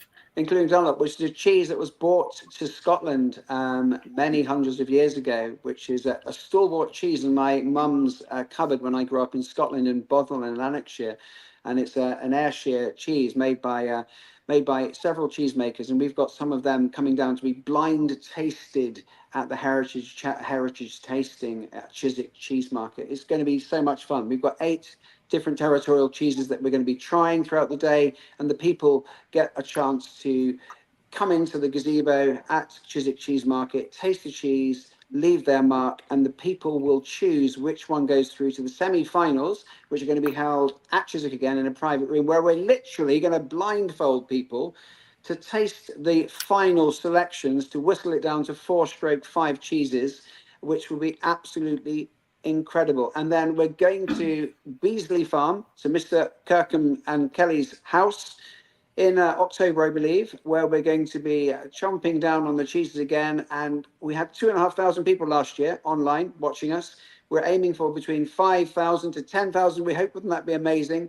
Tasting cheeses and deciding what will be the Heritage Edition winner of the People's Cheese 2024 this year. So we're super excited about that. And most importantly, to get the message across to people, as Amy said, that what's on the supermarket shelves representing Lancashire's, Cheshire's, Gloucester's isn't necessarily the original and most authentic recipes. And I was talking to somebody who makes a Gloucester recently, and how they have a committee of Gloucester cheese makers getting together, talking about their cheeses and enjoying their different nuances and flavors due to the pastures and what their cows are grazing on, etc., and what they're doing to encourage those beautiful flavors within the cheese. So it's an incredible project. It's not, you don't have to spend any money if you're a cheesemaker to be part of it. We're not charging anybody to write stories about in our newspaper, and we will be including retailers and profiles on lots of people. So we're encouraging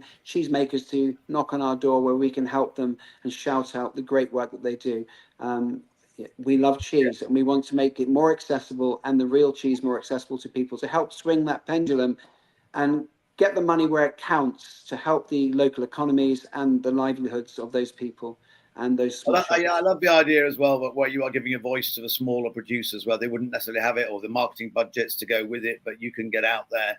And Amy, just so not about the newspaper, is that physically and online, or what format is it, or is it It is going to be a physical newspaper, but it will also be, back issues will be available to view online. Right. And Keith Kendrick from Good Food has been helping us put some shape around that. So we're really grateful to him. He's given himself the title of Cheditor at Large. Very good. So that's really exciting. It's going to be very much dedicated to cheese. So we are going to have news, events, what's coming up around the country in cheese. And then within the box, there's going to be a sample of a cheese of the month.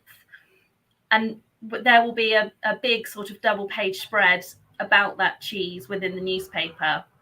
And the idea is that people can taste a cheese that they've likely never discovered before. That's what we're doing. We're trying to source cheeses that are sort of like hiding in the wings, that need a little bit more shouting about. They can try the cheese. They can learn about the fact that there's some cheeses that have got a French influence, but they're made in the UK, and they can sort of widen their horizons when it comes to their cheese journey. And then the idea is that they can obviously go and buy that cheese. They can go and buy more cheese to create a cheese board. There will be recipes about how to use that cheese in other ways. And there will also be really important stories about what that cheesemaker is doing, because there's so many cheesemakers doing wonderful things for the planet. I think cheese can sometimes get a bad rap from the point of view that it's bad for the environment, but actually there are some farmers, working with animals and working in harmony with nature, and they're actually doing you know, really good things. So it's really important that we support them. Sorry, no, Sir Penna, actually, funny enough, we just talked to Mark Lee about that. Sir Penna is a really good example in Cumbria, who's doing fantastic things. So they're exactly the type of stories, which I salute you for. And what's going to be the subscription for your monthly box? So it's £15 a month, but you can sign up annually, and it's £162 for the year. £13.50. Yeah, great, excellent. So, which is really good. Just talking about, sorry, Nigel, just one thing about the recipes as well, which is a really important part of the newspaper as well, which will be quite innovative in so much as you probably know my background being restaurants for the majority of my life. We've got a few nice contacts in the chefy world, and some of those chefs will be coming out, some fairly well-known ones who will be thrust a piece of cheese, and I'll say, right, chef, show me something innovative and truly magical that anybody can do at home with this cheese. So I'll be speaking to a few of my friends in the Royal Academy of Culinary Arts and seeing if we can come up with some lovely recipes, very unique recipes that maybe have not been done before as well. So there'll be some real good fun stuff in there. Possibly there will definitely be add-ons and opportunities to receive added value throughout the newspaper at the same time. It's going to be colourful in so much as people are going to have a really great and enjoyable journey with what Real Cheese stands for. And we are loving every minute of it. We've worked tirelessly over the last few months. It's been back to Somerset, back to Buckinghamshire, bouncing forward and backwards, but it's so worth it. I'm so happy to have Sam and Amy and my wife Nicola behind this. We love cheese. It's in our veins. I said to somebody asked me, what is it about cheese? I said, well, the cheese is in my veins and my heart's a big piece of cheese. I think it was yesterday. I love it. And if we can help cheesemakers, real cheesemakers, help real retailers, then we've done it. We've done what we wanted to achieve. And if I can make a bit of money and we can all succeed from this, that's a good thing. Yeah. And Amy, I know there's a certain element, 5% of all the profits. What happens to that? So we're creating a fund. So 5% of our profits will go into a fund which will facilitate research projects, anything that can help progress real cheese production in the UK will be eligible to access this fund. It's something we will be, obviously, once we're up and running and we have some money, we can start shouting about it and opening it up for people to enter. But yes, it's another part of showcasing the importance of supporting real cheese makers in this country. You know, we have got a very diverse and rich cheese world, and we need to connect that with the consumer and get people thinking differently about where and how they buy their cheese, and diversifying their experience with cheese as well. Yeah. For sure. No, I absolutely get that. And I think also, and this is championing, I mean, obviously number 2 Pound Street, which I know well in Wendover, not a million miles away from where I'm speaking to you now. Fantastic cheese shop, championing British cheeses. And that's a really good example of retailers that we want to support. Again, it's like going to your butchers, your fishmongers, if you're lucky to have one. Similarly, your delicatessen or your cheesemongers. And as well, and it's also support. I mean, because some of the businesses White Farms very much behind this. I was talking to Rich Clothier, David Stowe, some of the bigger ones. Golden Hooves, which I know is there right up there.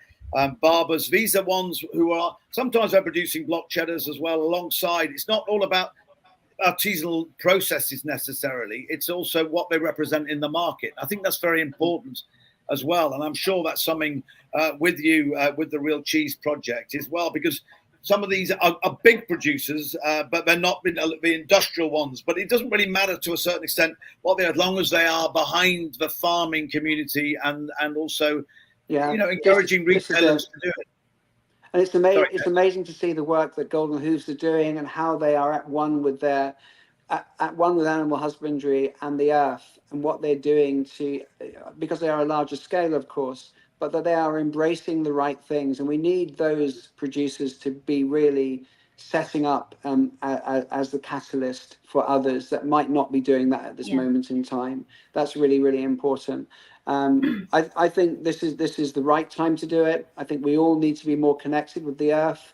I remember something that the lovely Patrick Holden said, which we are what we eat, what they ate. We are connected to the earth. We are soil. That's what we are. We all go back to it at the end of the day, and we need to look after it. We need to see 250 worms in a piece of earth again, just below my feet, and we're not seeing that at the moment. And if we all work together, we can make it. We can make this work. And I'm really excited. Really excited. Yeah, I think one of the. Oh, sorry, Amy. No, sorry. I was just going to say one of the inspirations for the name, the Real Cheese Project, was really about getting people to ask what is real cheese and thinking about it differently. And thinking we've had a lot of sort of campaigns for meat, to eat less but better, and we want people to be sort of thinking that with cheese. So yes, real cheese costs more, so have it less frequently, but have better cheese and support local communities, better farming, and preserve our food heritage. That's some key things. And those stories can be told in your newspaper as well. I think that's the point. It's an all-round package. Just saying, £15 a month for your box. It starts in September, being launched this weekend at the People's Cheese at the Chiswick Cheese Market. It's going to come to fruition in October at Kirkham's. We're looking 5,000-10,000 people online. And it's just giving a voice to some of these smaller people. £15 a month, but if you basically sign at £162 a year, that's £13.50. There you go, a month. So that's discounted. I've done the maths, just about got my O-level then, and mine with GCSEs. But go online, The Real Cheese Project. There's plenty online to go and have a look at it. You'll see where it is. Amy and Sam Bryce from Freshly Ground PR as well behind that, and you'll be making sure that it gets out there in the domain through the social media and all those other sides, which I know are really key to it, to giving you a voice, James, of the Real Cheese Project, and Nicola as well, your missus behind that. In the short term, if you are anywhere near number 2 Pound Street in Wendover, get to it, or the Valiant Trooper at Albury as well, which I know you're behind. I'm not sure if you're getting much sleep nowadays, but it's a great gastropub as well. But I think the ethos behind it is a very good one, and that's the point. And to spread the love and the information about great cheesemakers of all sizes and scales and production levels, and again, that to get the stories behind them, because as we know, everything tastes better with a good story. Well done to you, the Real Cheese Project, James and Amy. Thank you for your time. Really appreciate this on this very special day. And now we're about to go into not at all. We're going to do a big time when we're going to find out who's won what. And again, James, some of this, thank you for lending us your palette yesterday and previously in your judging process. Okay, there you go. Amy Bryce, James Grant, thank you very much to them. It's the big final results. This is where it's all come down to. It's been a great 2 days, but it's been weeks and months and years in the planning, year 5 of the Virtual Cheese Awards. So let's find out who's picking up which accolades and what for as we unveil the big final results and the Virtual Cheese Awards 2024.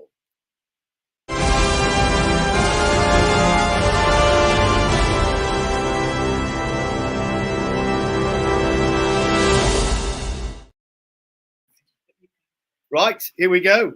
Brilliant 2 days of cheese. Stunning cheesemakers. Testament to the skill and craftsmanship of British cheesemakers. 17 brilliant cheese judges, done us proud.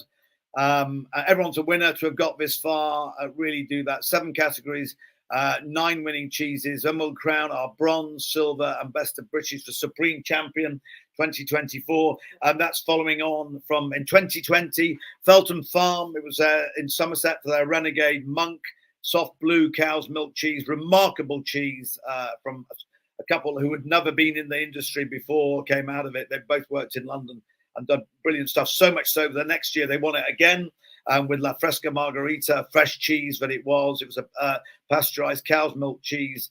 And that was inspired by their travels in Latin America and in Spain. So well done. And then the last 2 years, we had 2022, it was Keen's Cheddar, fantastic traditional raw milk, extra mature cheddar. Great to see the raw milk out there as well. Not always easy producing cheeses from raw milk. Unpasteurized milk that went into it, but well done to them. And then Montgomery mature traditional cheddar, which was last year. So well done, 2023. So can't wait to find out who's going to be doing what this time. We should know some more. So Sarah, here we go. Okay, so we're now going to announce the category winners. So first of all, we're going to go through Best British Enhanced. And the winner of that category is Black Truffle Howling Hound Organic Cheddar. Well, hey, and well done to see you all on screen. Brilliant. Thank you very much. I can see some others. Ben and Co. Yeah. Brilliant. There you go. Jessica Kimber Holloway, well done. Yeah. So, and the next category is Best of British Blue. So this was won by Shepherd's Purse with their Yorkshire Blue. Great. Well done. Caroline, there you are. Can you hear us? Well done to you. Let's see, you're on mute. We can just, if you want to unmute yourself, well done. Always appreciated. Thank you. Yeah, that's great. Thank you very much. And actually, Jess, while you're there as well, well done to you. Thank you very much. Very exciting. Well, it's good. All that hard work, you suddenly think, yeah, you know, it's worth to be appreciated. And the blind test and the process that we went through, you could see how, you know, it was the judges' skill, but also the way they were able to put it over on screen, which is a little insight into the judging world, which you don't normally get. Mm-hmm. Well, yeah, thank you. Yeah, good. Yes, thank you.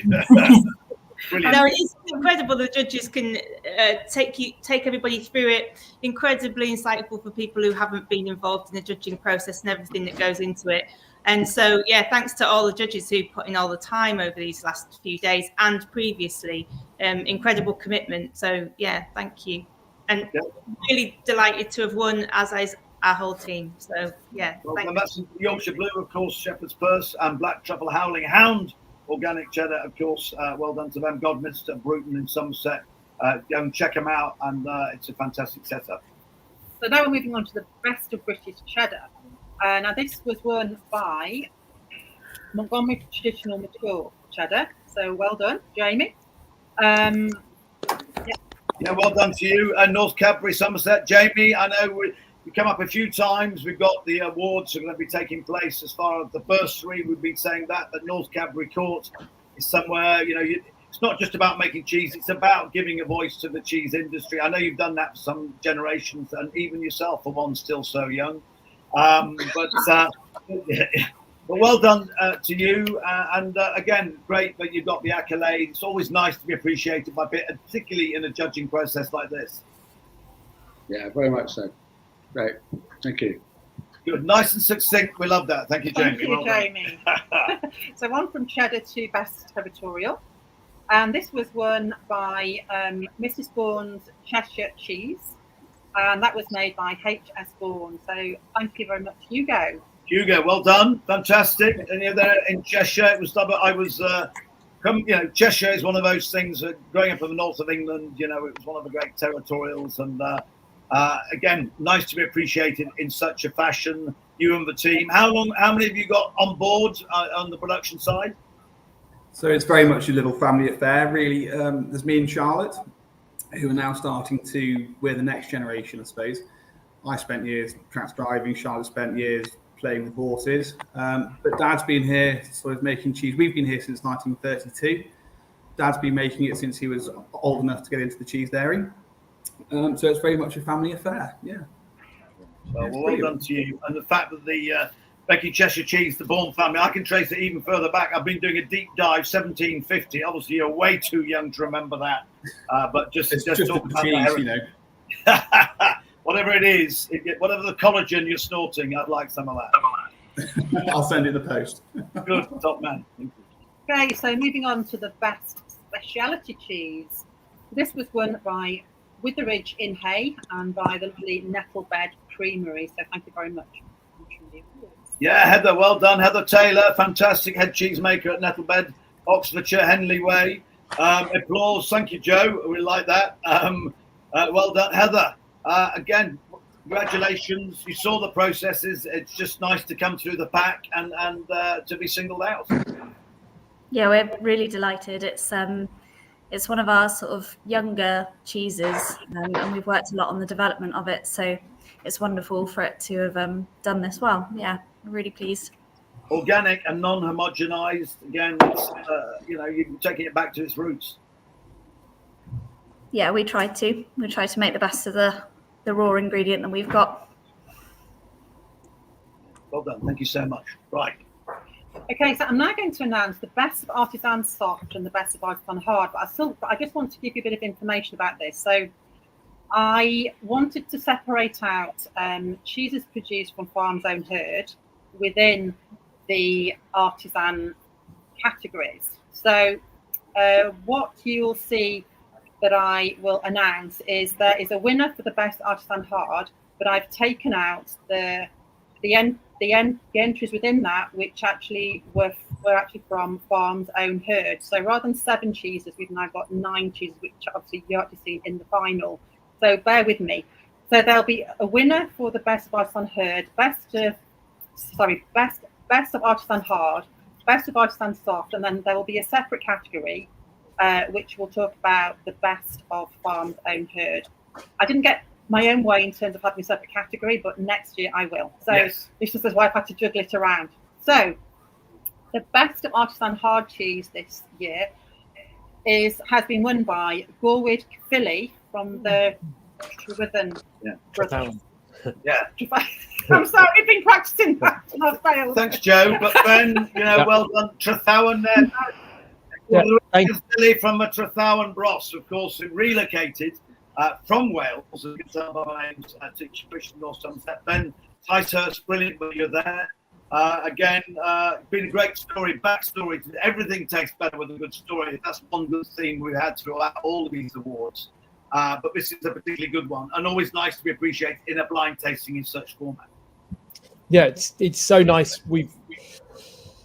Gorwith is kind of the cheese that got me into being a cheesemonger, and then eventually on to being a cheesemaker. So it's lovely that Gorwith still gets some recognition nowadays, because I think it is such a delicious cheese, and territorials in general often get overlooked. So it's thank you so much. It's lovely that Gorwith gets something and recognition.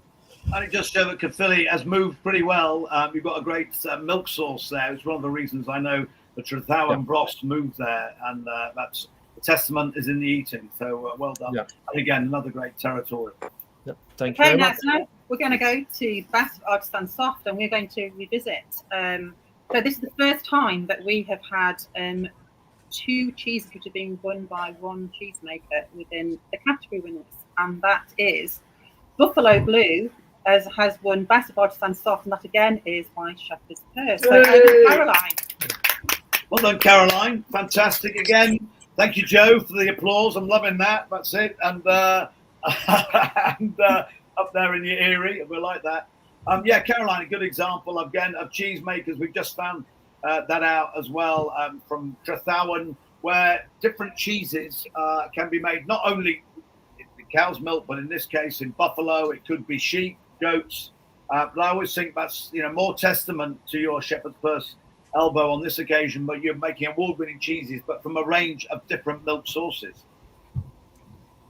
Yes, from starting in the early days with sheep's milk and then branching out into cow's milk, we kind of carried on from there and working with just the best produced milk. So we kind of fell in love with seeing the differences emerge through as you work with the different milks, and adapting cheese making obviously is part of that process. But we still deliver that signature kind of Shepherd's Purse creamy, mellow blue cheese. But you allow the qualities of the milk to really shine through. And Judy Bell, we'd be very proud of you and her and all the team, your mum, of course, because she was the one who inspired it. Just tell me very quickly how she got into cheese making in the first place, because it was a happy accident, was it not?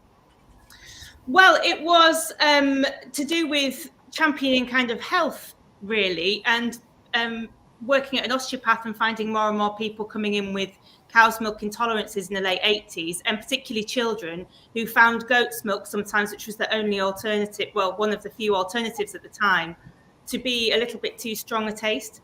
And then she discovered the qualities of sheep's milk, absolutely fell in love with it as a superfood, and started from there, but then was mentored by a local cheesemaker. And as anyone here has kind of gradually got into cheesemaking, it just completely consumes you in passion and love. And Mum was really creative and was mentored really well and discovered a real passion and love and talent, to be honest, for cheese making. And that's when we ended up adding different milks as well as the sheep's milk. But we still remain really passionate about the qualities of sheep's milk, both as a milk and a food, really, a complete superfood, as well as its fantastic abilities for making cheese as well. Buffalo milk, though, is phenomenal too. It's when we say we make a buffalo milk cheese, everyone expects a mozzarella, but the qualities of it shining through in a soft blue cheese is just phenomenal, and it's that how it kind of works on the palate. It's just beautiful too. So, and Yeah, cow's milk too, like fantastic cow's milk, and different, and obviously the different types of cow's milk and all the variants we can get from grazing and feeding and breeding is just, yeah, it's endless in the in what we're able to create as creative cheesemakers. Cheese for superfood. You see, there you go, right for all of you, and you're all some of the best purveyors and producers of it. So we're lucky to have you on our screens. So I salute you. Well, succinctly put, Caroline. Thank you. And now, last but not least, the last two are cheese made with milk from their own herd. So first of all, soft cheese has been won by Stitchelton Dairy. So congratulations, Joe. Big Bad Joe, maybe we can hear you actually on this occasion. You don't need to get rid. How are you? Greetings. Hello, Well done. thank you very much. That's very kind. Yeah, but no, again, you know, for you and the team, I know it was the crew who made this as well. But it's a really interesting, complex cheese, interesting journey, great story behind it as well. So hats off. Tell us a little bit when you first started making it. You know, we've been going for 18 years now. It started over a pint in London at the Wheat Chief Inn, where Randolph said, "Hey, do you want to make a raw milk Stilton?" And I thought that sounded pretty controversial, so yeah, I was in. Yeah, no, well, we're delighted. I mean, gosh, I can't believe it's 18 years ago, because we remember when it came, it hit all the headlines. There was great stories about it, and the consistency as well. Joe, where did you grow up? Where was home for you originally? Oh, in the U.S., I was an American. Yeah, I am an American. I don't Yes, know where. funny enough, yes. Yes, Whereabouts? in New York. Yeah, okay. Well, But I started off, I was an American living in Holland making Greek cheese for a Turk. That's how I got started. see, everything tastes better with a good story. There you go. That's great. A New Yorker in Holland making cheese who's ended up in the Welbeck estate in Nottinghamshire, producing this fantastic Stitchelton cheese. Yeah, we're delighted that we won this year. And I think mostly I want to thank Jamie Montgomery, because he's been winning these things for years. So he taught me who needs to be bribed, where the payments need to go. He even helped me set up some of those accounts, how to call in favors. He had a whole Venn diagram. So this award is worth every pound that we spent on it. But I couldn't have done it without his experience and advice. So thank you very much. Well, Les makes a good New Yorker, and he's open to bribes and everything that goes with it. Jamie, you're grinning away, and you're not hearing anything in your defence. So well done. But I must say this was quite a surprise, because Joe's cheese actually got lost on its way. That's true. That cost me double. I had to pay twice. Despite getting lost, the cheese actually won category. So well done, Joe. Yeah, well done. Yeah, the dog's just been thrown in the ponds. Don't worry. As long as we don't set any of the Montgomery hounds off, there's about 30 of them, and we could be in big trouble. And now, last but not least, we have cheese made from milk with their own herd, which is the hard cheese. And this was won by Lyburn Stony Cross, which is the cheese produced by Lyburn Farmhouse Cheesemaker. So well done. Steve, well done. Hooray! Look at you, Thanks very fella. much. Yeah, Thank you. brilliant. Fantastic. Tell us a bit now where you are, where we've tracked you down, but also where the cheese is made. So we're based just at the tip of the northern end of the New Forest, so between Salisbury and Southampton. That's that kind of area. So you're pretty much on the south coast. Yeah. Okay. But are you there now at the moment? Where are you? Is that? Yeah. That's where I am at the moment. So yeah, so the cows are in the field around us, and yeah, the milking parlour is 50 yards across the farmyard. So the food miles are minimal. Yeah, but still family as well. Very. Oh, here we go. Oh my goodness me! Hang on. Apologies that we were meant to show all the cheeses. So. Okay. Well, yeah. Rather than just showing off individually all your cheeses, you'll have to take our word for it. And I'm going to taste some of these on the radio on Friday on BBC Radio London and over the next few weeks as well. So it's again a great way of basically just championing yourselves and everything. But so as well, Steve, got Judy, Mike, Amy in Lamford in the New Forest, all the crew. How many have you got on board on the books without giving us too much of your trade secrets away? So we've got one full-time cheesemaker and 2 full-time pack room staff. So me and Amy in charge of the pack room, and then we've got a couple of helpers who come in 1 or 2 days a week to just give us a hand. Well done to you. Stony Cross Mould ripened, of course, cheese as well, and Lyburn Farm on the edge of a New Forest. Well done. Farmed by the Smales family for the last 50 years, and you're all looking pretty good on it. So well done to you. But fantastic to all of our category winners. Really brilliant. Well done. Joe, Steve, Caroline, Heather, Jess, Hugo, Ben, Jamie, really well done. And I do thank all your teams. We know how much hard graft goes into this as well. And hats off to you. So, well, yeah. Thank you very much. Fantastic. And we're going to be finding out, yes. Now we're almost at the point where you're going to find out who's fantastic. So we've got bronze, silver, and gold to hand out as well. So don't go far. If you've got to go and do it now, but make it quick, if that's all right. So, hurrah. Okay. Yeah. Brilliant. Right. Okay. Yep. So we have these. So now, here we go. I don't know who's doing what at this stage because it's so hot off the press. But here we go. I've just thrust a computer in front of me. So I'm going to go. Okay. In bronze medal, well done. All of that bribery was worth it from the New York gangster cheesemaker via the Turkish Dutch well. So in bronze place, well done. With a little bit of a few backhanders to Jamie Montgomery. There you go. Thank you very much. This is Joe Snyder and the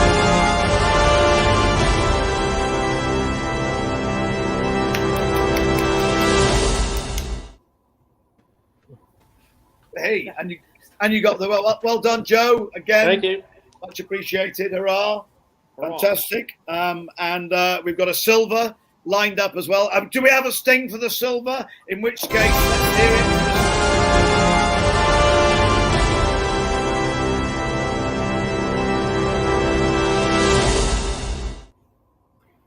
Oh, go with. There you go. Oh, that's a bit of a clue. I can tell you it is. Oh, yeah. Lyburn Stony Cross. Well done. All the crew. Well done. Steve-O, and much appreciated. Steve, Judy, Mike, Amy, we just been talking about it as well. But yeah, that's a silver medal winner. And again, you could just see the processes today over the last 2 days and the weeks, because there was pre-judging before we even got here in the month of May. So well done to you. Very consistent, very remarkable looking cheese. Look at that. We've held that up to the camera quite a few times. That is in perfect condition and just shows all the different grading. That's a proper artisan cheese. So Steve, well done. So that's only to reveal who is our supreme champion. We've followed on for a couple of brilliant cheddars for the last 2 years. Before that, Felton Farm with their Fresco Margarita and their Renegade Monk. Before that, their Rhine-washed cheese. So 4 very different winners. But I can tell you that the Virtual Cheese Award Supreme Champion 2024. Maybe we've got a bit of a sting coming up here.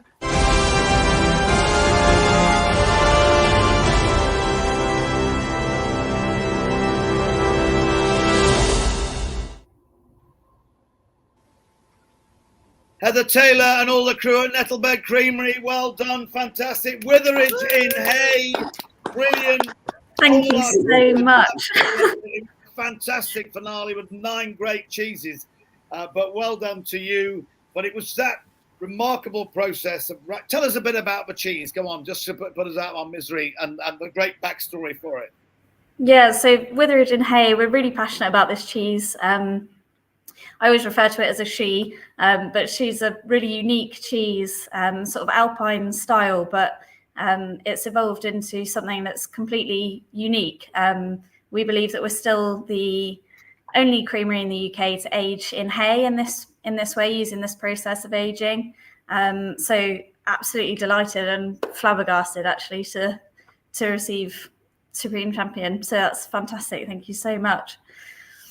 Well, and actually, you haven't been going that long. It's been, it's still maybe under a decade since you formed. Tell us, when did you start? Yeah. So I think the first milk was 2017, and started as a completely different cheese when we were a raw milk creamery. Unfortunately, our herd went down with TB, and that meant that we had to change to pasteurized. And Witheridge was sort of born from that, because the original cheese didn't work in the same way with pasteurized milk. So we needed to adapt, and that's how Witheridge was born. And Rose Grimmond, who's the owner of the creamery and the sort of brain behind it, wanted to do something slightly different, and it just goes to show that it's paid off. We're absolutely delighted. Great. The actual farm been on the go since 1901, and of course this is an organic, non-homogenized cheese milk that it comes from. So it's a really interesting, the process that went behind it. And I know that also that the cheese shed you've got there, the cafe, everything that you do, you're welcoming people onto the farm, agritourism and everything that goes with it. Now on the back of the fact that you've got a virtual cheese award winner as well. Well done. So you're going to be presenting your cheese. You've got the chance to Waitrose if you so wish, and lucky them to have you. And then showcasing your cheese at the Specialty and Fine Food Fair on the 10th and 11th of September. So you've got that to look forward to, and so much more with it. It's really, just well done, because you could see, I don't know if you were able to watch the judging process for that, went on for nearly 2 hours, but there were some great judges, great palates, and they really put them through the and yours was uniformly loved. It was a great process. So you're grinning now, and I'm sure, the rest of the team should be. Yeah, the team are going to be over the moon, and it is definitely a massive team effort. So, I'm in front of you today, but everyone that works so hard for the creamery, it's going to be fantastic for them to hear the news. So thank you. Yeah, no, well done to you, Heather, and all the Nettlebed Creamery, and a great story dating back to 1901, but making cheese, since it was set up 2015, first cheese came out in 2017, but a really interesting organic cheese, and you should be very proud of yourselves, because it is a most remarkable cheese. Witheridge in hay, because it is hay wrapped, it's in there, so there's a good reason and a backstory to go with it as well. Well done to you. Have a great evening. Relax hard. Take the rest of the month off. Get your blood changed. Celebrate hard. And well done. And it's a joy. And we'll be tasting you on the radio this week. So we'll let you know when and how and where. So well done. I want to do a couple of thank yous. Nikki Wilkinson and Natalia Bates of a secret event service, who somehow have managed to keep us, even with an ineptitude of mine on anything to do with anything vaguely computer-esque. But they've done a brilliant job. Really have appreciated that. Our moderators, of course, Cara Bowen and Vicky Rogerson, who've been there from the outset as well for the Virtual Cheese Awards. It's been a joy to be involved, and a great way of giving voice to these fantastic, all the people we've interviewed today and yesterday with Rich Clothier from White Farms and all the different fantastic elements of the cheese world that are going on that we've been able to showcase over the last couple of days. And look forward to you joining us next year. But the final word goes to the founder of the Virtual Cheese Awards. It goes to the very special Sarah DeWitt. Hi. So thank you, everyone who has taken part in this year's event. Without our amazing judges and the cheesemakers who've entered, we wouldn't have an event. So a huge thanks to everybody, because unless everyone supports us and judges and sends in their cheeses, we have nothing to judge. So thank you.